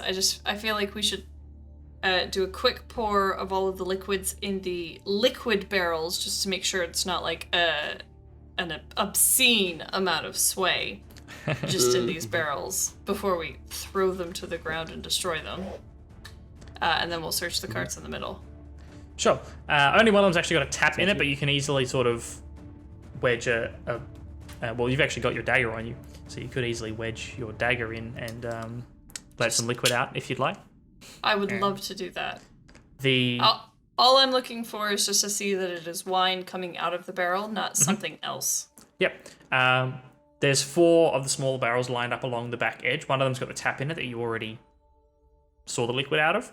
The other 3, you wedge your blade in and poke enough of a hole for some of the liquid to come out, and all 3 that you test spit what appears to be red wine out of the holes. Okay, so then those can get yeeted off the cart. Adrig, yeet. I yeet at the request of Rosie. Yep. You begin lobbing barrels off the cart. All of them, if not split completely, crack enough to start leaking their contents into the dirt, which leaves the larger barrels in the center of the cart exposed. So, how many larger barrels are there? You count 4. Okay. Do we notice anything out of place about these large barrels, besides obviously being different than the regular ones? Give us a perception check. I was about to pull out a dice like an idiot. Force of habit. 9. 13. 13. Now that you've not got the members of the cart watching over you, and you've got time to really take a proper look, you notice that there's actually a seam running around the top of the barrel. It seems that rather than actually being plugged with the end of the barrel as it should be, the top few inches of the barrel are actually a lid that you can remove from the rest of the barrel. Okay. Do I need to do anything different to get the lid off, or can I just pull it off with my hands? You start lifting it up. It does seem to be wedged on there pretty tight, but with a bit of wiggling, Dagger you manage work? to... Yeah, you can put the dagger in there and prise it open, and you do manage to get the lid loose enough to lift off. Cool. Come on up What's here, in boys. this? We've got some open, weird barrels. There's more mercenaries in here. Oh, yeah. Round 2. Jump out like monkeys Fight. in a barrel. Happy birthday, Mr. Smithers. You all gather around the barrel as Rosie throws the lid off, revealing packed amongst a bunch of straw, a Motherfucking green apples. large stash of heavy crossbows and bolts and crossbow bolts to match, packed within the straw of this barrel. Looks like we're upgrading from billy clubs, boys. Yeah. Well, if anything, these will fit nicely among the ranks of the watch as a weapons upgrade. That's a good donation to the watch. I jump down from the cart and grab Pickle Pete, and I just start walking him to the watch house where the confiscated items are supposed to go. No I worries. feel like that's probably the smarter thing to do. Not a problem. Well done, guys, on your first life or death combat. Woo! I don't know, maybe, Which Well done, nearly guys, on your killed beating. us. maybe Chad would have killed you guys. I don't know. We've given Chad a couple more easy hits. We have. Thanks, Chad. I know we ran a little bit over time on that bit. Again, we do want to avoid stopping in the middle of combat, but thank you for bearing with us. Let's flick back to our cash table talk here. Hey, guys. Good job. Hey. Well done, guys. We did it! You've foiled some Congratulations folks all trying round. to bring a bunch of crossbows into the city. Weird. Why would anyone do that? Oh my god. Why would anyone do that? That was Just good. to sell crossbows. It's Like- Callback to Sheriff of Nottingham. That's is exactly what I was thinking. The second you were like, it's just filled to the brim with crossbows, I'm like, motherfucking goddamn liars tried to lie to us. come on, I had to wedge a Yeah. couple of Sheriff of Nottingham references. Yeah, the green apples, just the a few. cheese. in there. As soon as you were like, we're going to the southern gate to inspect carriages, I'm like, yes, Sheriff. Let's go. Yeah, chicken chaser. Oh boy. Yep. And for those who don't know, that is a reference to a very popular board game that we have played on the Nerds of the West channel, called Sheriff of Nottingham, where you try and smuggle in contraband into the city, and you have to work as a checkpoint. Very good board game. We've played it on the channel. You can check it over at our YouTube channel. We've played it twice. Yes, Two different which movies. is a pretty good segue there, Lachlan, into who the heck we are. I know we had some people jump in, and we are going to get to you guys in 2 seconds. For those of you who are new, I definitely saw some first-timers in the chat. We are Nerds of the West. My name is Kye. I have been the DM today for our second session of RLPD, The Watch, which is our urban D&D campaign. With me is my wonderful, spectacular, amazing party. And for the last time tonight, we'll just go around and introduce everybody in case you're not familiar. Take it away, Beck. You're top left as I go through chat and find what we've missed. I am playing the rogue gnome Rosefina Swift River, otherwise known as the Bonk Queen. The Queen of Bonk. Rosie did some mad bonks. Just Mad max bonks. damage on every bonk. Nice. Hello, I am Lachlan, and I am playing Klaus Gunterberg, a dwarven cleric who cannot shoot straight with his magic fingers. That he cannot. Practice. Don't with worry, you'll handguns. get your aim dialed in one day. Yeah. I need a water bend, and I'm gonna miss. I know it. Fire, I missed. I fired and then I missed. That's a good joke. Hello, I'm Reese. I was playing Hadrig, Child of Ilmatar, the half-orc paladin. That is also a stalwart for the watch. I don't know if I'm using that word correctly. I'm a wall, I'll take it. an impenetrable wall, a fortress. I'm impregnable. And I'm Chris. I'm playing as Gabrielle Cartier, the archer, who so far has basically just bonked someone and got cut to ribbons. So that's going Two well. shreds, you say? I actually fared the best out of each of you is other true. guys. Yeah. That's Well, Duck and maybe Weaver. not. Maybe not Rosefina, but each of you sustained significant ribbonage. So just having a look at what we missed in chat while we were playing. Serum 6 jumped in. How are you? Good to see you. Thank you for stopping by.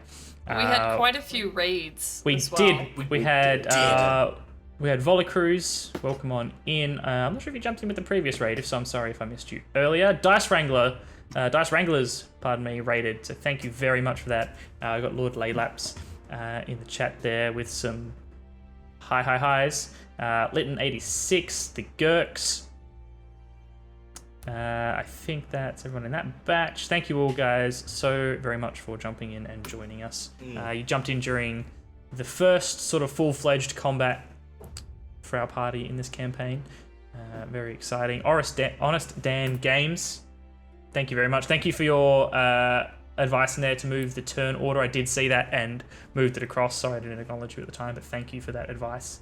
That helped. Looks like Lachlan did notice as well. Good stuff. I actually noticed as well, and I moved my turn order in case my moving of turn order affected the streams, but I was like, it probably won't. Worth a shot. Dance Commander, 8-month subscription. Thank you. We love you. Upside Down Fairy still hanging out. Thank you. Yes, we probably should play Sheriff of Nottingham again. I love that game. Alright, I think that's pretty much caught up on the important stuff. Thank you for all your comments. I was reading them as we went. Thank you for the comments, the raids, the follows. Thank you so much for the follows. We love it. Again, I over-prepared slightly, but not as badly as last week. But that combats in general tend to take a bit longer than I did try to streamline it a little bit, but since you guys are using non-lethal clubs, it is a little bit slower. Hopefully we'll get you guys some real weapons soon. I'm ready to crack out the halberd, man. Start dealing some real fury of Ilmater. Bro, just 10-foot reach. Let's go. Yeah, that's Yes. it. You'll be safe from a distance, right? Yeah, exactly. It's Billy clubs chop from them here on out forever. For those of you who did join Big us in chat and popped in for the first time, we don't just do D&D here at Nerds of the West. We do video games, we do board games. We're hoping to be back in our studio very, very soon when it's safe to do so. Hopefully not much longer now. We do things like Magic the Gathering, all sorts of video games. We do crazy stuff like Punishment Jenga, which was Tom's idea, with some Jenga, but with punishments every time you pull a block. That's on our YouTube channel. You can find us by Deranged man. searching Nerds of the West. Anywhere you like looking at stuff. We got Instagram, we got Twitter, we've got Facebook. If you're old like me and only really use Facebook, it's all there. Go find it if you want to see more of our stuff. And we will be back next Friday with more of RLPD, and see if we can find out why there was a wagon full of crossbows being brought into the city. Have you guys got any theories? It's I It's going to wonder- be connected to that gnome guy we let go in the first session. Everything's going to be his fault from now on out. From here on Yeah. out. Yeah. Main villain. Perry Smalls. You know what? I don't think it's got anything to do with the coronation of the new queen. I bet Nah, these guys definitely don't even know, like. Oh, the what Gilded city they're Lich from. has donated $20. Thank you so much. Oh! Hey. Holy shit! Thank you so What is much. that? What is that? Hang on a second. I didn't read the chat there. Behold, adventurers, the Gilded Lich Varus Noct has revealed himself to you. Has come bearing a choice of boon or bane. Dare you to embrace one of his curses, but reap high rewards, or will you grovel for a paltry sum? Embrace or spurn his gift? What is happening? Where the roleplay has transcended into real life. Yeah, well. The box! The box! The box! Wait. Boon or bane. box. Dare you to embrace one of his curses, but reap higher rewards. I mean, I'm a push your luck kind of guy. What about you guys? Are you push your luck kind of guys? Let's Absolutely. I'll push my luck. push your luck. Push your luck. Let's push our luck. Gilded Lich. I hope you don't. I hope this doesn't become so meta that we are now truly cursed. All right, because Gilded Lich is real. I'm gonna currently start rolling blaming dice. everything. If I get a flat tire tomorrow, I'm gonna be like Gilded Lich. I've missed this donation. Where is it? It did pop up briefly. It didn't pop in chat. I can see it because I've got the existing feed. Yeah. Oh, OBS. Yep. Here. Yeah, the in donations don't pop up in OBS. chat. So it did pop up on the screen briefly, but then it disappeared. So thank you very much for that, Gilded Lich, and thank you for the flavor text as well. If you want to give us a curse, hit me. I've got sage in the cupboard. I can sprinkle that around. I can I can burn some incense to ward off some evil spirits. See, at this point, if you do get a flat tire, it's all your Yeah, fault because you were like, it's all on "Bring me." it on. Yeah, I'll right. take I'll you take the on, blame. Lich. If we all have Curses go to Kai. We take no curses. Kai gets all the curses. He's responsible for this unruly bandwagon. So Yeah. I take full responsibility for everybody's flat tires tomorrow. That's on me. I'm gonna go make my tire flat just so Kai has to take the responsibility. Jeez. Kai, drive down here and fix my tire that's flat. Thank you again, Gilded Lich Varus Noct. Very, very generous of you. Thank you to everybody who followed. I don't think I missed anybody. Do I have Dice Wranglers? Oh, I might have missed. What have we got here? Silverhawk. I think there may have been a Lytton few other raids. 86. The Gurks followed. Lord Laylaps followed. Sorry for that mispronunciation. Lonely Death. And then I can't scroll much further. There is a lot going on. Thank you guys so much. I feel bad not responding, but we want to keep things as streamlined while we're doing the story part as possible, because it does take a little while. We've definitely run a little bit over time today, but that's I mean, it's okay by me. I don't know about you guys. I got nowhere to be. I mean, I'm Yeah, just going to same. bed after this, so. Yeah, Yeah. exactly. I am getting dinner because your boy has not eaten. Oh. Yeah, I had a late lunch, time. sort of anticipating not being able to eat properly, but maybe I'll go make some good old me-goring noodles or something, Oh. because Yes. you absolutely can't go wrong. With Yeah. me. The good old me goreng. Yep, absolutely.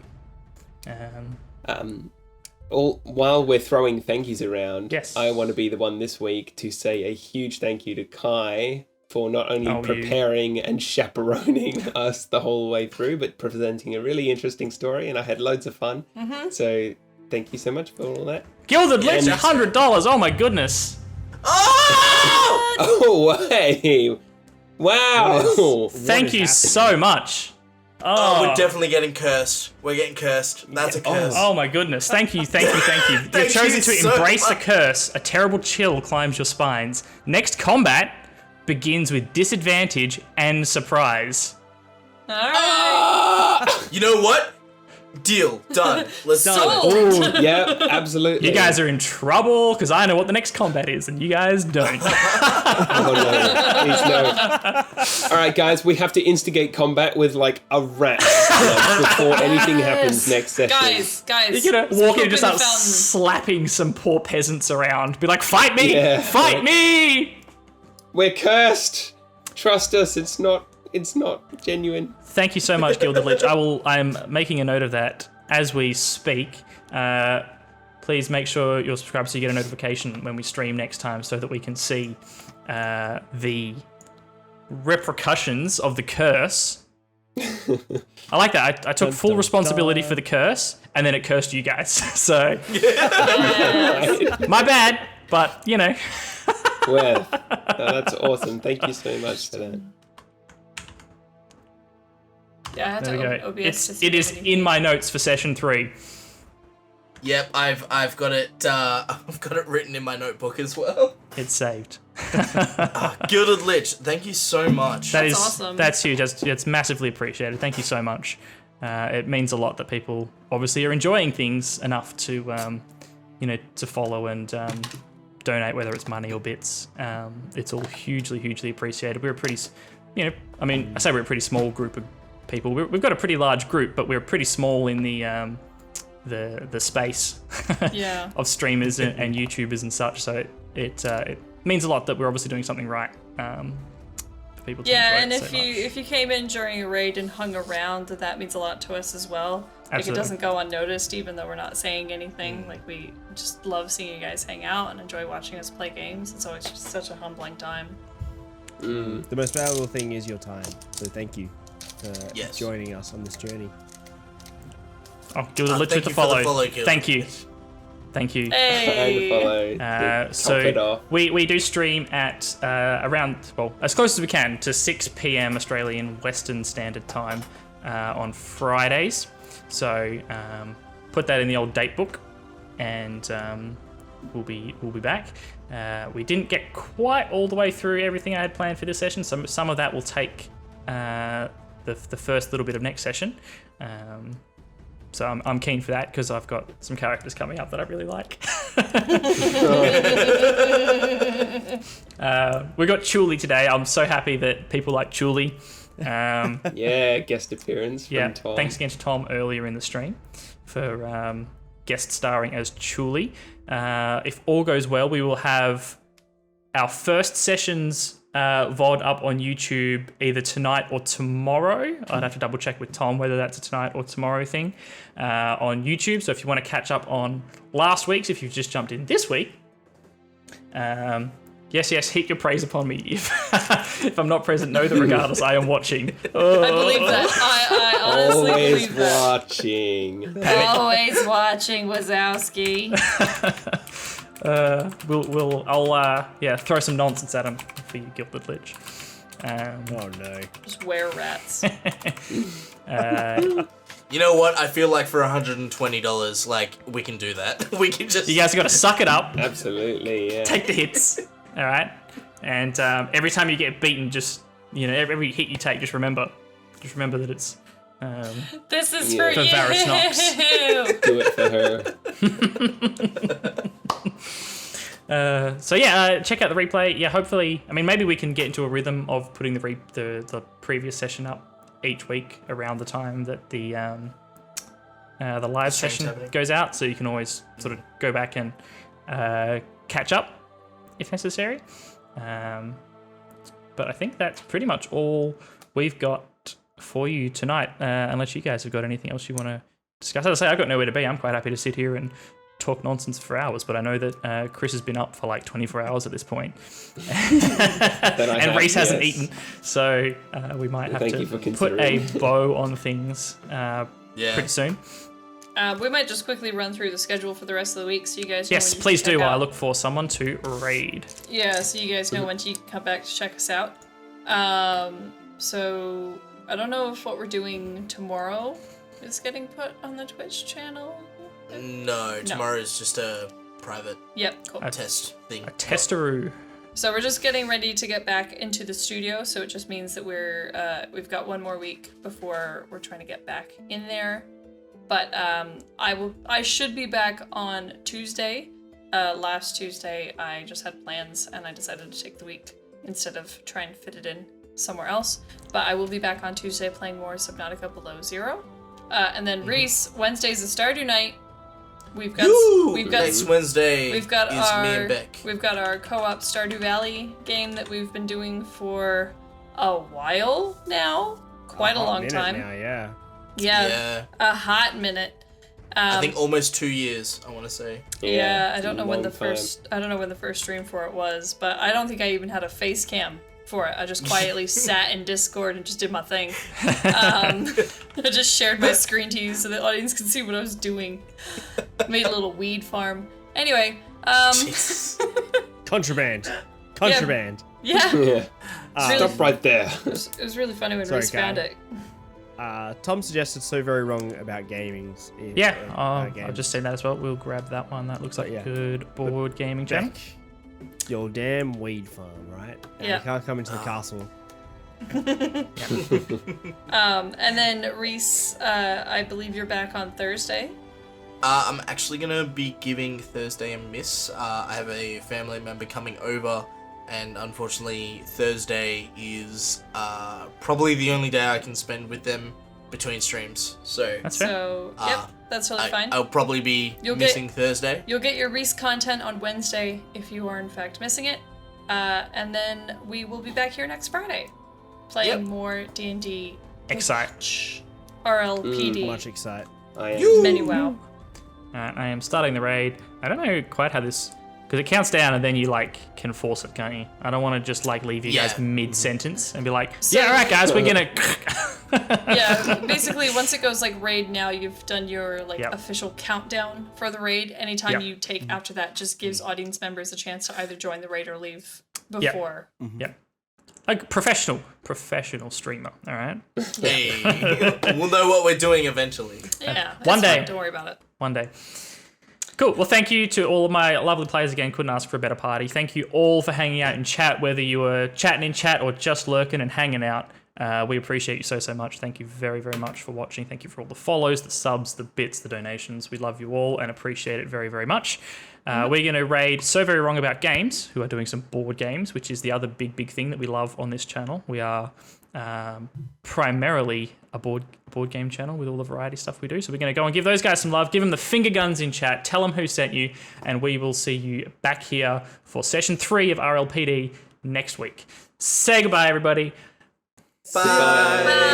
Bye. Mwah. Oh.